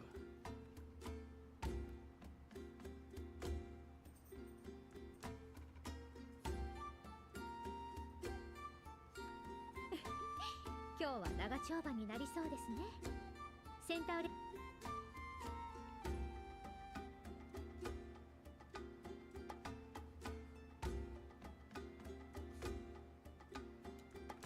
どうぞ。この出張市場イベントの主催者というご身分もありますので、私が間に立つ形にさせていただきました。ホワイトエリアのお客さんの用心深さはヤクブさんもご存知でしょう。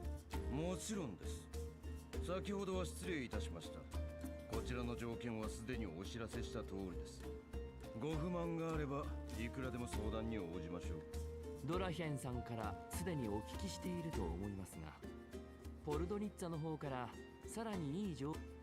お言葉ですが、ポルドニッツァは代理人といえど噂ほどの実力者ご存知かと思いますが、彼女のチームは今日レースに出場しましてね。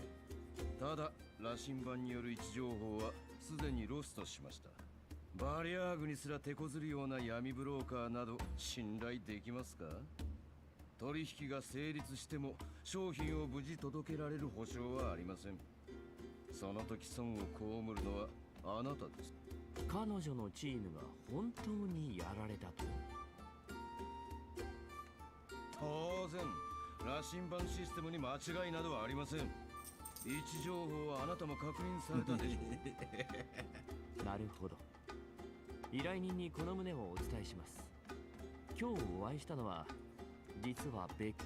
ほう、それはどういったもので？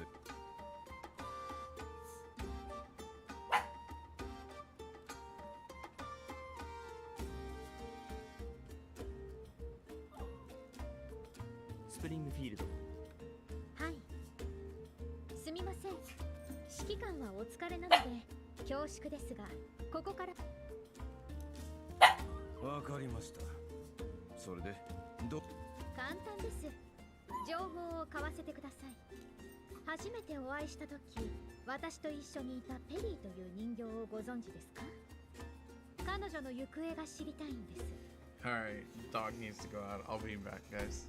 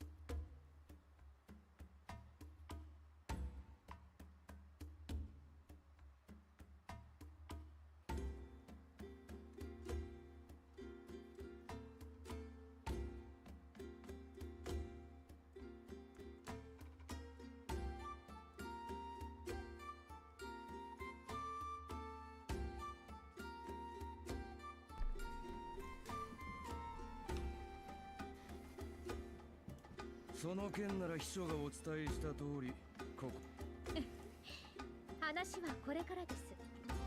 闇市に存在しない商品はなく、あるのは払えない値段だけ。まずはこちらの支払う報酬を提示させて。いいでしょう。沈黙。何？あなたがバリャーグと結託している事実を墓場まで持っていきます。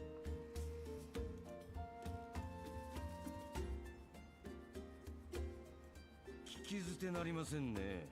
私がバリャーグなどと、そんな力私にはあり。そうでしょうか。あなたの影響力は通常の闇ブローカーの範疇。ブリーフは常に様々な地域のバリャーグの活動を観察。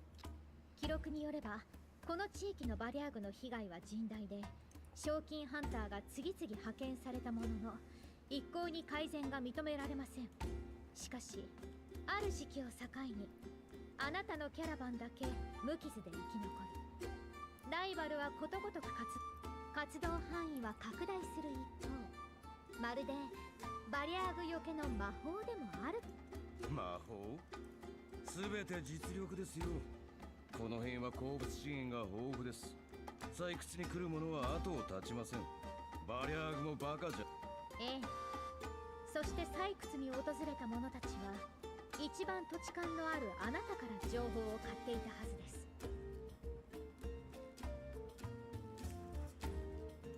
す。それが何だというのです？バリャーグは常に動いてます。なるほど。口を割らせるには報酬。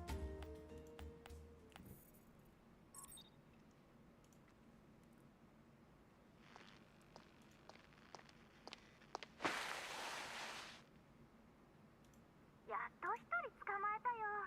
ガルドの裏口のネズミよりすが賢いんだから。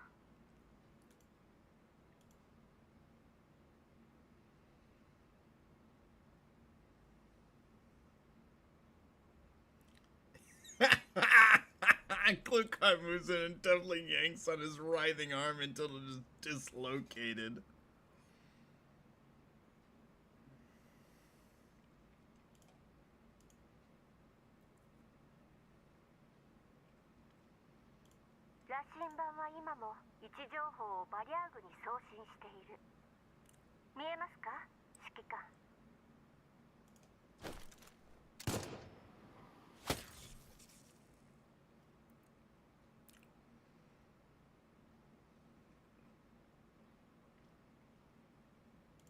これで任務完了です。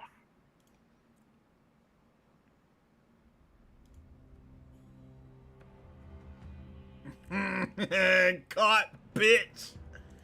羅針盤のインストールは全ての参加者に義務付けられています。バリャーグが位置情報を知っているのは偶然でしょうか。当たり前でしょう。俺は明らかにバリャーグが羅針盤をハッキングした結果だ。参加者の安全を守るためのシステムをこのような形で利用されて残念でなりません。こうなってはシステムを停止させるほかないでしょう。何をほうけている？バリャーグは皆さんを撃ち殺す。はい。停止しました。これで参加者の安全は守られました。ご報告感謝いたします。ご安心ください。もう私たちもバリアーグも位置情報を知ることはできません。それは何よりですね、指揮官。はい、これで一安心です。お礼にそのペリーという人形の捜索に全面的に協力させていただきましょう。何かあれば遠慮なくお伝え。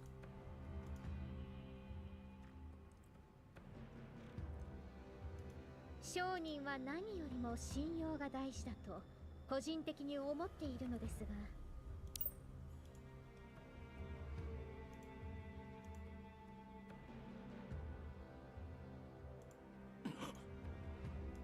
ペリーが失踪する前の映像です。面識はあるはずなのに一貫して関与を否定されてましたね。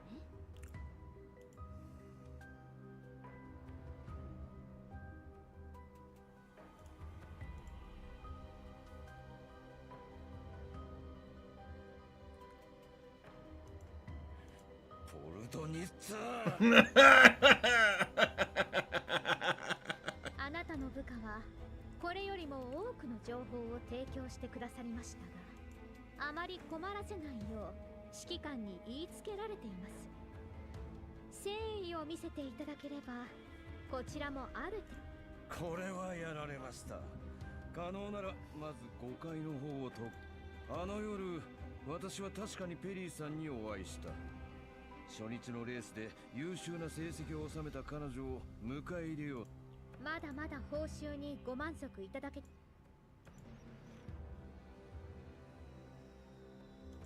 ドラヘンさんへお伝えした倉庫の座標を覚えていますか？このように面談の時間と場所は変更しましたが、事前に様子を見に行かせていただきました。確かに市場の闇ブローカーたちが自分たちの奪われたはずの商品が並ばれている光景を見たら、どういった反応を示すのでしょうね。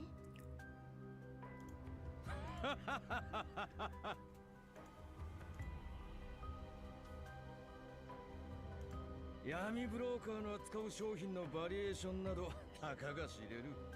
私が奪った証拠はどこにあるというのです？言動から察するにあなたはグリーンエリアの人形ですね。指揮官から教わりませんでしたが、汚染エリアにはシリアルナンバーも起きてもない。あるのはか随分とお行儀がいいんです。どういう意味です？ここは汚染エリアで、あなたは闇ブローカー。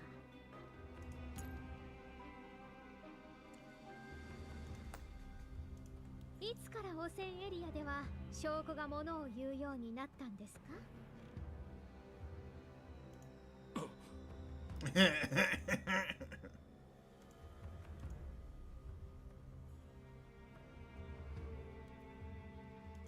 闇ブローカーの法廷があるなら見てみたいですね、指揮官。当然、世にも奇妙とはこのことだ。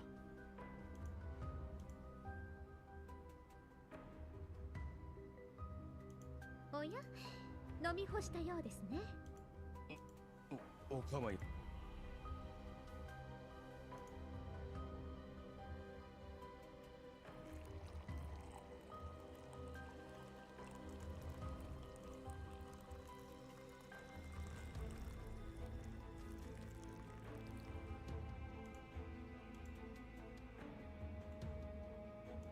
確かに私はグリーンエリア出身です。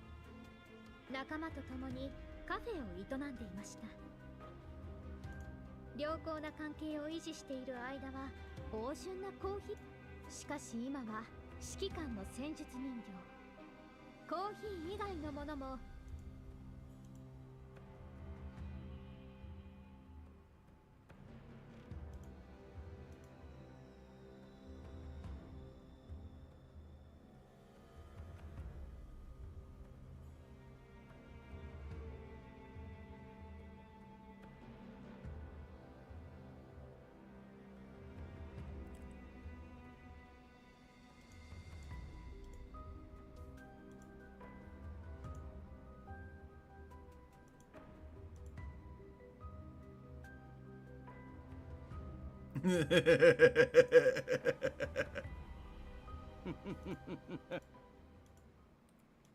お見事です。ここまで来たらもう、ああそうさ、俺はバリアーグと手を組んでライバルを排除してもらっていた。それがどうしたというんだ。お前たちがポルトニッツァのような金と武器に物を言わせてきた連中が必死に生きてる人間の何。俺だって正々堂々と生きたかったんだ。死人のものを回収して何が悪い。簡単に人を信じるような間抜けも遅かれ早かれ死ぬんだ。だったら俺が有効活用した方が人のためになる。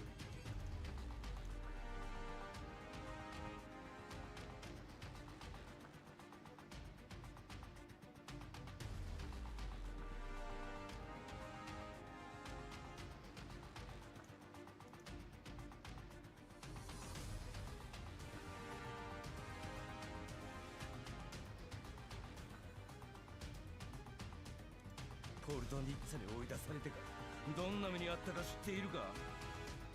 安い商品を乗せた車に目をつけられないか、狂った生き袋に襲われないか、コーラップスストームに巻き込まれないかとビクビクしながら汚染エリアを行き来する日々だ。毎回経験に祈ったつもりなんだけどな。何事もなく戻ってこられたことは一度もない。それで思ったのさ、利用できるものは何だって利用してやろうってな。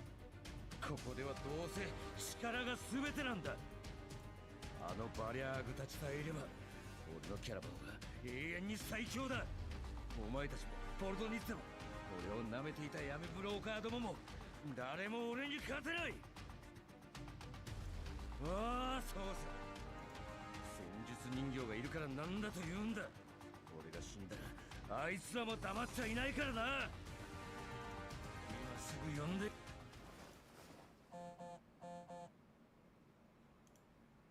旦那、倉庫がバリアグ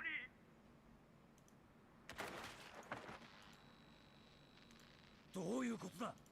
ヤクブ様、我々の所有する倉庫が次々とバリアグの襲撃を受けています。なんだと。指揮官、ブリーフからの支援が到着したわ。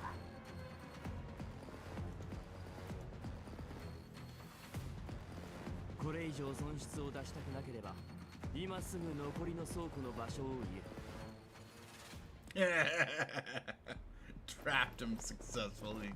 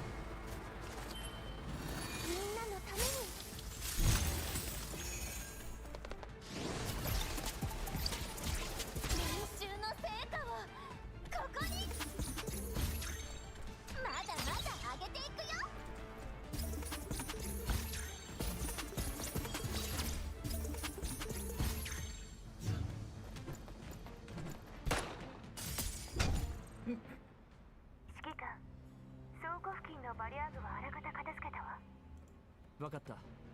レース参加者は無事か。ええ、倉庫に人数を割いてたから。そうか。了解。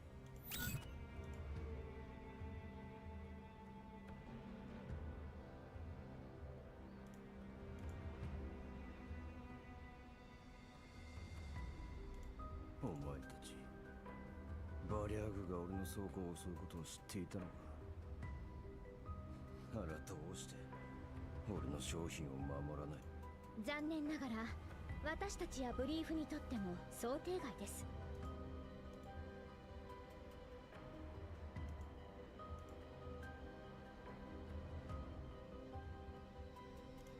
指揮官、バリアーグの動きが予測と違います。予測？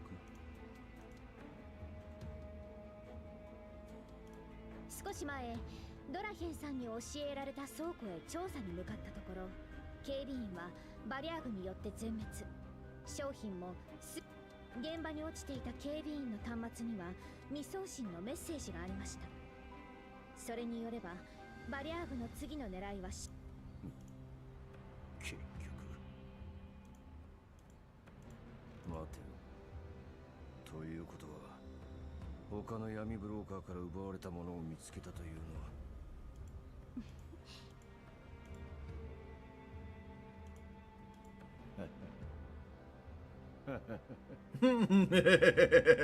He's gone. 商談はまだ私たちの望む商品をご提供いただければこちらも報酬をお支払いします。あの人形の居場所を知っ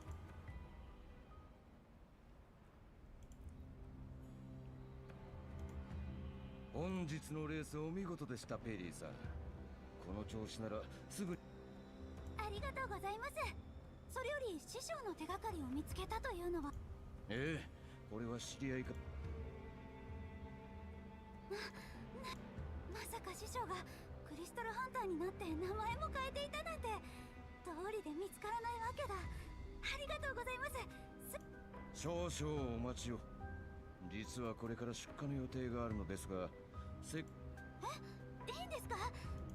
実は出荷予定の商品はそのクリスタルハンターたちが必要としている補給で一刻の猶予もありません。でもあと2分もすれば出発します。さあ。じゃあ絶対に見つけない。師匠。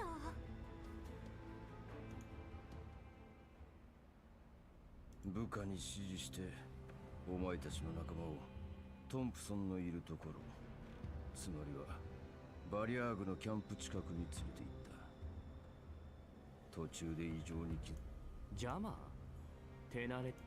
まあな、この辺のバリアーグは機械と今さらキャンプに向かったところでもう遅いだろ。どういうことだ？奴らは回収した機械は改造して人形は洗脳して。バリアーグにそんな技術が？信じるかどうかはお前らの勝手だ。黒幕？ああ、会ったことはないがあいつらの真の指導者は他にいる。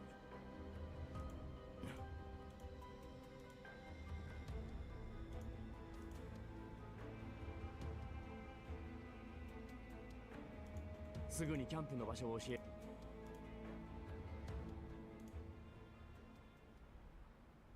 Running out of time. 全てを出し切れたステージだったね。楽しかった。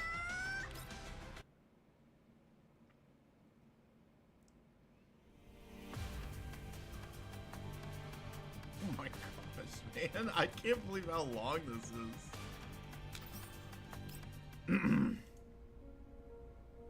Oh.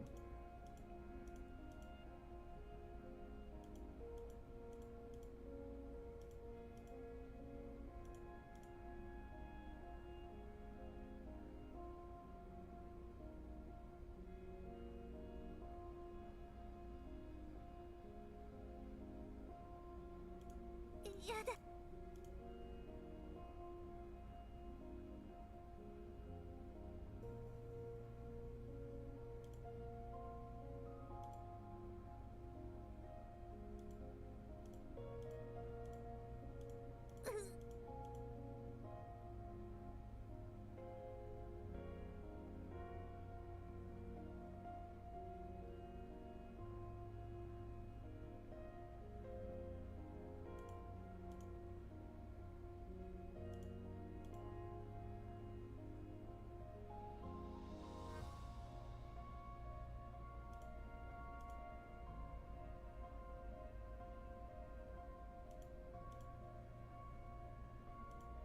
ここに師匠はいなかった。油断した。これなら。その通り。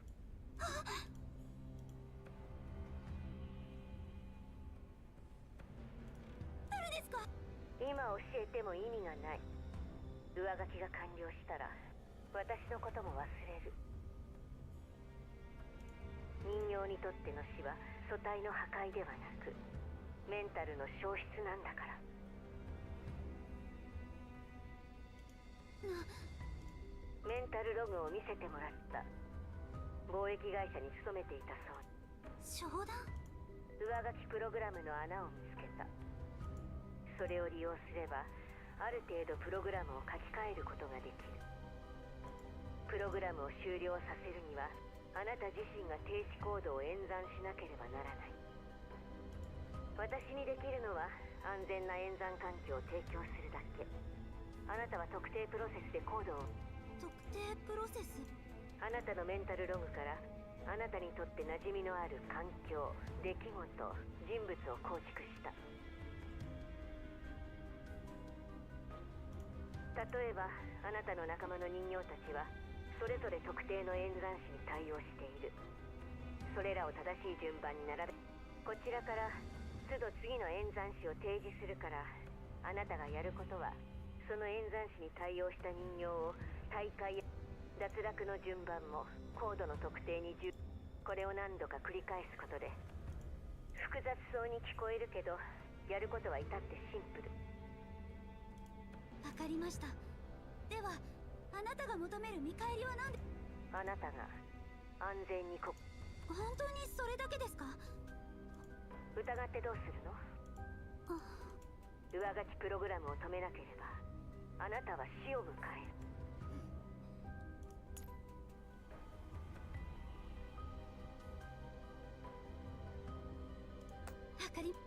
その交渉この中に入れば私のよく知る環境と。ええ、あなたの期待通りというわけにはいかないけど。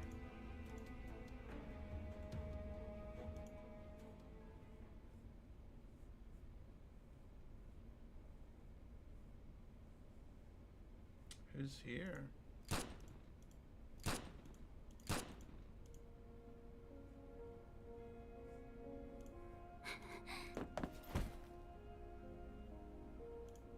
本当に他の選択。上書きプログラムより先に演算結果を抹消しなければメンタルログは根本的に抹消される。だって自分の手で大切な仲間を。データの塊でしかない。それでもみんな優しかった。あなたのメンタルログをもとに再現した存在。あなたがそう思うのは。じゃあ私は背が小さくて弱いのがだから師匠のようなかっこいい自分のために一方的にみんなを殺すなんて。本物の記憶を守るためなの。私の銃は。その愚直さが一回一回のループを困難にしていることがわからないの？すみません。でもあなたの助けがあればいずれもう暗闇も苦じゃありません。現実と虚構。私にできることは限られてる。次の演算。Okay. どうしていきなり。おかげでモッピーの挙動も試合もめちゃくちゃになって。サブリナが今回の演算師だった。彼女が脱落した時点で演算を続ける意味はない。でも私たちにはおままごと。はい。でもそのおままごとが私を突き演算結果を抹消した時スプリングフィールドさんが消えましたが影響は。わからない。システムが異常データに早めに対処した可能性がある。よかったです。これであなたのおかげです。そう簡単。次がダメでも上書きプログラムには必ず防衛機能が働いたら。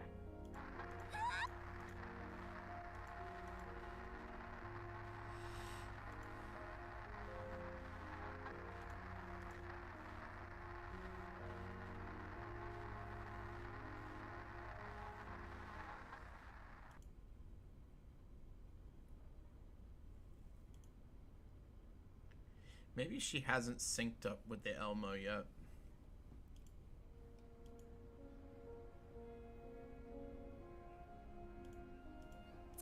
停止コード。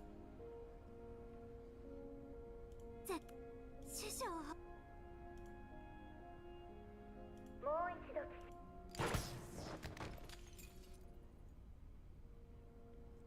私は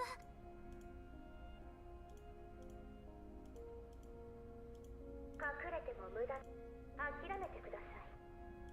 ここにいる限りあなたを助けていた不具合は私だけじゃ。私は。どうだ、新しい装備には似合ってるぞ。師匠のように強くなるって改造した人形を高く見すぎ、成績がいささか足りないのは、そう考えてるのはお前だ。私はペリーって変わったよね。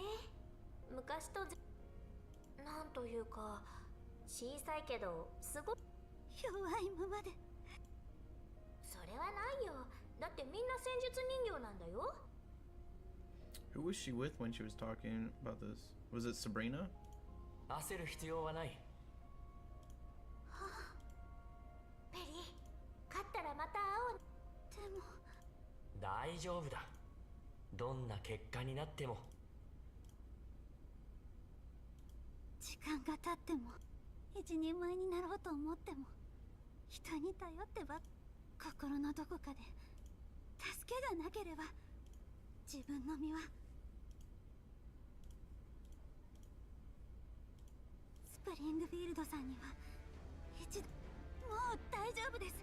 指揮官様、メンタルに欠損があっても現実と虚構の違いが分からなくなっても停止コードも師匠も絶対に見つけ、それが強い人形になるということなんだから。過去がどうであれこれから今までの全てを待っててください。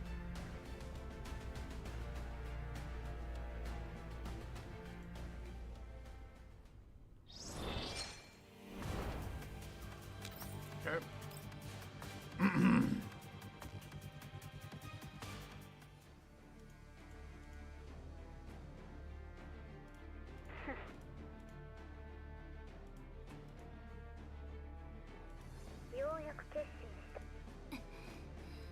抵抗を続けても時間の無駄です。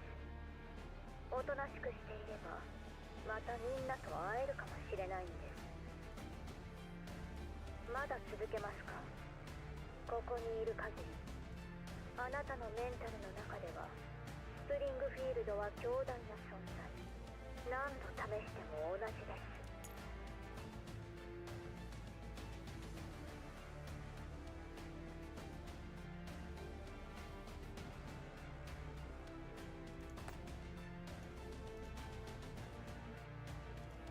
そうですね。スプリングフィールドでも本物のスプリングフィールドさんはそれに怒ったスプリングフィールドさんの方が1万倍怖いです。計算していませんでしたか。私は計643回の演算を行いました。スプリングフィールドさんに負けたのは151回、勝ったのは412回、そのうち126回はあなたに破壊されましたが、私の攻撃は237回届きました。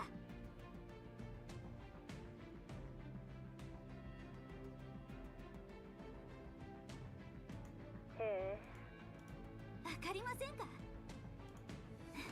なのに他人に頼りきりで思い込みで負けを認め、うるさい。メンタルログなんかじゃ温かい気持ちも励ましも楽しい時間も再現することは、そんなデータで再現されたあなたなんかただの出来損ないです。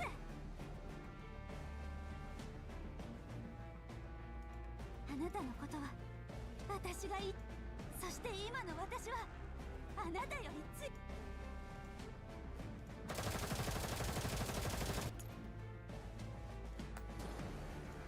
私のメンタルを。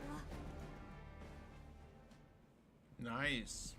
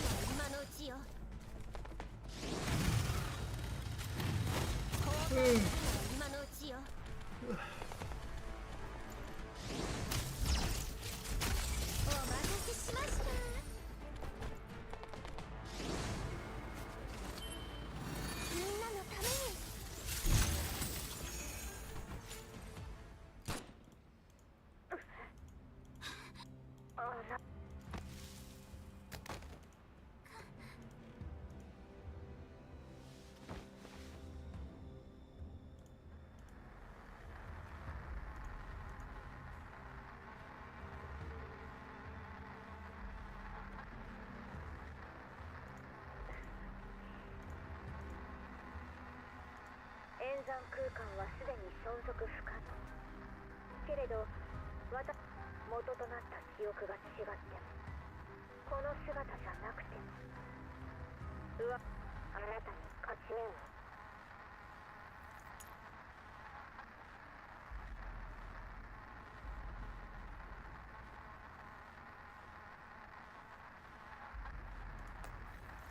なら何度でもあなたを倒してみせます。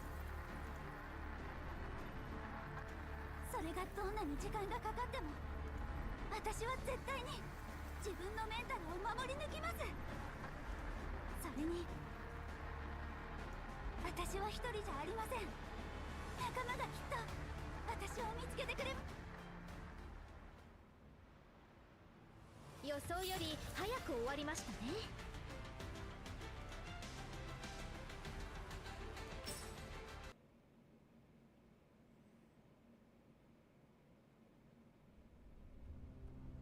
指揮官、この先がバリアーグのキャンプです。偵察ドロ外は誰もいないね。本当にバリアーグがいるの？物資も乗り物もないしおじけづいて逃げたんじゃない？いや、これはおもてなしの用意ができているようですね。どうすれば。ペリーの居場所がわからない以上入ってみるしかない。メイリンとセンタウレイシーは私と残れ。グローザ、ブリーフの部隊と500メートル離れた位置でキャンプを包囲しろ。了解。そっちも気をつけて。大丈夫だ。他は私の。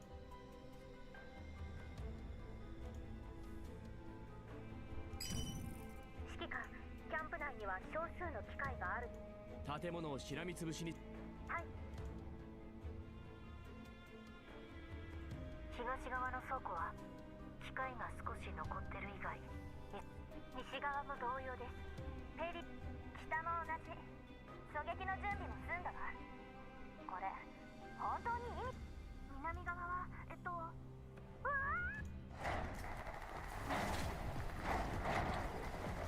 ー。どうした？大きい機械が。指揮官様、こっちの機械も。皆さん、冷静に対象を排除してください。サブリナさんは交代して。グローザ、増援部隊を向かわせろ。了解。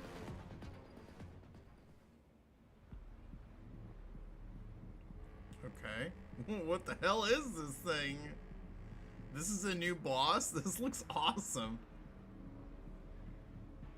Nice.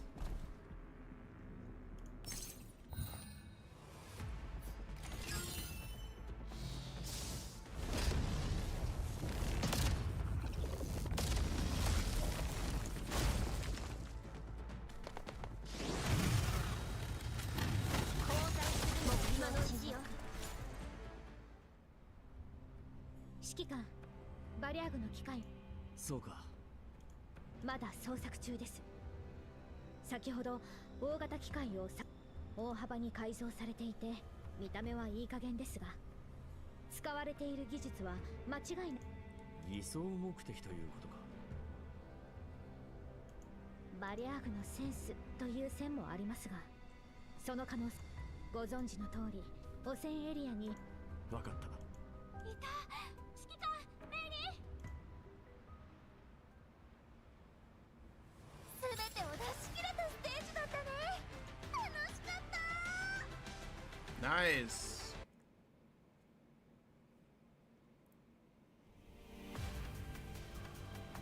Alright, we have three extra stories now. あそこだよ。さっきデカブツ。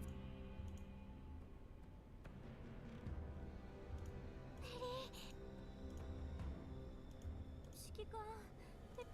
私に。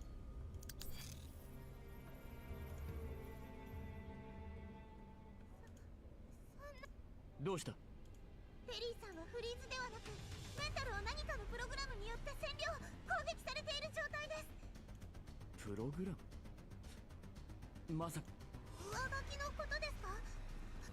止められるか？試してみないと。上書きプロセスはああ。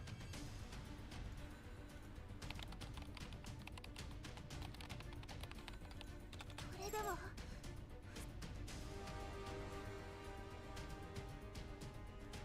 れ停止コードありました。ゆっくり。落ち着いて聞いてください。ペリーさんは確かにメンタルを占領されています。でもペリーさんはどうやら自力で停止コードを演算しているようです。私たちが来る前に何度もペリーさんはずっと私だけではどうにもなりませんでしたが、力を合わせればこの状況を打開できるかもしれません。私たちはセカンダリレベルに接続してペリーさんの演算を支援してください。上書きプロセスよりも早く演算状況を画面に表示させるので指揮官も協力お願いします。ああ。さて、停止コードを特定しないと演算によって発生した情報とログがごちゃ混ぜになってメンタルが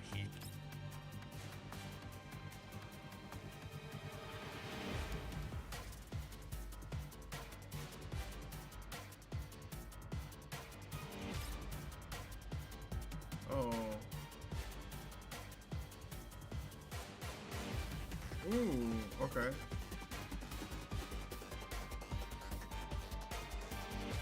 She was seeing things. いや、それは違う。 Really? 私の記憶にない。もう一度考えよう。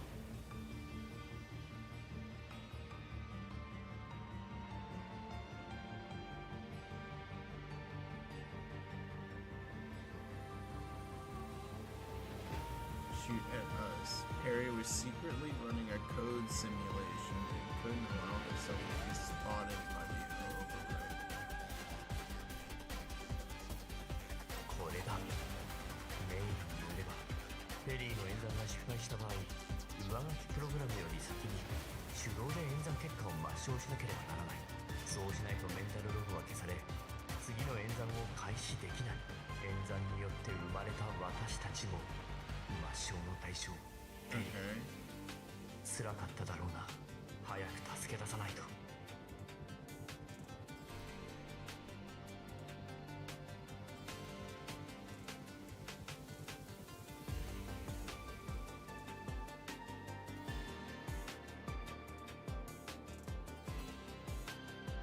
So that's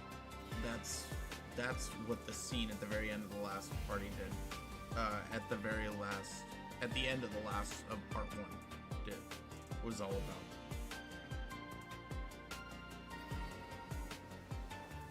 She only took part in the first day. そうだ。初日以降ペリーは失踪した。私が飲んだくれたばかり。 Wait, she did?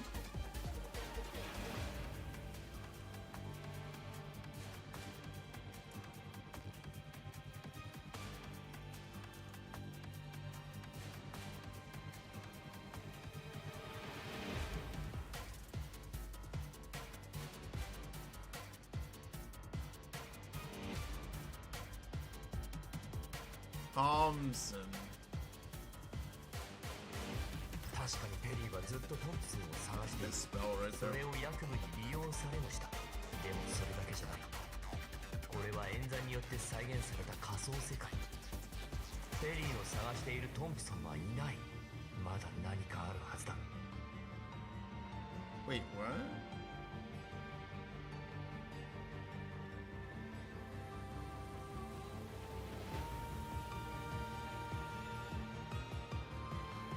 それだ。上書きプログラムを終了させ師匠を探す。それがペリーの目的だ。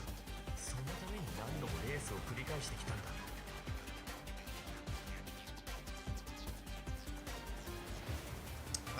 Is it affection or guilt? そうだ。ペリーはずっとみんなのことが好きなんだ。現実でもそうじゃなくても、この気持ちは本物じゃなければ演算で再現された世界がこんなに穏やかなわけがない。全ての苦しみを一人で抱え込んで。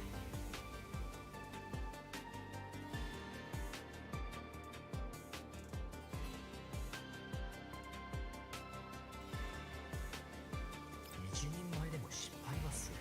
それを受け入れ挽回し、時には助けを求めることが大事なんだ。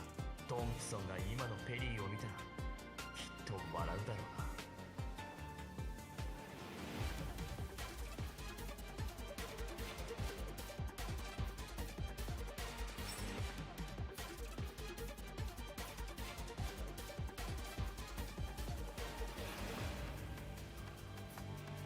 これです。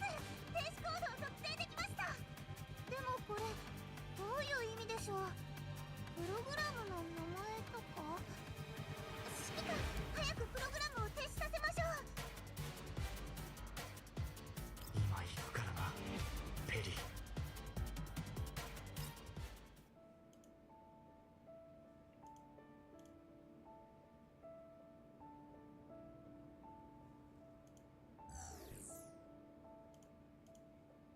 やったー、停止しました。指揮官、ペリーさんを起こしてください。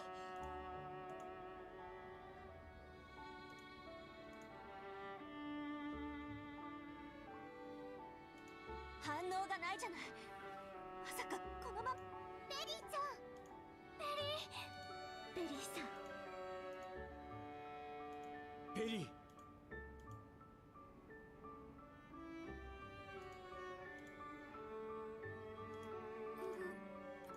おはようペリー。みんな。全部終わった。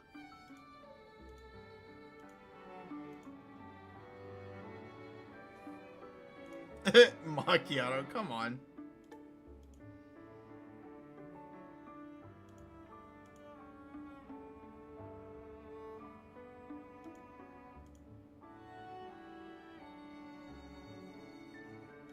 おかえり。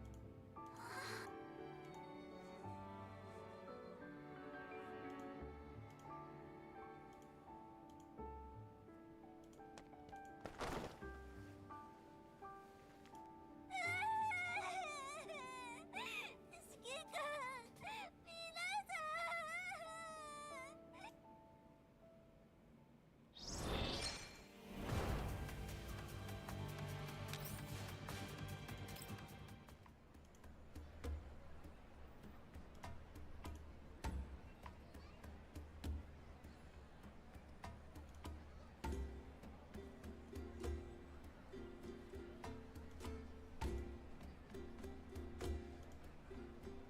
スプリングフィールドから聞いたよ。消えたお仲間が見つかっみんなのおかげでなんとか。そっちもうまくいったようだな。スプリングフィールドが翼を授けてくれたおかげさ。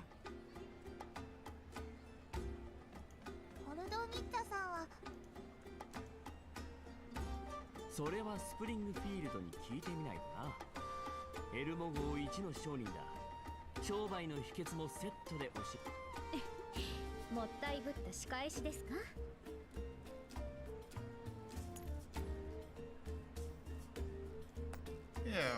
What? まさか君を怒らせたらエルモ号が売られてしまいそうだ。そんな印象を抱かれていたのですね。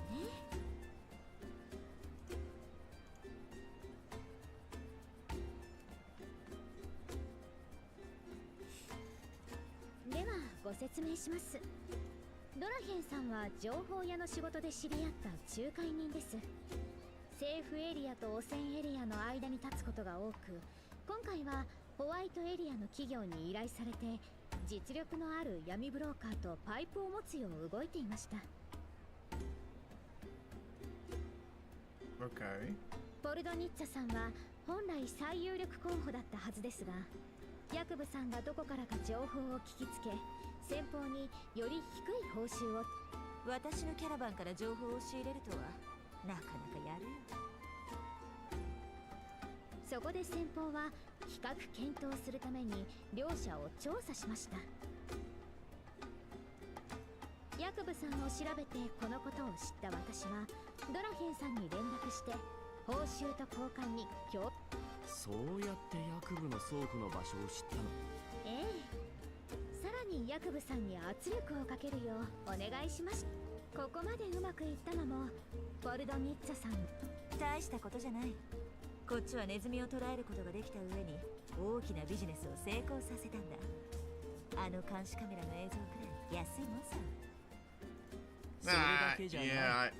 こちらの人 Yeah. 形がレースでバリアーグを倒したことで Yeah, exactly. 自分の手柄としてクライアントにアピールしたんだろ。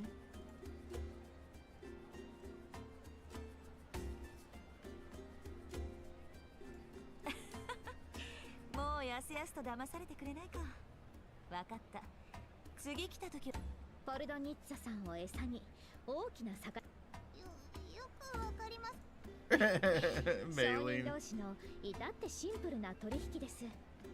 メイリンさんも大人になれば、いえ、一生わからない。そうですか。 I love Maylene. そ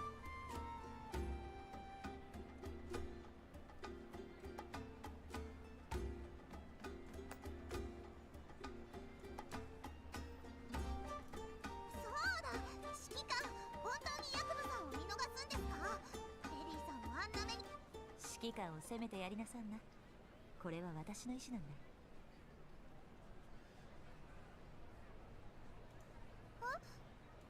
Interesting.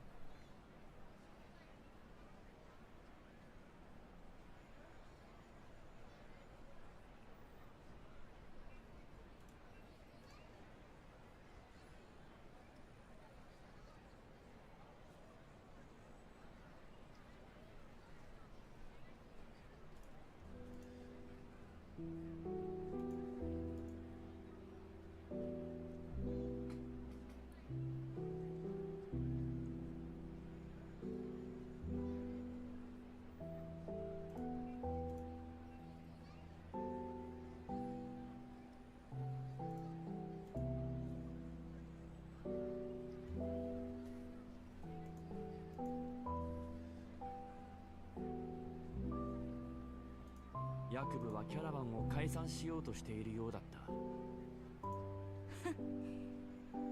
やっと闇ブローカーとしてのあり方を理解した。私たちは無法者だが一線をわきまえなきゃ。賞金ハンターやバリアーグと遜色ない武装をしているが、根本的に違うのは私たちは商人。一線を越えたやつをメルクリウスは守ったりしない。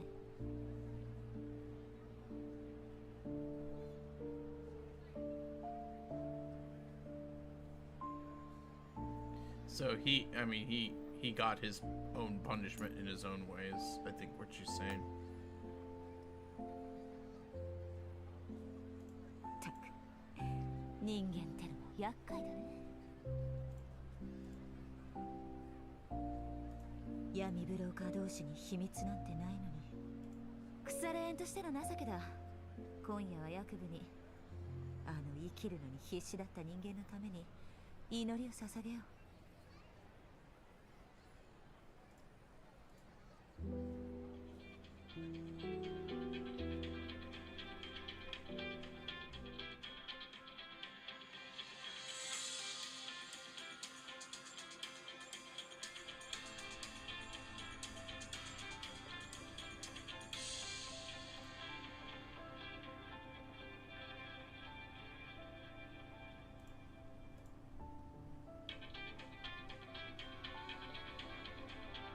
なんだかまだ戻ってきた実感が湧きません。また消えちゃわないか心配で。 Hang on, guys.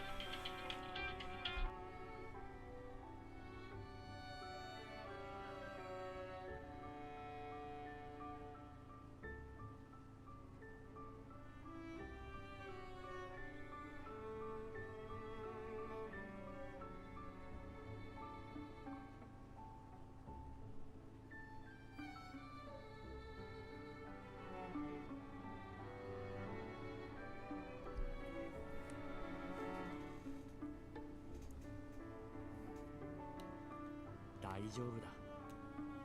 はい、あの声がなければ今頃メンタルはバリアーグが私をあそこに置いたのもおそらく私を戦力にする。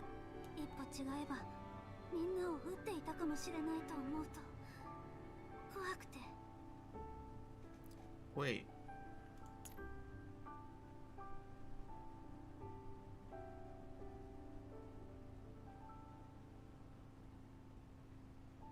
Oh, okay, okay.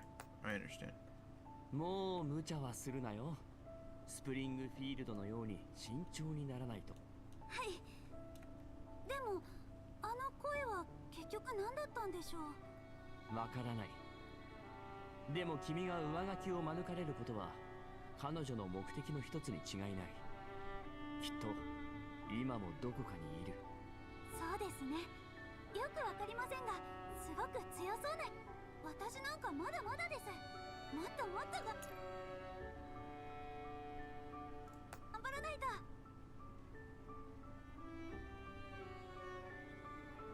その前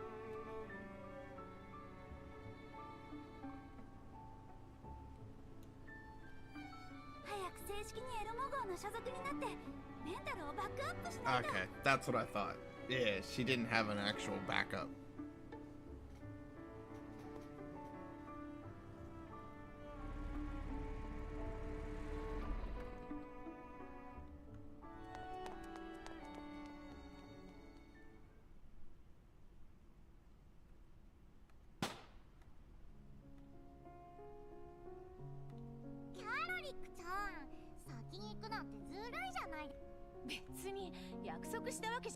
荒波が魚群。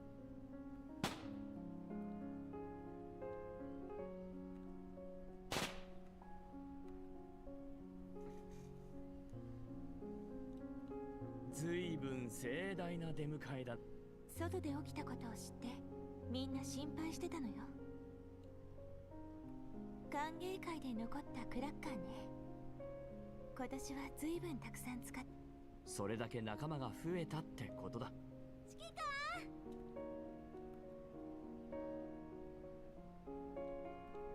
指揮官、遅いわよ。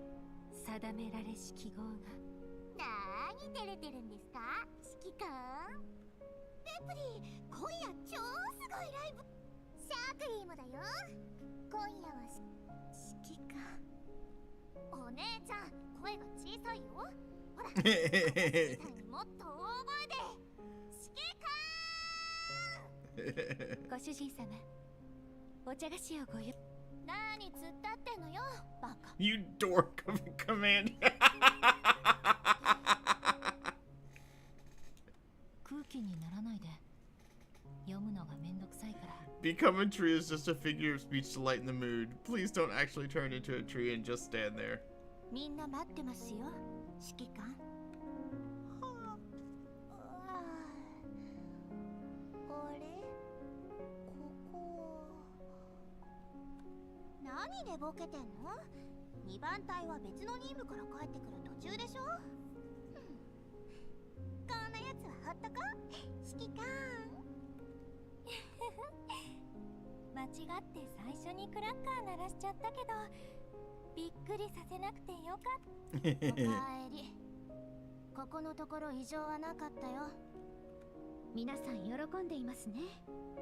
寂しい時間が長いほど再会した瞬間は甘く得難いものへと変わる。そう思いませんか、指揮官。早く入りましょう。皆さんを待たせたら悪い。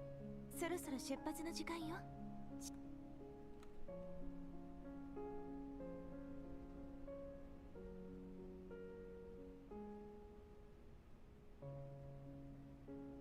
Without hesitation, I firmly grasped her hand back, the very first hand I held onto when I sunk into the swamp. Together, Groza and I wandered the darkness for a long time.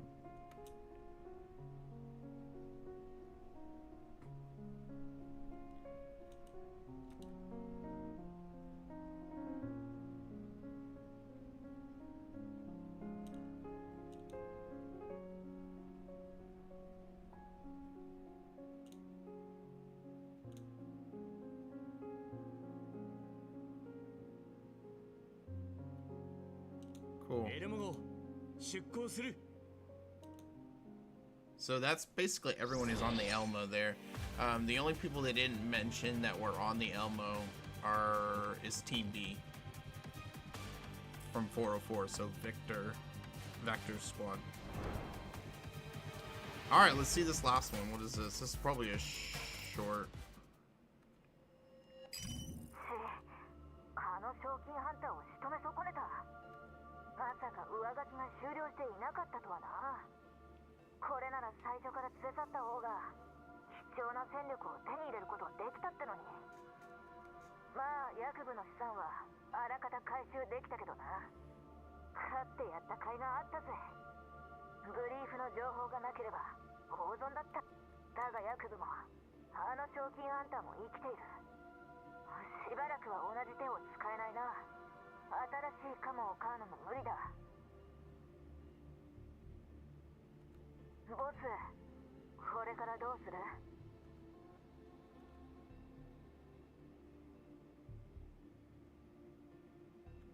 部下に全ての活動を中止させ、待機を命じよ。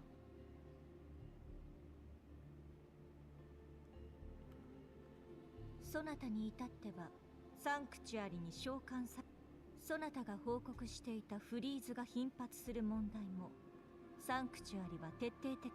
おお、こ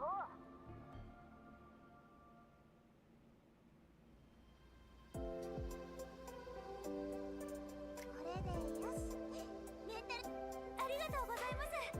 バックアップも取らずに今回のことが起きてどうなるかと思いましたけど。Oh yeah, you don't do that. としても怖くありません。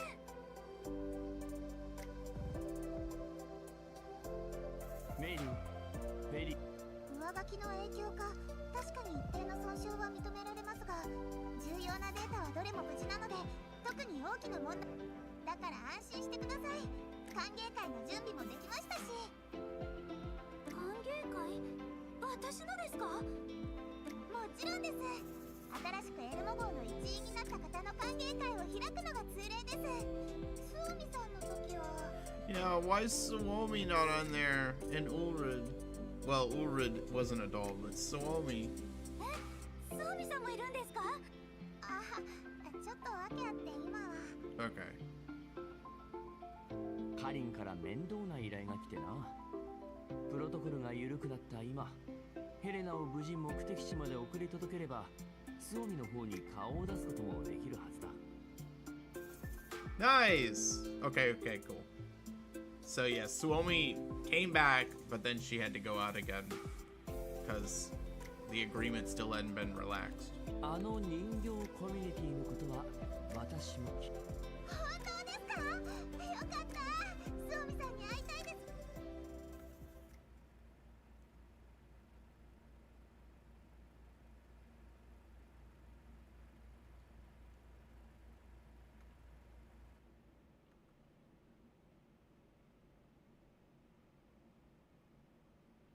Wait, what? Did that code hop into the Elmo? やっと終わった。あの子を助けた甲斐があった。パラデウスの目を盗んで情報を送る機会を得られたんだから。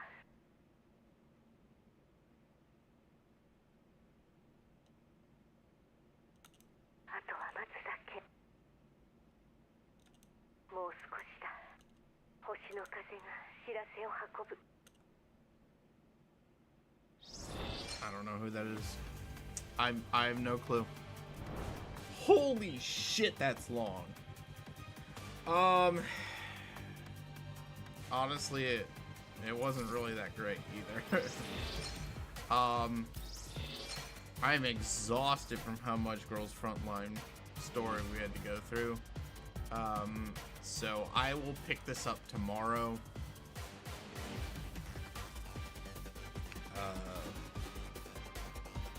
Tomorrow we'll finish up all the extra levels that I missed, do the supply missions that I may have missed, which, yeah, I haven't done any of them. And then I'll get started on any of the weekly events that will need to be done before Sunday is over. So, yeah, there'll be plenty to do tomorrow, but that's going to be it for me for today. Hope you guys have a great weekend, and I will catch you guys tomorrow. I'll see you guys.